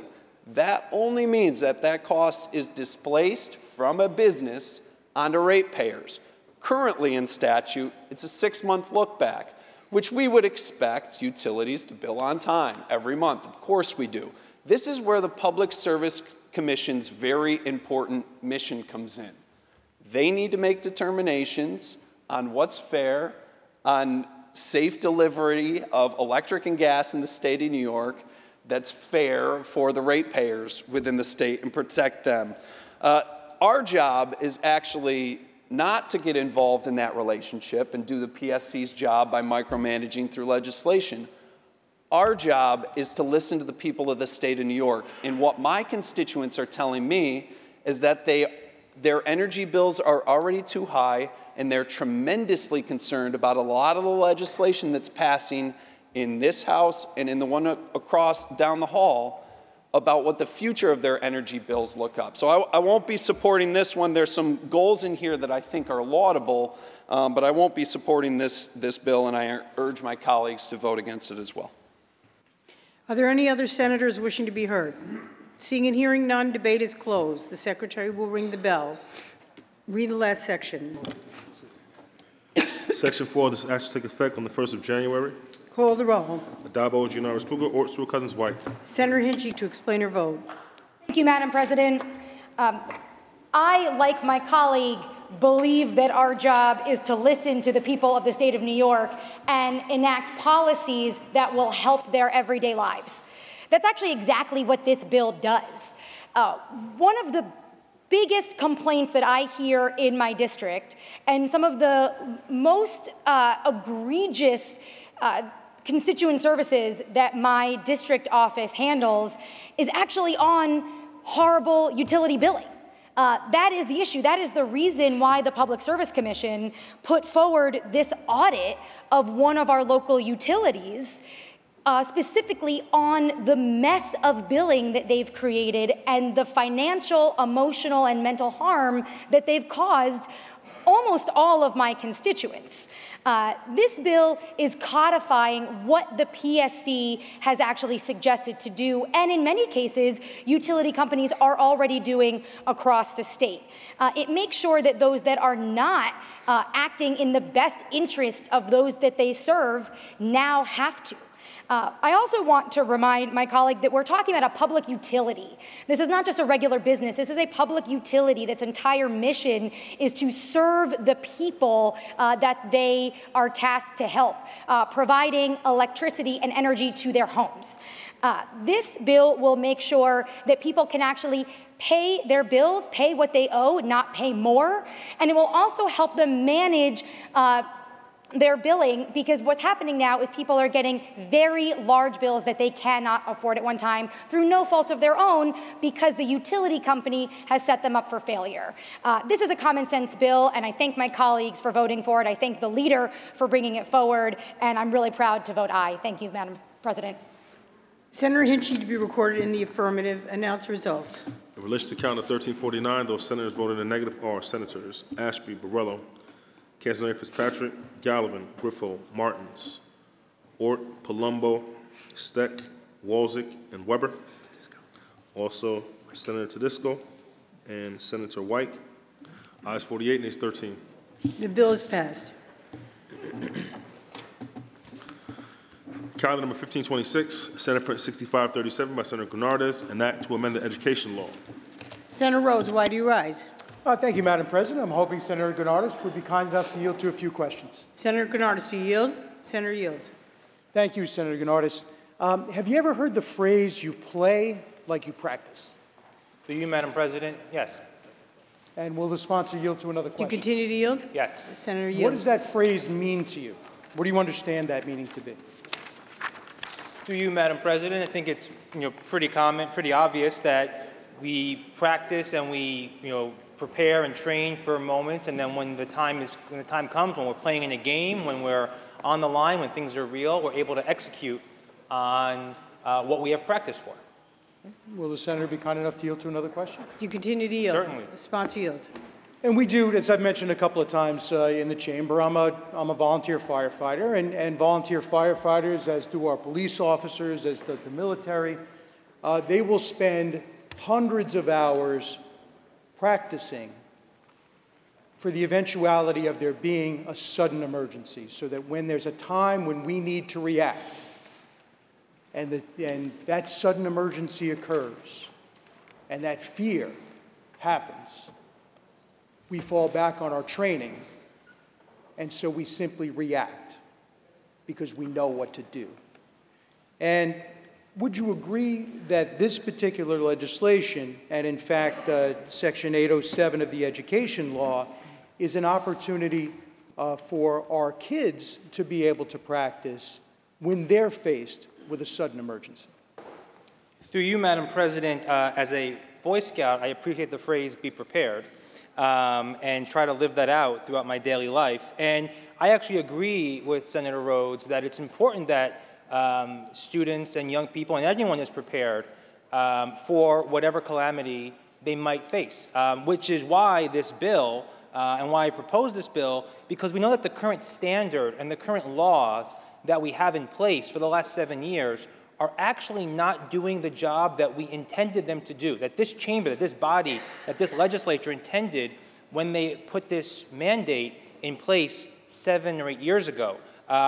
Which is why we are still requiring that every school still performs the requisite number of drills, whether it's a fire drill or a lockdown drill, and that those drills come with standards and with training and with guidance that is consistent across the state. So we can actually take a system right now that is burdensome and ineffective and actually help make it better, so that we can, the fact that we have to say this, the United States of America, the only country that faces this unique American tragedy, to prepare students for the possibility they could be slaughtered in a classroom, which is something that no other developed country or industrialized country in the world has to confront. So I agree with you that we need to, unfortunately, train and prepare our children for this terrible, terrible possibility, and I'm proposing a better way to do it. Will the sponsor yield to another question? Do you continue to yield? Yes, Madam Sponsor yields. Thank you, Senator Granardes. You mentioned two different types of training. There's training for fire drills, which is encompassed within the education law, and there's also active shooter training drills in the eventual, hopefully unlikely event that would occur. In your legislation, however, you're reducing the amount of that training. In fact, if I'm not mistaken, you're going from a number of 12 drills to 8. Is that correct, total? Through you, Madam President, and that's incorrect. What we are doing is going from, right now, current law is that there need to be 12 drills a year, at least 12 drills a year, 8 of which need to be fire or evacuation drills, and 4 of which need to be lockdown drills. What we are proposing in this legislation is to reduce the mandate. And by the way, New York has the highest lockdown drill mandate in the country by mandating 4 of these drills. So a student entering public schools or schools today throughout their entire school career will have to go through at least 60 lockdown drills throughout the totality of their educational experience. That's 60 times that they're going to be simulating their potential death in a classroom, in a school, which is meant to be a safe place for students to learn, not a place to go and expect to be killed. We are proposing instead to reduce that mandate of 4 to at least 1, so that you have to go through at least one mandated drill with requisite standards, with appropriate training, with trauma-informed guidance to families, with notice to parents, with accommodations made for students with special needs, special physical needs, developmental needs, emotional needs, trauma needs, etc. And that school districts could, if they choose to, do more than that. But we are just saying that 4 is too much, at least 1, maybe more if a school or district decides to. So at the bare minimum, there would be at least 9 total drills per year. Will the sponsor continue to yield? To continue Yes, to Madam yield? President. Sponsor yields. In terms of the total number of drills, however, you're reducing the total number of drills from 12 to 8. I'm reading lines 9 and 10 of your legislation. Madam President, again, we are reducing it from 12 to 9. So we have the 12 drills, current law, 8 are fire and evacuation drills, 4 are lockdown drills to simulate students being slaughtered in a classroom. We are saying instead of the 4 simulated slaughters, we're going to do at least 1, because we still think it's important, despite the fact that we should not be normalizing the fact that children should have to confront death in a classroom. We still think it's important that students have to at least go through the motions and learn what they should do in that eventuality. So at least 1 lockdown drill. So you have the 8 fire drills and evacuation drills plus the 1 lockdown drill. So 9. Will the sponsor yield to another question? Of course. You've acknowledged, Senator Gennardis, that, again, we play as we practice. And I'm sure that you agree the more that we practice, the better that we get. Would you not? Through you, Madam President, that's a broad statement that I think is applicable in many areas of life. Unfortunately, in this case, in the circumstance of lockdown drills, the data does not bear that out to be true. And we know this because there has been lots of data and lots of studies done from numerous organizations, medical studies, psychological studies, social studies, about the impact and effect of lockdown drills on students. And there is no data whatsoever to show that the more times you simulate being slaughtered in the classroom, the more prepared you are for that hopeful never eventuality. What the data does show is that some students learn they have to quickly turn off the light, they have to quickly lock a door, but other students say that they actually don't retain that information because these drills, mind you, are deeply traumatizing to these young people. Imagine being a 5-year-old or an 8-year-old who has to be taught 4 times a year, you have to stay quiet, you can't sneeze, you can't giggle, you can't knock your water bottle, you can't go to the bathroom, you have to hold it in, you can't whisper, you can't do this. Hearing that over and over again, the data shows, the science shows, and this, by the way, is science that's confirmed by the American Academy of Pediatrics, which confirms all this, that most children, especially younger children, are not able to effectively retain that information. And so just by, we all learned cursive by, doing it over and over and over again and drilling it into our heads how to write in cursive. That principle does not apply when it comes to lockdown drills, which is again why We're not getting rid of them. We're saying don't overly burden these young people with this. Do one and have it be up to the best standards possible. Because right now, there is no consistency. There are no standards whatsoever that apply in the state of New York. We've heard reports from some parents that the drills in their student schools consist of no notice being given, children are told to be quiet, close the lights, and then someone will run up and down the halls, banging on doors, opening doors, trying to get into a building. No one knows what's going on. So these kids now are sitting there trying to stifle in their tears, thinking that they might be killed. That is in no way whatsoever, a way to help prepare kids for this eventuality, which is why we are proposing trauma-informed standards, uniform standards consulted with law enforcement, school resource officers, school psychologists, social workers, gun violence response experts. Have these standards be consistent, give parents notice in advance so that parents know what is going on. I was just talking with Senator Kennedy here, and we were discussing this very issue, not to put you as an example, Senator Kennedy. He said he got an email from his school saying in 1 week, his students, his children are going to have 2 drills in 1 week. That is not a way to prepare kids to keep them safe.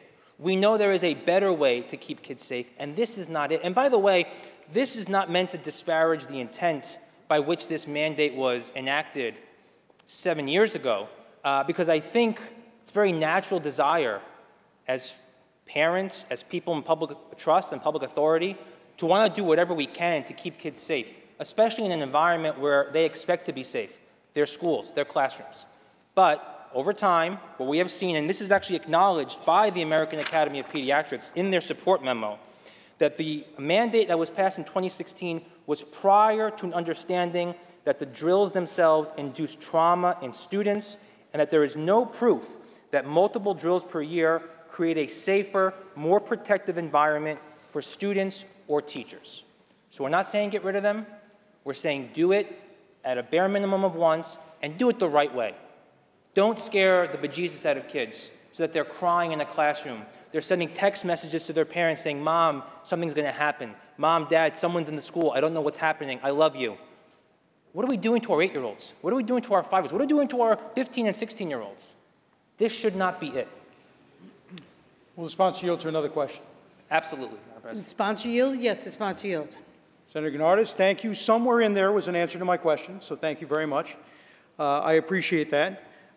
No one is arguing, Senator Gennardis, that there cannot be some standards as to how these tests should be conducted. I mean, that makes perfect sense.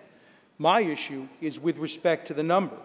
And you're essentially arguing, and this is a question, correct me if I'm wrong, that a 25% reduction in the number of fire drills and a 75% reduction in the number of lockdown drills will somehow make kids safer in the event that there's a sudden emergency inside of a school. Through you, Madam President, that's incorrect. We're not changing anything relating to fire drills or evacuation drills.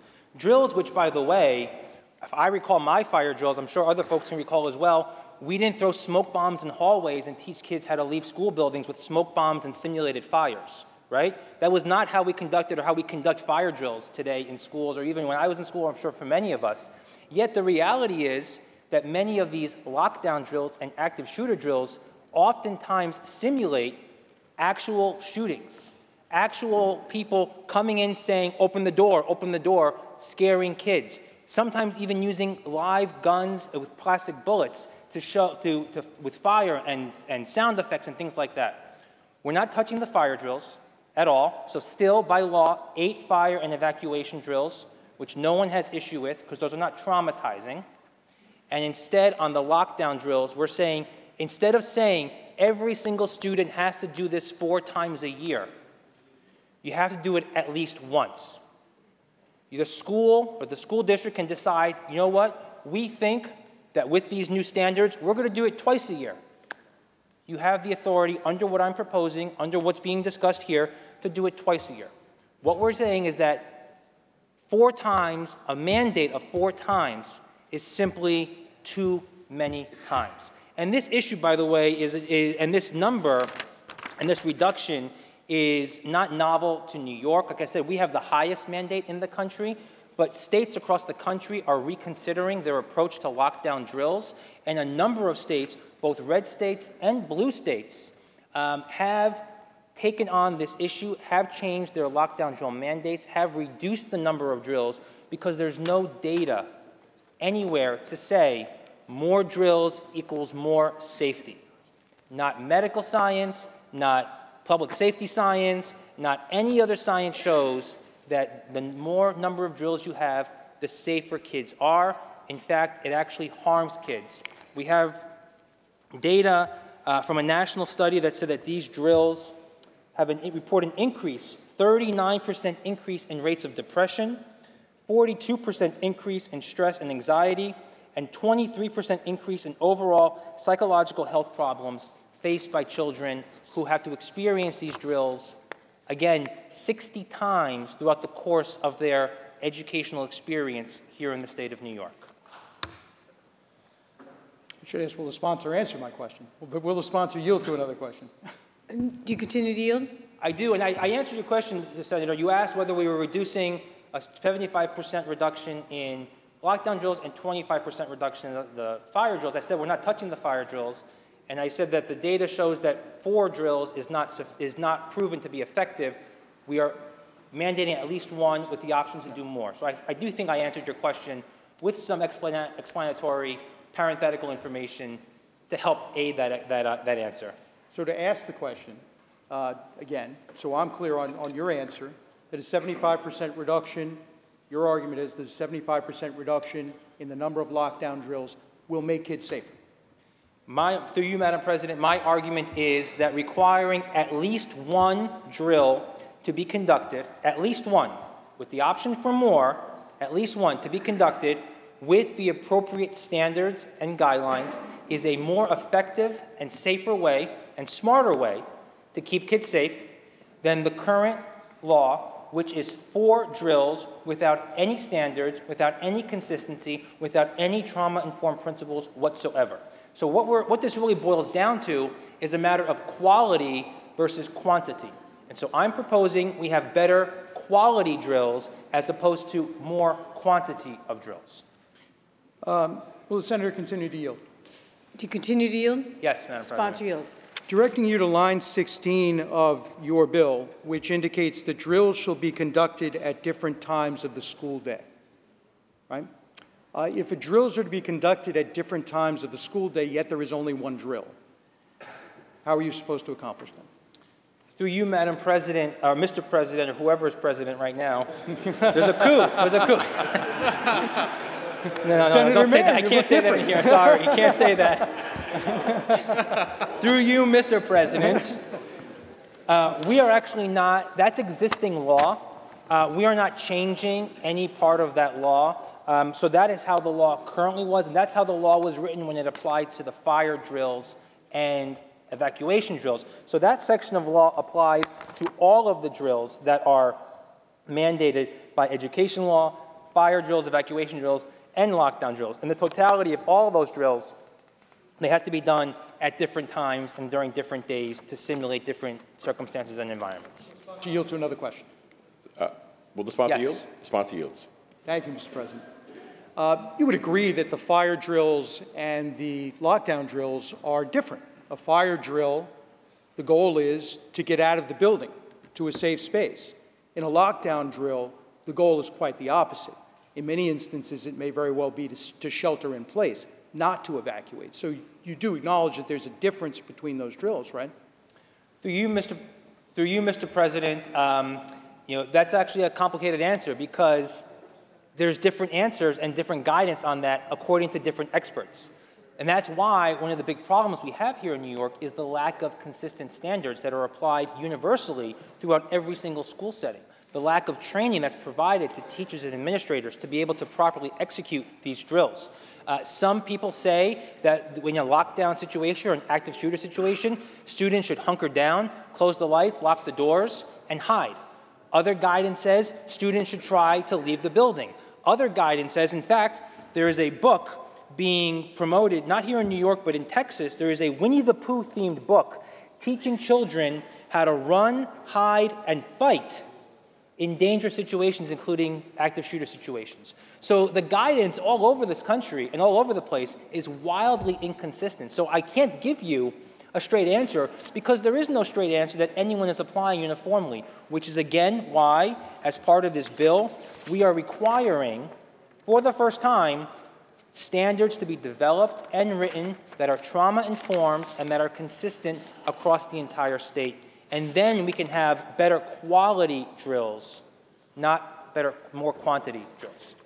Will the sponsor yield to another question? Will the sponsor continue to yield? Yes, Mr. President. Sponsor yields. I think part of the issue, Senator, is that fire drills are generally conducted one way. There's one scenario. Try and safely exit the building, unless there's a fire blocking your path. And then you would stay where you are and try and block any smoke from coming into where you are and fire coming into where you are. In an active shooter situation, I think the reason why there is different guidance is because— Senator Rosa, you're on the bill, you're asking a question. I'm asking a question. Ask the question. There's different guidance because the answer may be different based upon the scenario you're facing. Would you acknowledge that?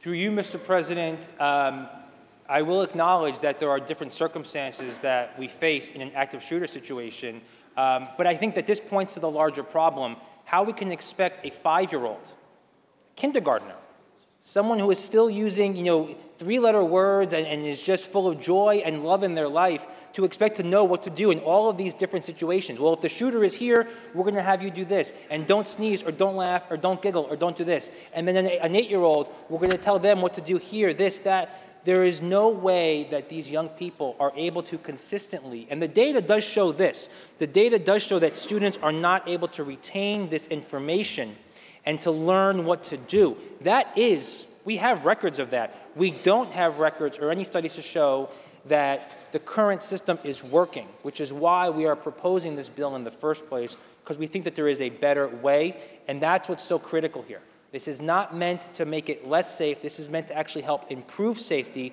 by doing it in a smarter way. Will the sponsor yield to another question? Will the sponsor yield? Yes, Mr. Sponsor President. yields. I know locally the School Board Association is opposed to this bill. And part of the reason they're opposed to it is your opt-out provision. Am I correct in my understanding that parents will have the ability to have their kids opt out of participating in any of this training?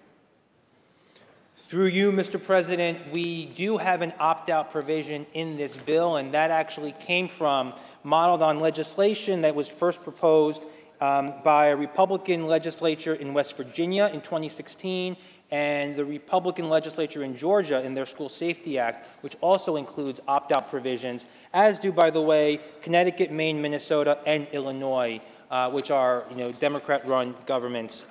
So this is actually a bipartisan consensus on giving parents and empowering parents with the option to choose what is best for their children. Now, some children might not be able to withstand the trauma of going through a lockdown drill. Some children might come from, in fact, we have a testimonial here of a student who came from an abusive household and when experienced a lockdown drill and had to hunker down, had PTSD to when she was hunkering down and taking blows from her abusive father. And so moved 2,000 miles away and then experienced a lockdown drill, automatically went back to that moment where she was getting beat by her father. And the mother said, I don't want my daughter to have to experience that ever again. I want the right to have my daughter not have to experience that. So this is actually in response to parents who are very concerned about the trauma that their children are being exposed to. And this just gives parents the option and empowers them to make the best decision for them, their families, and their children. Sponsor yield to another question. Will the sponsor continue to yield? Yes, Mr. President. Sponsor yields. I am all for parental rights, but let me ask, what happens if every parent opts out? Will there be no training? Through you, Mr. President, we don't anticipate that to be the case because, again, we've also heard from parents that do want to see, that do believe that this is an important thing to teach children, but they want to see it done smartly and rightly. So they want to see lockdown drills done in a way that actually helps teach their kids how to be safe, not to scare them into thinking that they might die in a classroom. And so you ask 100 parents, you'll get different responses to this, which is why we crafted the bill in the way that we did. Reduce the mandate, but set a minimum standard, have uniform guidelines and trainings, include parental notice to empower parents to, with that information to make the best decision for their kids. Some parents want to have their kids learn, and they want to have them learn with the right types of standards. Other parents, because of the example I gave and many others, don't want their kids to go through that. Maybe they want their kids to learn what to do in a lockdown, but not to have to simulate someone banging on their kid's door in a classroom, which can create an additional level of trauma. So this really is responsive to, I think, the concerns of many parents of all different backgrounds and all different concerns, and again, helps do this in a way that is smart and safe. Thank you, Senator Gennardis. On the bill, Mr. President. Senator Rhodes, on the bill. Thank you, Senator. Thank you, Mr. President. The answer to Senator Gennardis' question, in my opinion, kids learn through practice, right? How does a 5-year-old learn when there are different scenarios what to do? How does an 8-year-old learn in different scenarios what to do? By actually going through the motions and actually practicing. And I am all for addressing mental health issues that may be caused by an incredibly traumatic experience just going through the training. I completely understand that. This is a scenario that we all hope never happens, but unfortunately we all know all too well that sometimes does. But by reducing the number of trainings by 75%, by taking the training down to 1, we are doing our kids a great disservice because we're denying them the opportunity to be able to practice. I know for folks that are my parents' age, they went through air raid drills in school. I know for myself, and even some of the younger members that we have here may have, during the Cold War, may have gone through fallout drills, right? If there were a nuclear attack, we were supposed to hide under our desks. That was the guidance that we received at the time. I don't doubt that we can come out with better guidance on how these drills should be conducted, but I truly believe that the number of drills needs to stay where it is because we need to reinforce the message that we're sending to those kids on how to react in that emergency situation, just like firefighters do, right? Just like our first responders do, so that in that moment, when they're panic-stricken, that moment that hopefully will never happen, in that moment, they simply fall back on their training and know how to react. That's how I think we have the better opportunity to save lives. There are some great parts of this bill.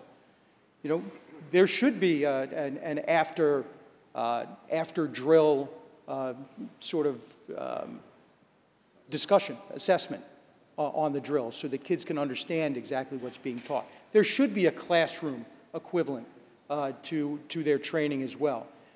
Perhaps there can be some advance notice, certainly to parents. There can be advance notice of the fact that a drill may be taking place so that they can have a discussion at home, and perhaps even giving some information to parents about the drill so that that discussion can be based upon and reinforce the instructions that are given to the kids during the drill that's in school.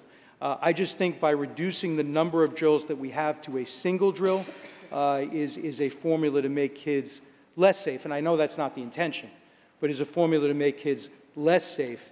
And I'd be more inclined to vote for the bill if we did not change the number and just change the standards of the training. So unfortunately, I'll be voting no on this bill. Thank you, Mr. President. Senator Martins, why do you rise? Mr. President, I was wondering if the sponsor would yield for a couple of questions. Will the sponsor yield? Yes, Mr. President. Sponsor Thank yields. you.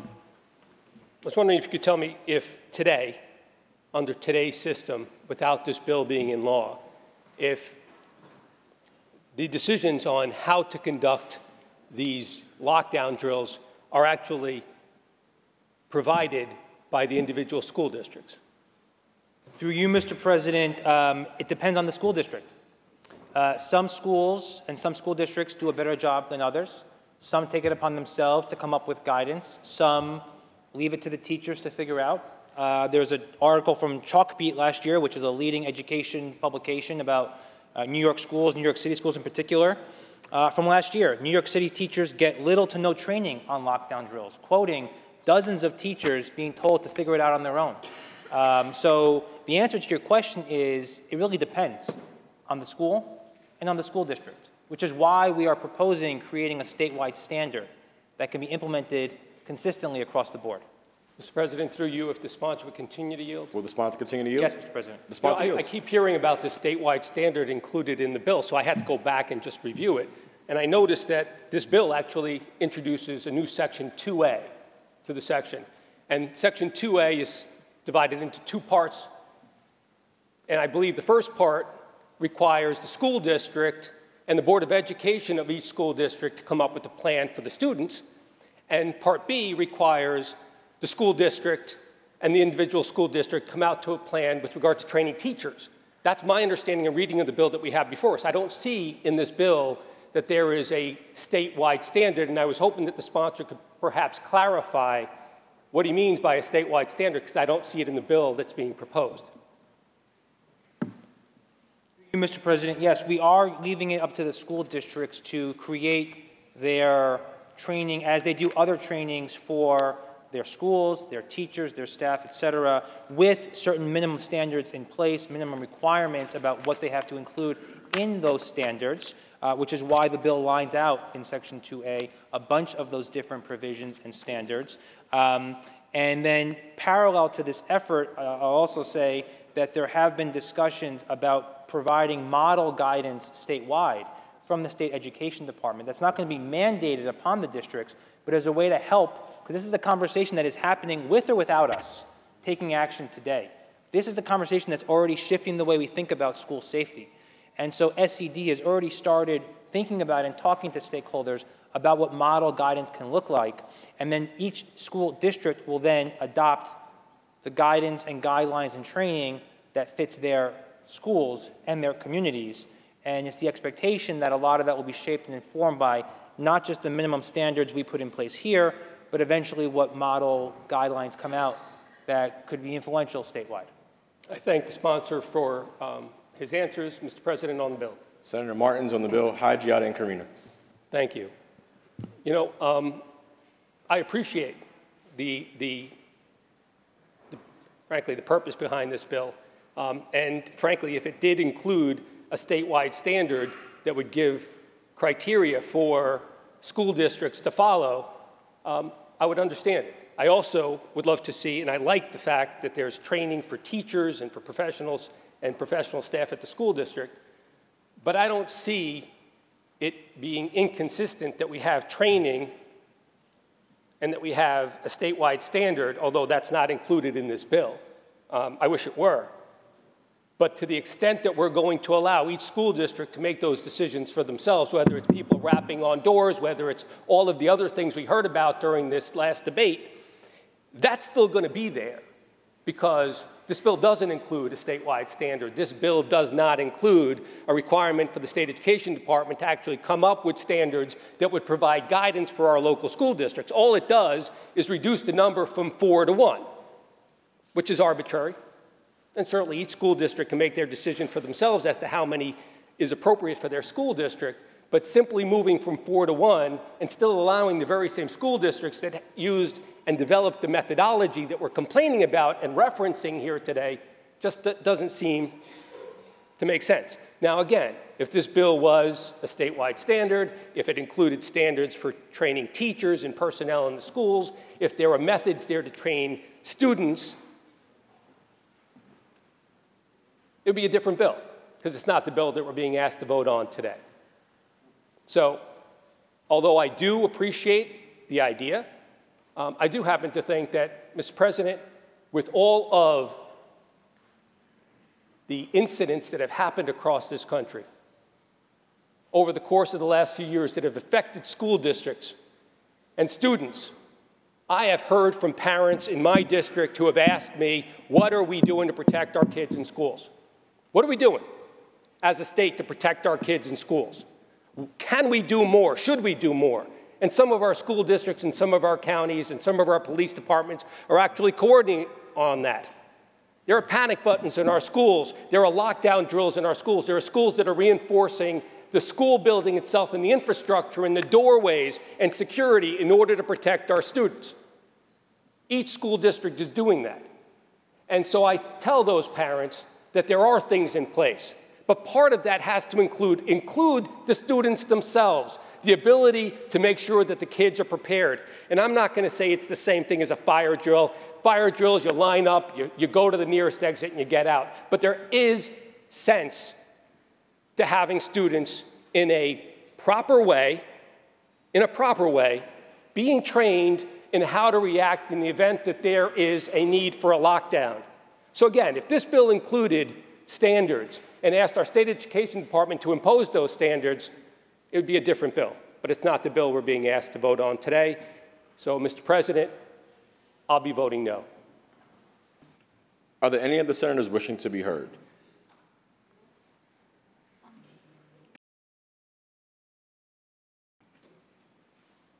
Senator Gennardis on the bill. Thank you, Mr. President. And I thank my colleagues for the debate. I'm going to take a few more minutes than the 2 allotted to me for my vote, because I want to respond to some of what we heard here and really explain the intent here. First, we do have standards. We do put no trauma-informed standard that anyone would devise would allow for or include some of the things that our students and our young people are currently experiencing in their lockdown drills right now. None whatsoever. They would not stimulate with live guns and with sound grenades and sound noises and banging on doors. That is not a trauma-informed standard. So we actually do put the minimum standards in this bill. And you know what? We are trying to do a lot. Everyone here wants to try to keep kids safe in a school building. We heard a lot of examples about what schools are doing. They're doing drills. They're having panic buttons. They're training teachers. They're having conversations. I didn't hear one thing about the thing that is killing our kids in our classrooms, and that's the guns. I didn't hear one thing on the other side about what is causing this carnage. In only the United States of America, it's the guns. I didn't hear a word from the other side about how we're going to get guns out of the hands of people who are slaughtering kids. And we're going to sit here and say that instead of tackling that problem, we are instead going to normalize the reality that our kids have to sit here and practice dying time and time again. What are we doing? What are we doing? How many times do you want to have to think about your own children simulating their own death in a classroom? How many minutes is okay for you? I have 2 children, as you all know. They're not school age yet. I cannot fathom for a minute letting them think about the possibility that they can go to a safe place like a classroom where they should be learning about reading, writing, and arithmetic, and instead learn to duck and cover. That's not the future I want for my children, and I don't think it's the future that any of us want for our children. But instead of actually proposing solutions or ideas or getting behind the answers that we know will help us solve this, instead we say, lock down the schools, lock down the classrooms, arm the teachers, arm the guards, put panic buttons everywhere. Everything but the thing that's going to solve this problem and keep kids safe. So it's a little disingenuous to say we all want to keep kids safe, but we're not going to do the one thing we know that can actually solve this problem once and for all. As we were researching this bill and talking to parents and talking to advocates, there's a whole industry out there about what kids can experience in these lockdown drills. There are books. I referenced a Winnie the Pooh themed book about lockdown drills. There's a book called Lockdown Drills at Superhero School. That's a way to help kids think that it's fun and safe, and this is just a fun little activity. There are coloring books and workbooks. What are we doing to these kids? They teach this in some schools. There's actually a nursery rhyme song. I can never think of Twinkle, Twinkle, Little Star again when I sing it to my 2-year-old or my month-old baby now. When I think about the words, lock down, lock the door, shut the lights off, say no more. Go behind the desk and hide, wait until it's safe inside. Lock down, it's all done, now it's time to have some fun. Some fun. Now it's time to have some fun. Faking your death is over, now we can go back to playing blocks and playing with dolls and learning about ABCs. That's not the future that I want for my children. I don't think it's the future that any of my colleagues want for their children. We know there is a better, smarter way to do this. We know that there is zero data to show that 4 drills or 5 drills or 10 drills or 30 drills will actually keep kids safe, which is why we're not getting rid of the drills. We're only saying make them better. Do at least one and make it be the best drill you can make it. Don't have kids go through this trauma over and over and over again. Don't saddle them with years of psychological trauma because we think it's going to make us feel better, because we can't do the thing that's required of us, which is actually get guns out of the hands of people who are killing our kids. And by the way, there hasn't been a school shooting in New York in almost 20 years. And that's because in New York, we've taken action to keep guns out of the hands of people who are going to do harm in our school buildings. We've banned people from owning assault weapons that are going to try to harm kids. We've done all the things we need to do, and we just need Congress to get its act together and do the right thing and get guns out of the hands of people who are doing harm to our kids. Thank you, Mr. President. Thank you, Senator Gennardis. Senator Lanza, on the bill, or are you going to ask the sponsor to yield?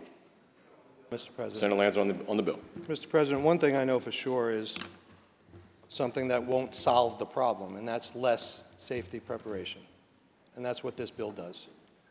I'm not going to stand here and listen to whether or not, and when I worry about my children as a father. As a father, I'm worried every time one of my children gets behind the wheel of a car. I'm worried if one of my children want to get on a subway platform in New York City. I'm worried when they go about the community. Yes, that's true. A subway platform is a very dangerous place right now, as proven by the statistics, for any person, anywhere, period. I'm worried all the time about my children. And yes, I'm worried about them when they are in school. You know, I want to say, Senator Gennardis made a lot of, and I think elucidated the fact that there are many meritorious aspects to this legislation. And it's clear that he's really thought this through. And I commend him for that. But if you want to talk about crime, and you want to use that as the reason why we should vote for this, well, that's just absurd, and it's ridiculous. Crime is off the charts here in New York State. And a lot of us, including myself, would say it's because of bad policies and lack of leadership. And this climate that's been created here in New York that perhaps it's not such a bad thing to commit a crime because you might pretty easily get away with it. There are a lot of meritorious aspects to this legislation, Senator Gennardis. I agree with you. But for me, there are 2 simple reasons that prevent me from voting in favor of it. Number 2, yes, by your own admission, there's a danger out there. It needs to be addressed. We must solve it. We must work together and we figure it out. But it exists right now. And therefore, for me, fewer safety drills is not a good idea. Second, the ability to just without reason opt out means that anyone cannot opt out. And if everyone opts out, we'll have 0 safety drills in our school. Those 2 reasons prevent me from voting for this bill. And as to the trauma, I agree with you. There's a lot of stress and trauma associated with living. But I'll tell you what I believe would allow for greater trauma. And it's the trauma and the stress that I'm afraid of. The trauma we ought to be afraid of is perhaps when there are catastrophic consequences because our kids aren't prepared. And that's what I'm afraid of. And I vote no, Mr. President.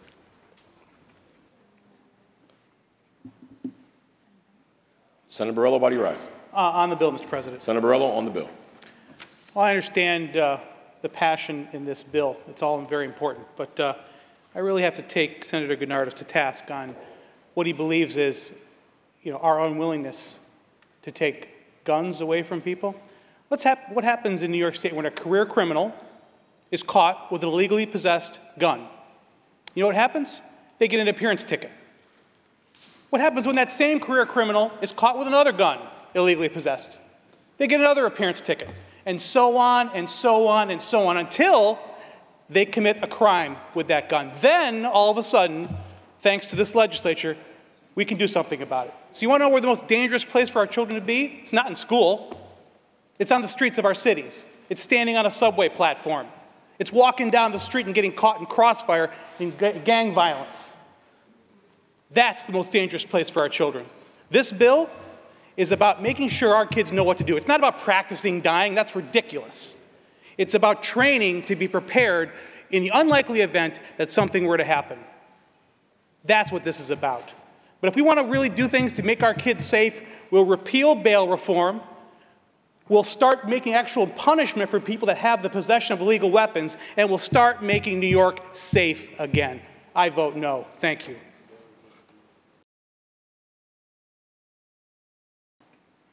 Senator Kennedy Fitzpatrick, why do you rise? I'd just like to address some of the comments, speak on the bill. You're going to speak on the bill, or you want to explain your vote after? I'll explain my vote after. Thank you. Senator Kennedy Fitzpatrick will explain her vote. Are there any other senators wishing to be heard? Senator Tedisco? On the bill? On the bill, yeah. Senator Tedisco on the bill. I thank the sponsor for the piece of legislation. I think he really believes that may be the answer to some of the safety factors that relate to our schools. And all of us, I believe, to one extent or another, are concerned, are serious about the safety of our children in our schools. And I think we're concerned about the safety of ourselves here and all the people that come to visit us here at the Capitol. The last 2 days, I had 2 fourth-grade classes yesterday and 2 fourth-grade classes today come and visit me at the Capitol.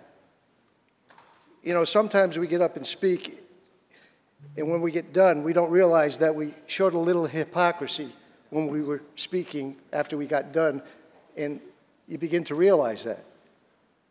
All of those students here, with the security system we use to protect ourselves here, went through metal detectors to get in here.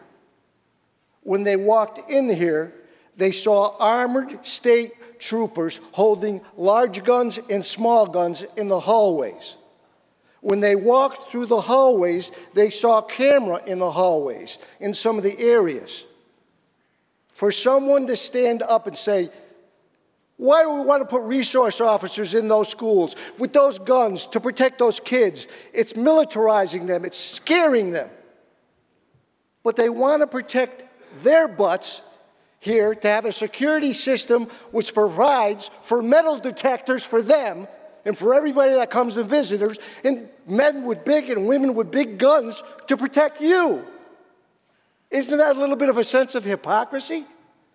Now, if it militarizes schools, it militarizes the seat of government, our representative democracy. Why aren't any of you standing up and say, get those men and women, our law enforcement with the big guns and the metal detectors and all the cameras around the school? Why don't you get rid of those? Because they're scaring the 4th graders and 5th graders that come in. And maybe, I guess, they're scaring you. So I find a bit of hypocrisy of suggesting we don't need those resource officers, we don't need all this preparation, we don't need all this training, we don't need metal detectors. We'll do fine without that. Why can't we do fine without that? We're adults. We're not children. But a lot of children do visit the Capitol, and I just told you about that. So I need an explanation why we want to be guardians of ourselves with all this type of rigmarole that relates to our safety, but why we can't provide the same safety features for our school children. I have a bill that's called Guardian for Schools. You know what it does?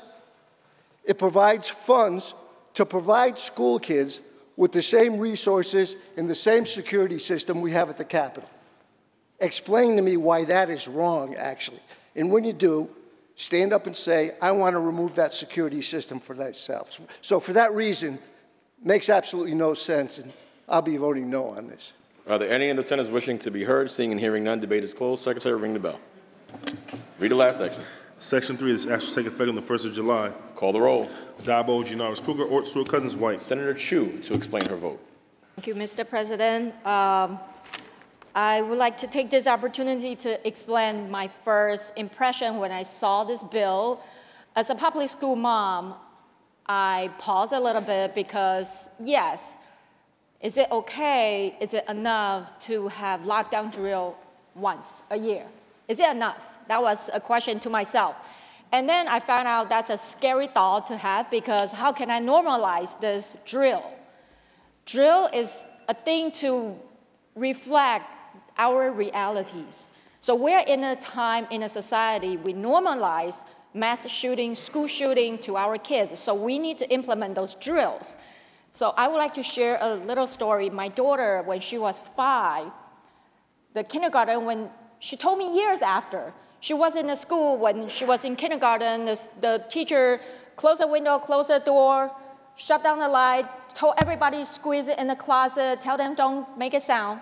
That's exactly what happened. Someone tried to open the door, someone tried to knock the door. She doesn't know what's going on. And she told that to me probably years after. She doesn't remember it until the drill come back again. She remember it, what happened that day. I wish when she was 5 in kindergarten, I had the notice as a parent. I could have explained to her, oh, honey, what's this? We try to be a parent to give her guidance so that they're not going to traumatize them. Remember, what traumatizes our kids, our family, is not the drill. It's the reality we're facing it about mass shooting, about school shootings. That traumatizes us, so we're reacting to it. So, and I'm very happy to hear from my colleague, Senator Granados, today to explain how we can actually put a standard to this one. Not just a guidance, not just a notice, and also to an age-appropriate explanation. That is so necessary for our students. And it's at least once, not just once. So I'm very happy to vote yes. Thank you, Mr. President. Senator Chu to be recorded in the affirmative. Senator Mannion to explain his vote. Thank you, Mr. President. Spent 28 years in a classroom. It's about 5,000 school days, participated in hundreds of drills. Started my career prior to Columbine when all we did was fire drills. That changed. Now we have lockdown drills, stay-in-place drills, drills where we take students out of the facility, put them on a bus, and take them to a safe site. I participated in active shooter drills. I was a member of my district's safety committee and a county-wide school safety task force and committee that was made up of superintendents, law enforcement, district attorneys, school shooting experts. I taught AP biology, as I said earlier today.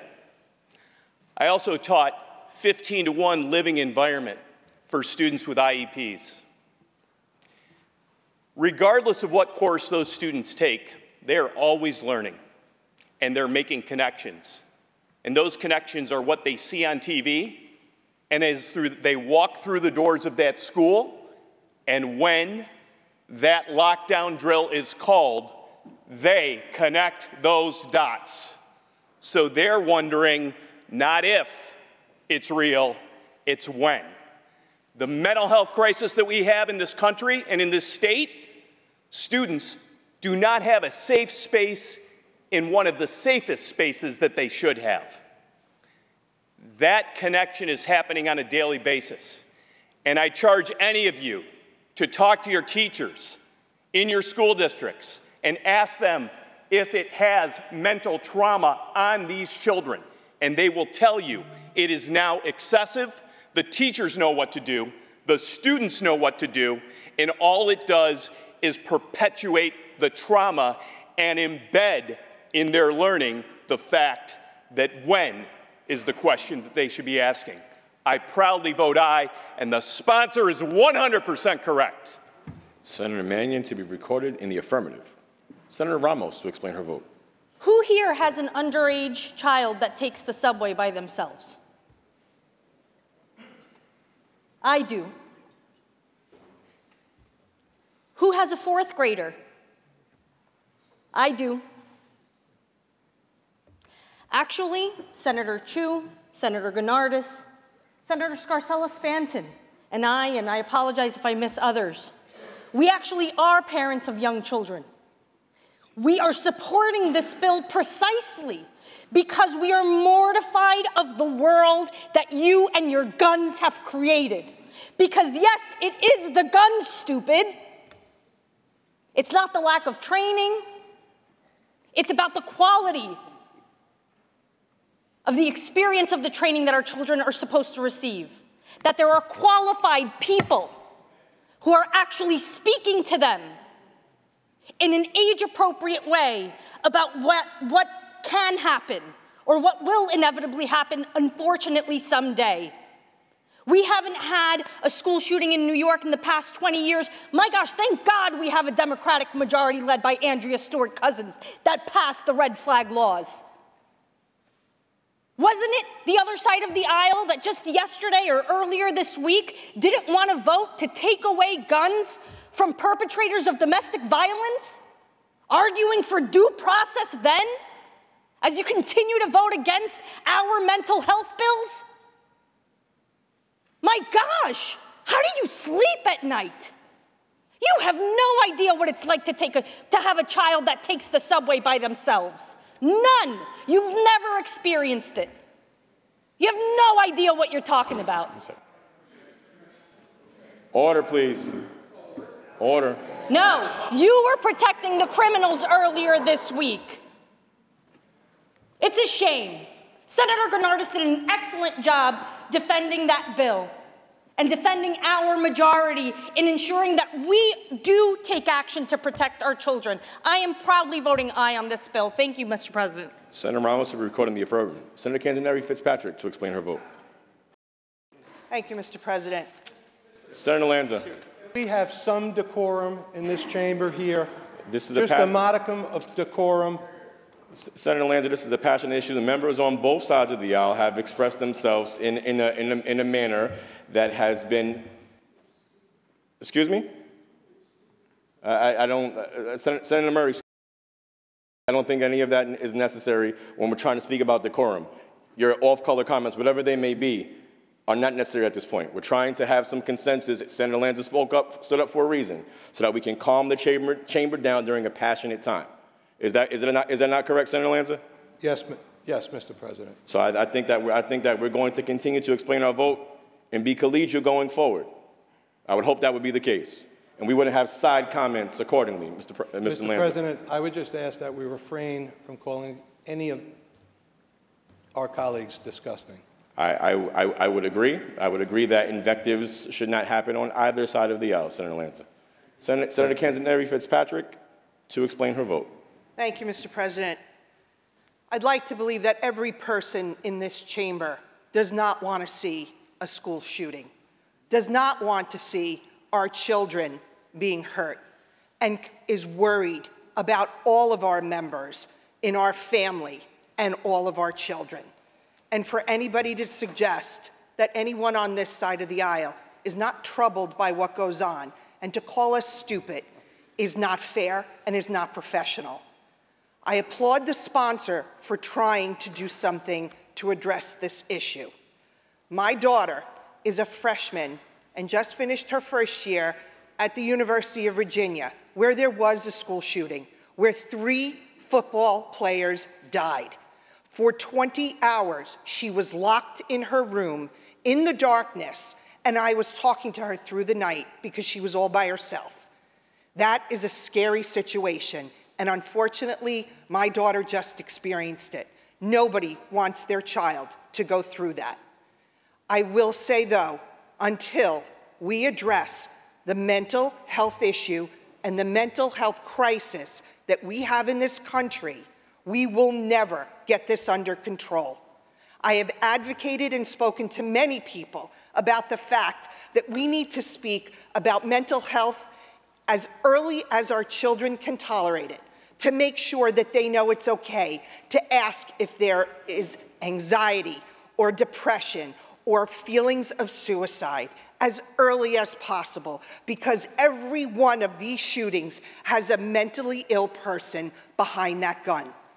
If we cure the mental health issue, we will certainly get that under control. That is what we should all focus on in this chamber. And that is one of the main things that caused me to be in this chamber, that I advocate very strongly for.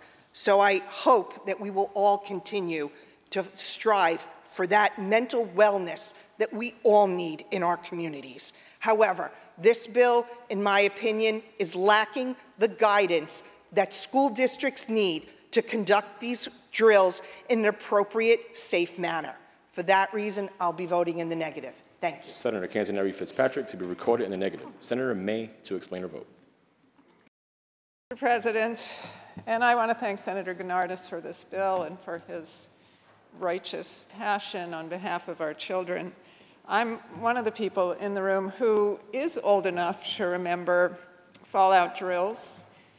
And even at the age of 6, it was pretty clear to me that if it came down to a confrontation between my Formica desk and an atomic bomb, there wasn't much question who was going to win. And I still feel the trauma of that. 60 years later, I still feel the trauma of that. And they didn't try to do sound effects or make it realistic. They just, had a siren.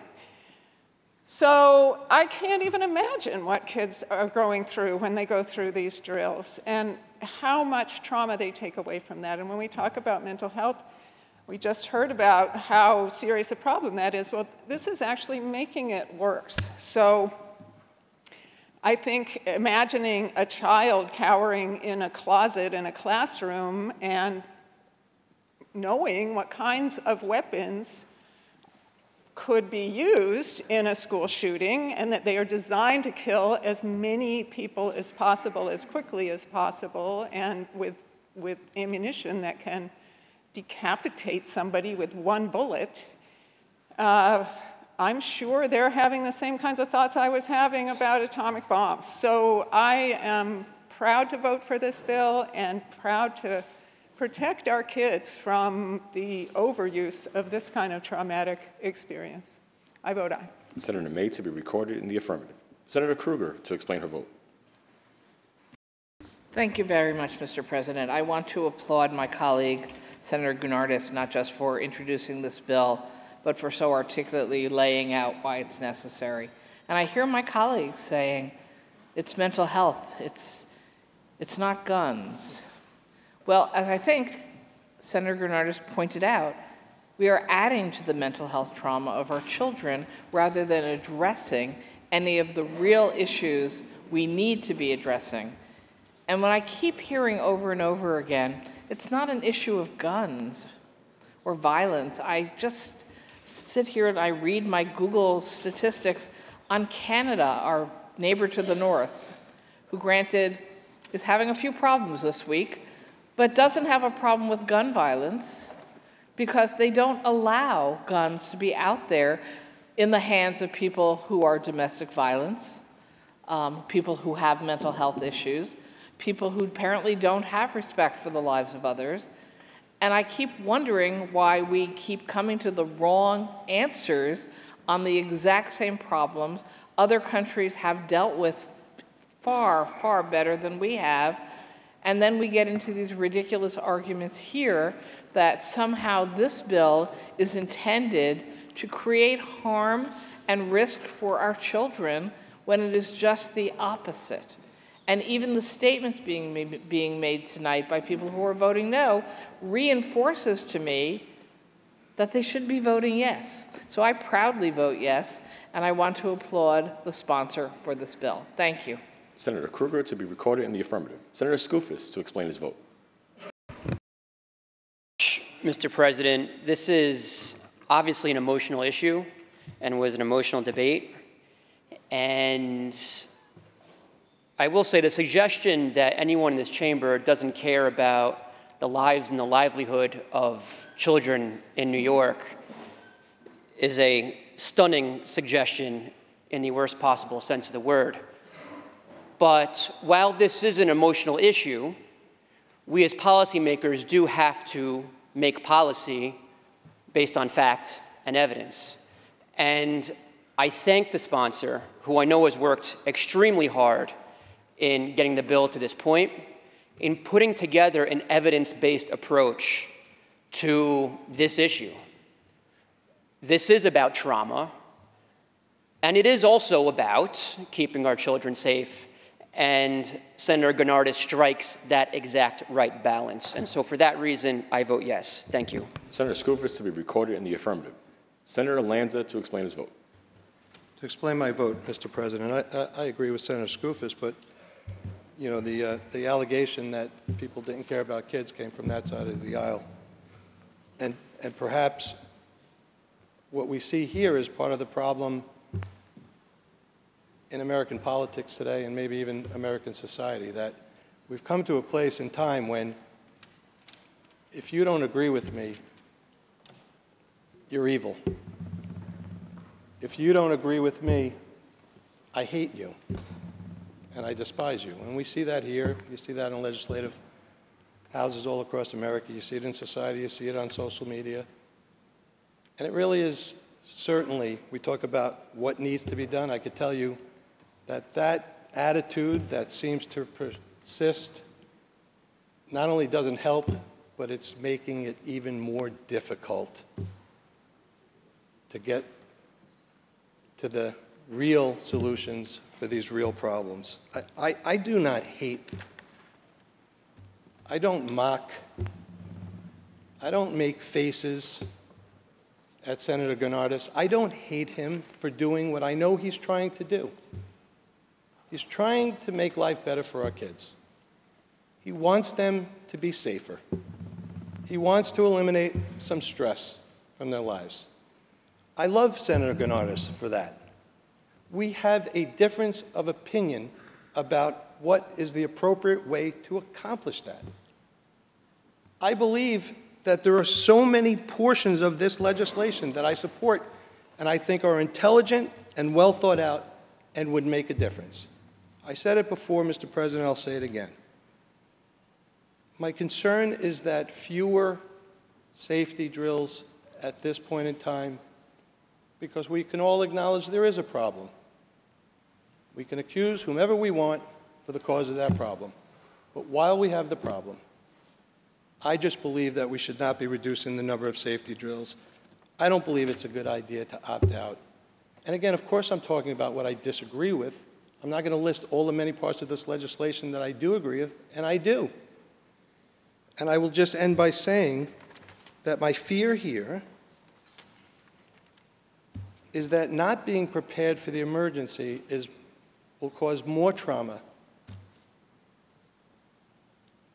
when that emergency occurs than preparing for it. And that is the essence, I believe, of my opposition. Yes, this causes undue, perhaps even, trauma. But I think the greatest trauma and stress would occur if our children were not adequately prepared when that emergency occurs. So again, I'm voting no, and at the same time, I'm thanking Senator Gennardis for trying to attack this problem. Mr. President, I vote no. Senator Lanza to be recorded in the negative. Senator Murray to explain his vote. Thank you, Mr. President. Earlier today, we had a debate, and there was a senator that said that we need to have more compromise and work together. And I couldn't agree more. I have nothing but the utmost respect for Senator Gennardis and what he's doing and trying to accomplish with this.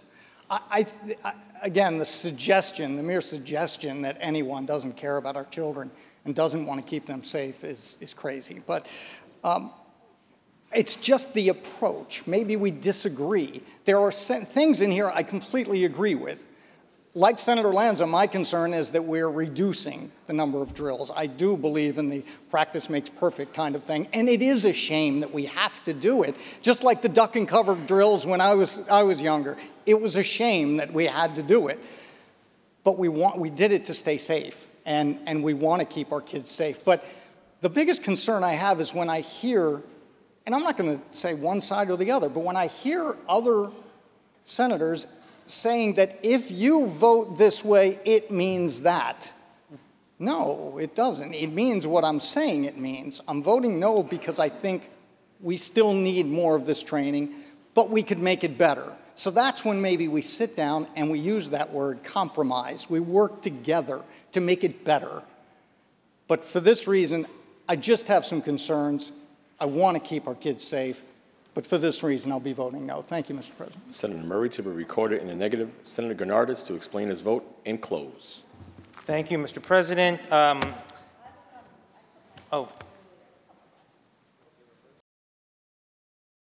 Senator Helming to explain her vote. Thank you, Senator Gurnardis. So, Mr. President, I rise to explain my vote. I'm a grandmother, and this past fall, I had the opportunity to take my granddaughter to the first day of preschool, 4 years old. And I have to say that experience was so much different than when I took my own kids to kindergarten 20-plus years ago. It wasn't like 20 years ago when I walked around, I was checking out the classroom, the cute decorations, getting to know the teacher, et cetera. This time, when I took my granddaughter, I was looking for safety and security things, where there are multiple exits, with somebody monitoring those entrances and exits, et cetera. The experience was just so different, and it made me so sad, and more importantly, so scared for her safety and the safety of all those kids. So I take exception when somebody in this chamber suggests that I don't care about the safety and security of children. I take that to heart because there is nothing further from the truth. There is nothing harder I work for every single day of the year. Preventing shootings, protecting our children, it's something that this side of the aisle values just as much as the other side of the aisle. We all want to protect our kids. I heard the comment that the problem is violence. I agree with that. And it's violent people. It's horrendous, disgusting, despicable people who hurt our innocent children and other innocent victims. And the problem is that they are not held accountable. They're not held accountable. This side of the aisle has put forward dozens and dozens and dozens of bills, whether it's on mental health issues, whether it's on hardening our schools, whether it's funding for resource officers, whether it is on increasing penalties for the disgusting people who commit these crimes. They're ignored. They're not brought to this floor. I just wanted to comment, too, that there was a comment made that we voted against a bill that would protect victims of domestic violence. Wrong. I voted against that bill because it took away the ability of a victim of domestic violence to protect herself or himself. Senator Helming, you're approaching 2 minutes. Senator Helming, you're approaching 2 minutes and 40 seconds. How do you vote? I am explaining my vote right now. Senator Helming, we have given you a courtesy. You have approached 2 minutes and 40 seconds, and I would ask you to kindly. Quit interrupting me, and I will explain my vote. Could you kindly wind down and explain your vote? So this may shock you, but the way I read this bill is that it continues Senator Helming, to allow schools to make their own decision on how many drills they want to how do you vote? And it allows parents to make decisions. Senator Helming, how do you vote? You're approaching 3 minutes. How do you vote? Yes. You vote in the affirmative. Senator Helming to be recorded in the affirmative. Senator Tedisco to explain his vote. Mr. President, my colleagues, one of my first leadership roles in the New York State Legislature was chairman of a task force on child abduction and missing children. I traveled across the state. I had a whole series of hearings. I even interviewed abductors, stranger abduction, runaways. And make no mistake, when a child runs away, they are abducted. They're abducted by the community they have to be a part of. They're involved in prostitution, use and sale of drugs. An adult takes control of their life and they forces them to commit crimes. So it's a serious problem. When I got done, I got some pieces of legislation passed. You might know that now in an elementary school, there's a list that the parents can put there, so someone who is not on that list cannot come with a family abduction, non-custodial abduction. I got that bill passed when Stanley Fink was the speaker many years ago in the New York State Assembly. But the one thing I realized was this: you had to give kids information. So I started talking to PTA groups, I started talking to parents groups, I talked to children groups. One thing I learned: you had to get as much information you could about a child that was missing as quickly as you could, because you could be in another country in an hour or two. But I also understood you did not have to scare the children to give that information. Some of the things I taught them: you should always be 2 arms length away from an adult that is a stranger. If someone walks up to you and tries to put their hands on you, yell, "This is not my mommy, this is not my daddy." Somebody says, "I got a puppy, come in here in my car, in my wood," don't go with them in the car. So there's a whole series of things.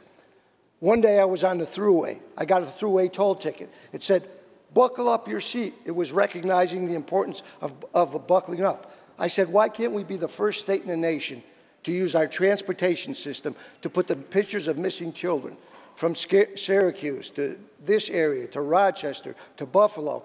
People travel the thruway. Senator Tedesco, how do you vote? Let me just say Your one last thing. time is up, Senator Tedesco. I got the governor, Senator then, Mario Tedesco, how do you Cuomo, vote? to come on the thruway and actually do that process. We Senator found the first Tedesco, how do you child vote? on it. So there's a way to do this without Senator scaring the kids. Tedesco, how do you vote? I'm voting no, madam. Senator Tedesco, to be recorded in negative. If I may, I know tempers have got hot here the last several minutes. The path back to decorum is to observe the rules of the chamber. So please, we're trying to enforce the 2-minute vote explanation rule, 5 minutes for the sponsor, and let's do that and try and get through the next bill, please. Thank you. Senator Bailey to explain his vote. Being mindful of time, I guess Serrano's not here to do it, so it had to be Senator Gianaris. I know for a fact Andrew Lanza loves his kids.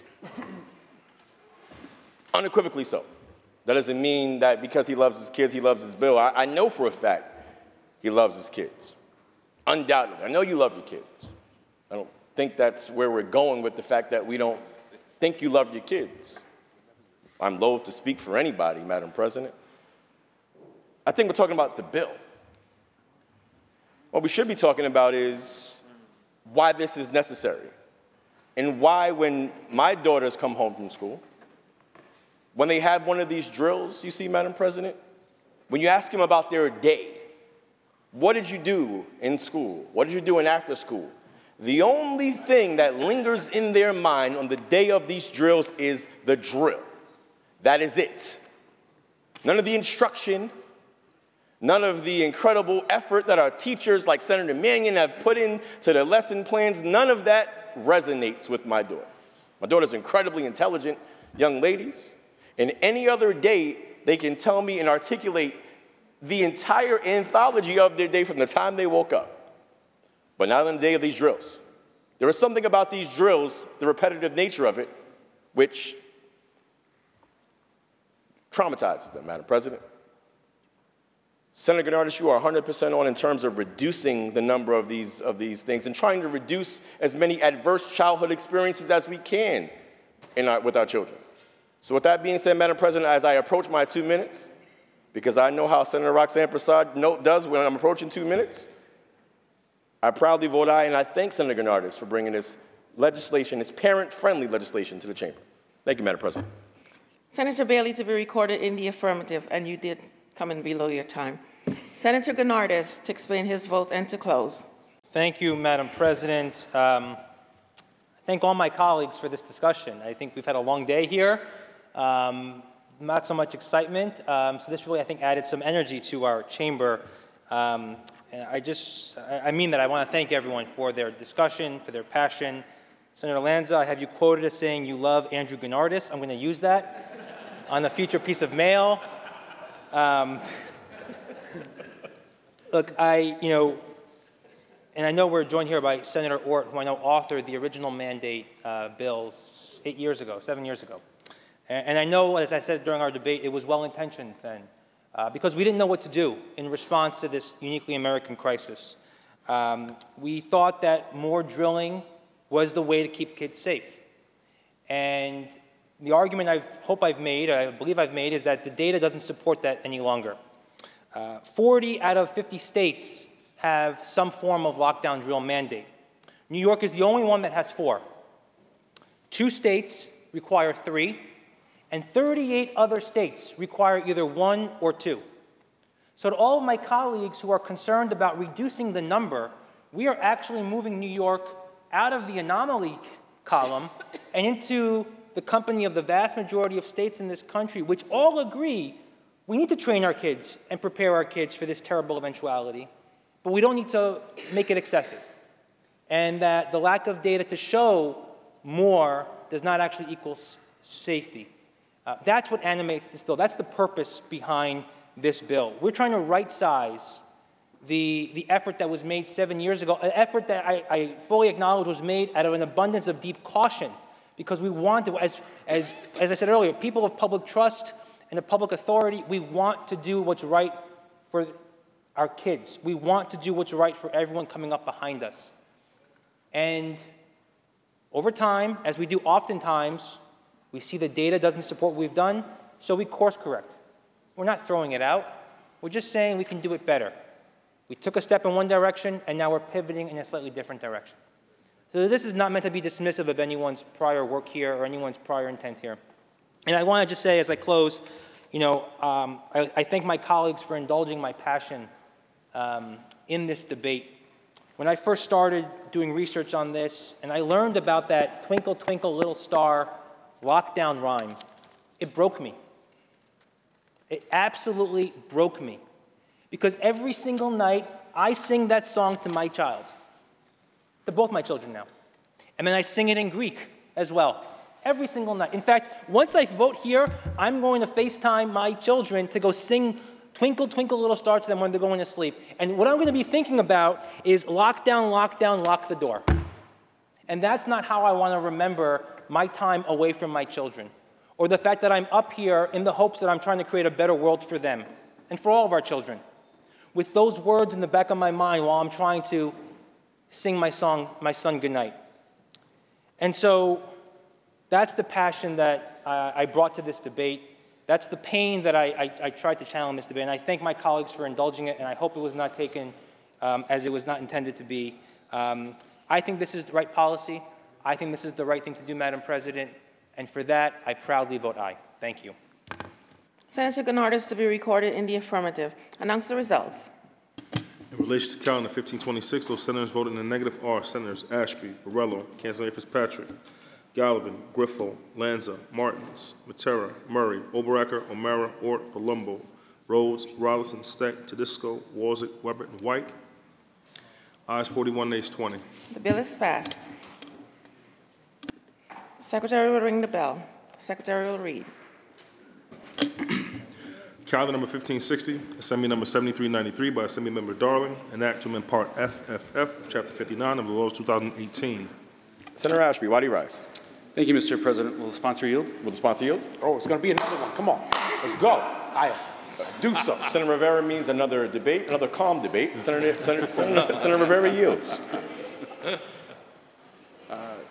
Through you, Mr. President, the circumstances that led to the initial authorization that allowed DOH to sweep excess reserve funds through Medicaid, that occurred in 2018 with the sale of Fidelis Care. Is that correct? President, yes. Why is it necessary that we extend this? Through you, Mr. President. Will the sponsor why yield? Why is this necessary that we extend this? Will the sponsor yield? Yeah. The sponsor yields. Through you, Mr. President, why is this necessary that we extend this? Through you, Mr. President, it is necessary. Basically, we want to make sure that we leave this in law, Mr. President, because just to delve into it a little bit, this was a piece of legislation that was a very smart thing to do. You see, Mr. President, there was a company that if you have a company, most of the money that flows through it is actually public money. And then that company is going to be sold for a profit. Well, it just comes to, it is just logical that we as a state should say, wait a minute, if you're going to be selling it for profit, we should be able to get some of that money too. Matter of fact, Mr. President, some of this money has been used in past instances to make up some of the gaps in Medicaid funding for hospitals or for different health facilities around the state in years past. And so we want to make sure that we leave it there, so just in case we have to do this again, we have to take some of this money to reinvest it or to redeploy it, that we don't have to pass a law again. Will the sponsor continue to yield? Will the sponsor yield? Yes, I will, Mr. President. Sponsor yields. Through you, Mr. President, so do you anticipate seeing the similar case with Fidelis Care based off of that response?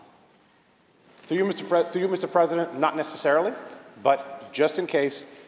One of the things, actually, through you, Mr. President, that I've been informed by some of the folks that do deep legislative work, it is that it's actually quite difficult, and this seems a little bit crazy to me, but it is a little difficult, very difficult actually, to find legislation. If we actually take a piece of legislation and we pass it here, it's signed into law, and it takes a section of law that is just stricken from the record, then it is almost impossible to actually track down that legislation again, meaning the language that was stricken from the record, that was taken out of state law, then it is that much more difficult to be able to track it down. So we don't want to do that. If there is a situation in the future, Mr. President, that requires for us to be able to sweep this money, we just want to be able to do it. So we just want to leave this alone in case we ever need it in the future.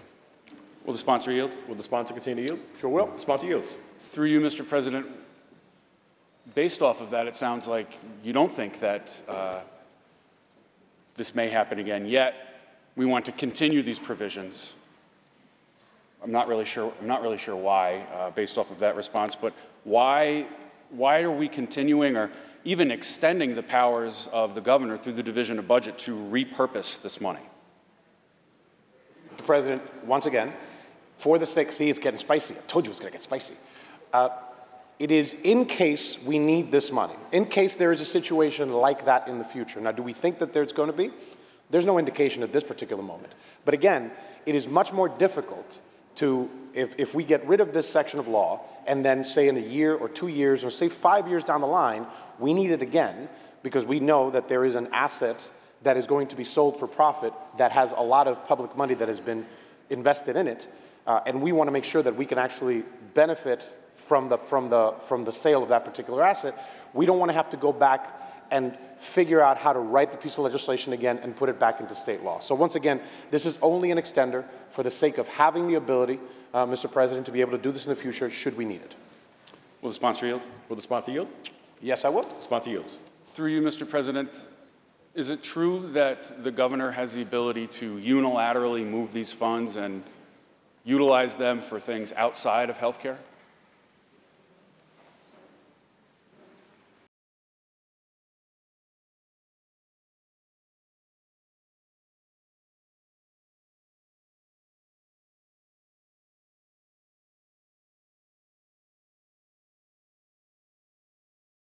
The language current that this extender would leave the language as is, and the language currently actually has specific, not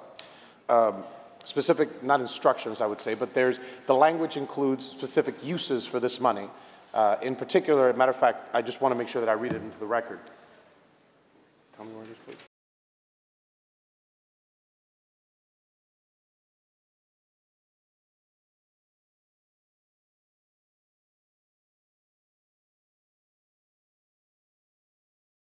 While the staff identifies the particular line in the law, bottom line is that there is a particular use that this money would have to be used for.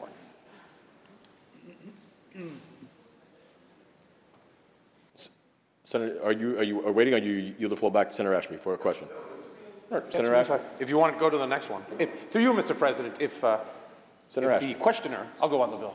I know the sponsor of this, the questioner, is that the? Senator Ashby on the bill. Mr. President, if I may. Senator Rivera on the bill, prior to Senator Ashby being on the bill.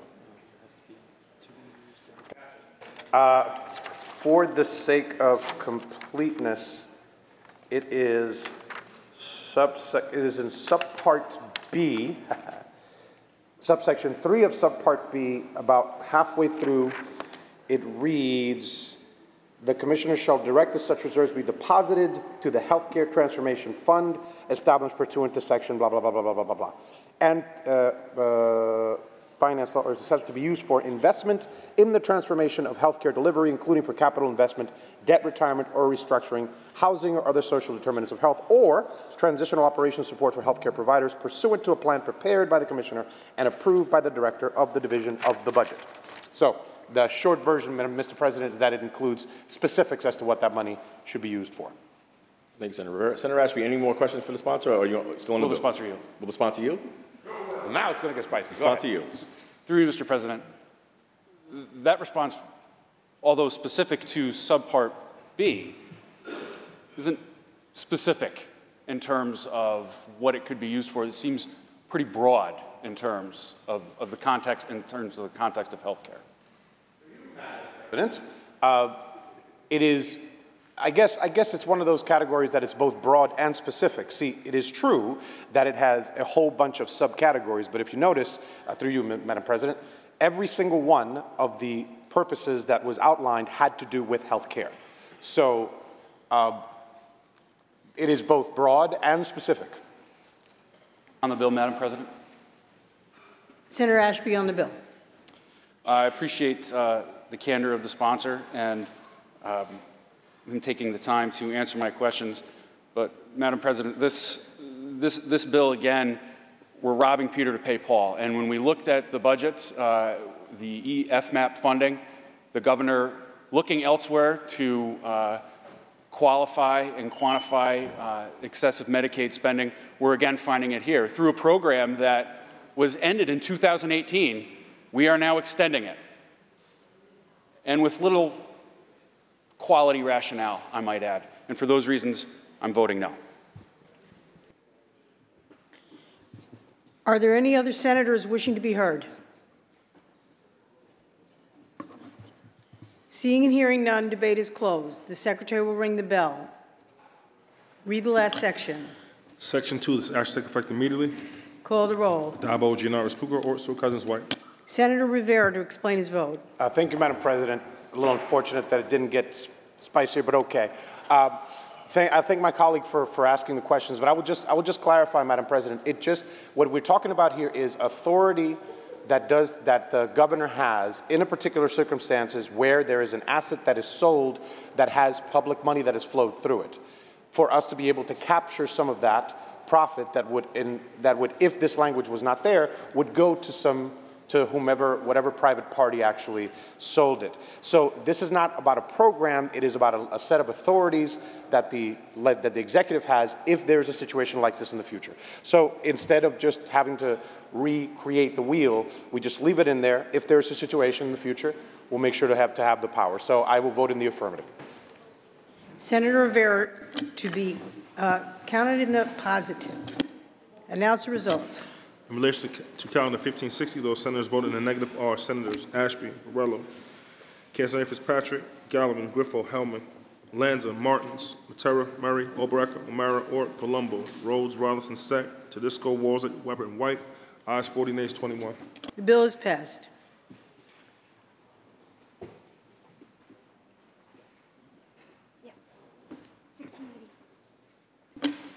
Calendar number 1680, Assembly number 5606 by Assembly Member Magnarelli, enactment of vehicle and traffic law. Senator Murray, why do you rise? President, would the sponsor yield for a few questions, please? Senator Kennedy, will you yield? I certainly will. The senator yields. Thank you. Senator, when we had the red light camera program set up, and I know this is different, but the red light camera program set up in Suffolk County, there were concerns about the violations and who was doing the billing for the violations. And so when it comes to the work zone and the fines that are imposed there, how is that done? Is that in-state or out-of-state? Well, first of all, Senator, thank you for that question. Madam President, if I could just speak to this bill in an answer to your question. The bill at hand restructures the distribution of the fines associated with violations in work construction zones. Last year, we put forward in 2021, the underlying bill that would allow for speed zone cameras in these work zones, 20 through the Department of Transportation, 10 through the Thruway Authority, in order to protect our workers that are out on the job. It's a dangerous job. I just want to make a point how dangerous it is. Today, a young man, 45 years old, out on a job in Western New York, Brett Decker, lost his life. He was from Middleport. He was a site inspector. That unfortunate tragedy happened on the 90 between Pembroke and Batavia in a work zone, not by a speeding vehicle, but by a construction vehicle on the site. It's a dangerous job. That's before you add in speeding cars, and there are many of them. In the first month of the implementation of this work zone speed camera system, there were over 3,500 speeding violations where cars through work zones, where there were active construction zones in these thoroughfares, over 3,500 violations through the Department of Transportation.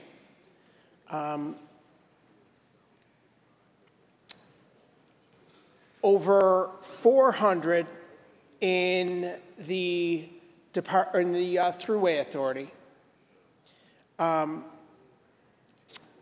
One of those cars was going 99 miles an hour. Dozens were going over 80 miles an hour. And each one of those incursions was caught, but for a grace period of 30 days, they would have gotten a violation. That violation would go to the Work Zone Safety Fund and to the general fund. It would also go to the local municipality that adjudicates that violation. There's only 2 places in the state of New York where the municipalities don't have a traffic or parking enforcement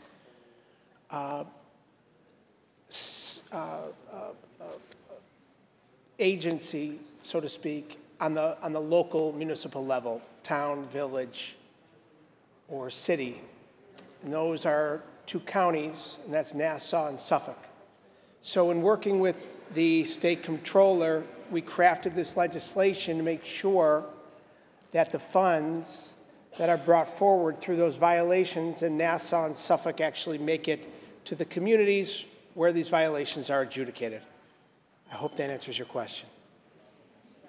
Madam President, would the sponsor continue to yield? Do you yield? Yes, the senator yields.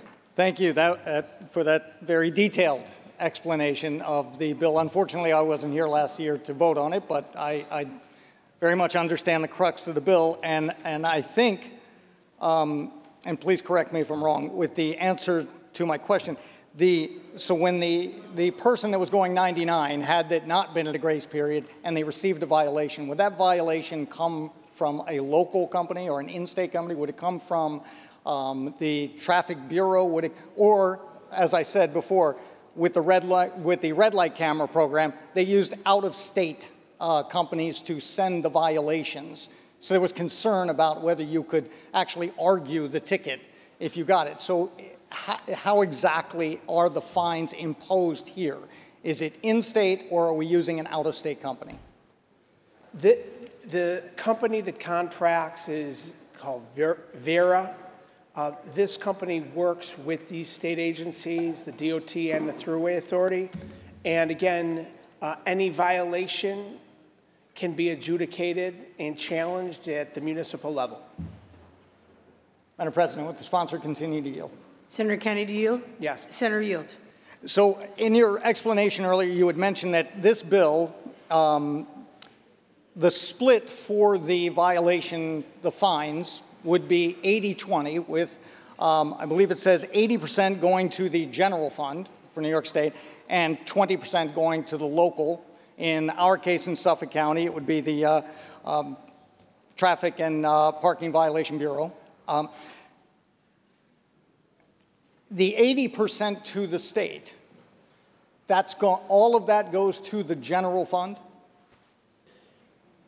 Through you, Madam President, the 80-20 split, you're correct. The 20% goes to the local municipality where the violation occurred. The 80% goes to the state. Of that 80%, 60% of that goes to workforce safety initiatives as defined within the law. The other 40%, after the payment to the contracting agency and whatever overage through that, the remaining goes to the general fund. Madam President, would the sponsor continue to yield? Senator Kennedy, yield? Yes. Senator yield. Okay, thank you. And one final question, Senator, thank you for this. Just wanted to confirm, when you, of the 80% and the 60% that you said of that goes for this, is that like a lockbox fund? Is that something that cannot be tapped into, so it specifically must be used for traffic safety measures? Through you, Madam President, that is exactly what it is. It's a specifically created fund as defined in the law that creates work zone safety projects that include design, maintenance, traffic plans and markings, worker safety training, contractor outreach, enforcement efforts, radar speed display signs at these active work zones, police presence in major active work zones, among other things. So it's a specifically designed fund where that percentage goes. Thank you, Madam President. On the bill? Senator Murray on the bill. Thank you, Senator Kennedy. I appreciate that. When the program first got up and running a short time ago, we were inundated with emails, phone calls of concerns of the questions I was asking. How are the fines being imposed? Where is the money going? Is it going towards safety? So I'm encouraged to hear that there are specific areas where this money will go, and most of it will be geared towards safety. So I appreciate your answers, and I'll be voting yes. Thank you. Are there any other senators wishing to be heard? Seeing and hearing none, debate is closed. The Secretary will ring the bell. Read the last section. Section 2, this act will take effect immediately. God bless you. Call the roll. Adabo, Giannaris Kruger, or Stewart Cousins White. Announce the result. Senator Martin to explain his vote. Madam President, I'd like to thank the sponsor for this bill. At a time when our local communities are struggling for revenue, the idea of sharing revenue with our local communities is a thoughtful one and one that I do appreciate. My father was a construction worker. My family comes from construction. I've got dear friends of mine who work in roadway construction every day and understand the perils of working in roadway construction, so I appreciate the help that these cameras will provide and do provide. But the idea of sharing the revenue with our local community is one that I can certainly appreciate and get behind, and certainly in a way that is thoughtful, given the fact that our local communities are not sharing in the expense of deploying these cameras, but are simply receiving the revenue for having hosted the construction project in those cameras. Madam President, I vote aye, and I thank the sponsor for the bill. Thank you. Senator Martin's to be recorded in the affirmative. Senator Borrello to explain his vote. Thank you, Madam President. I do also want to rise and thank the sponsor for this bill and the bill previously, which I also supported. Yeah, the bottom line, this is about the safety of our workers. I have many friends and family that work on the Thruway and in DOT. In fact, my cousin, Frank Borrello, was just recently involved in an incident with a construction issue a construction accident, unfortunately. So this is first and foremost about safety. It's about the safety of our workers, and that is our primary responsibility. And I'm happy that we're going to do this revenue share, but ultimately this is first and foremost about protecting those people that are out there every day working hard to make sure our roadways are usable and passable. So I vote aye. Thank you. Senator Burrell to record in the affirmative. Senator Kennedy to explain his vote. Yeah, thank you. Again, Madam President, I want to thank my colleagues for the questions, and I want to thank my colleagues for the support. I want to recognize our Majority Leader, Andrea Stewart-Cousins, for bringing this bill to the floor.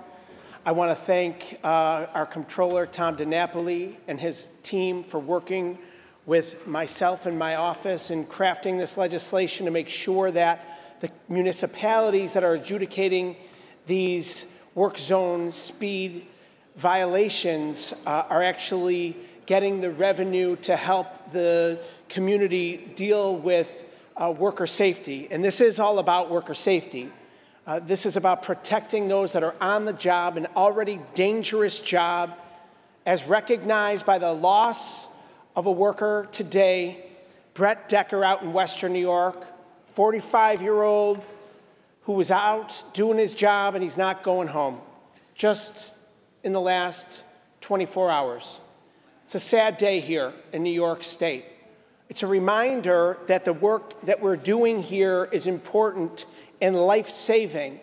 And these work zone speed cameras on the thruway and on DOT thoroughfares that have already found thousands of violations just out of the gate. And the goal being to slow and calm traffic down through work zones to keep our workers safe and to create new habits here in the state of New York. When you're coming upon a construction site, you just got to slow down. Thank you, Madam President.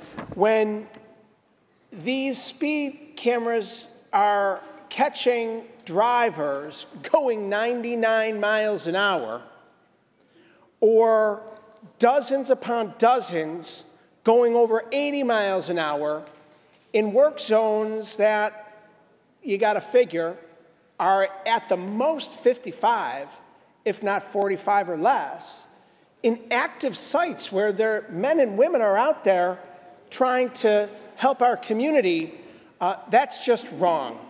It's wrong, and it needs to be dealt with. We dealt with it with the cameras. It's working. I am proud that this legislation will help the communities continue to enhance worker safety through this initiative, and I proudly vote aye. Senator Kennedy to be recorded in the affirmative. Announce the results. In relation to calendar 1680, voted in the negative. Senator White. Ayes 16 nays 1. The bill is passed. Senator Gianaris. Our colleagues across the aisle have been good enough to remove their lay-asides on calendar 1692 and 1697. Can we restore those to the non-controversial calendar and take them up, please? The bills are restored to the non-controversial calendar. The Secretary will read. Calendar number 1692, Senate Press 6649 by Senator Gianaris, and act to amend the penal law. Read the last section. Section 2, this act to take effect on the 90th day after it shall become a law. Call the roll. Dabo, Gianaris, Kruger, Ort, Stewart-Cousins, White.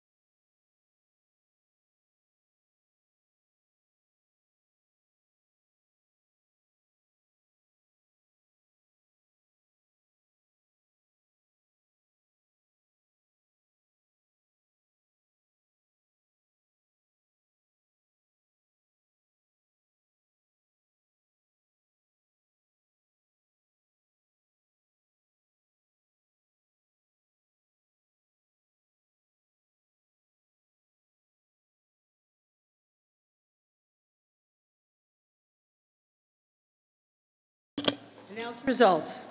In relation to calendar 1692, those senators voted in the negative are Senators Ashby, Morello, Castleberry Fitzpatrick, Gallivan, Griffo, Helming, Lanza, Martins, Terra, Murray, Oberacker, Ort, Palumbo, Rhodes, Rollis, and Steck, Tedisco, Walzek, Weber, and White. Also Senator O'Mara. Ayes 40, nays 21. The bill is passed. Calendar number 1697, Senate Print 6748 by Senator Gianaris, an act to amend the general business law. Read the last section. Section 10, this action take effect immediately. Call the roll. Addabbo, Gianaris, Kruger, Ort, Stewart, Cousins, White.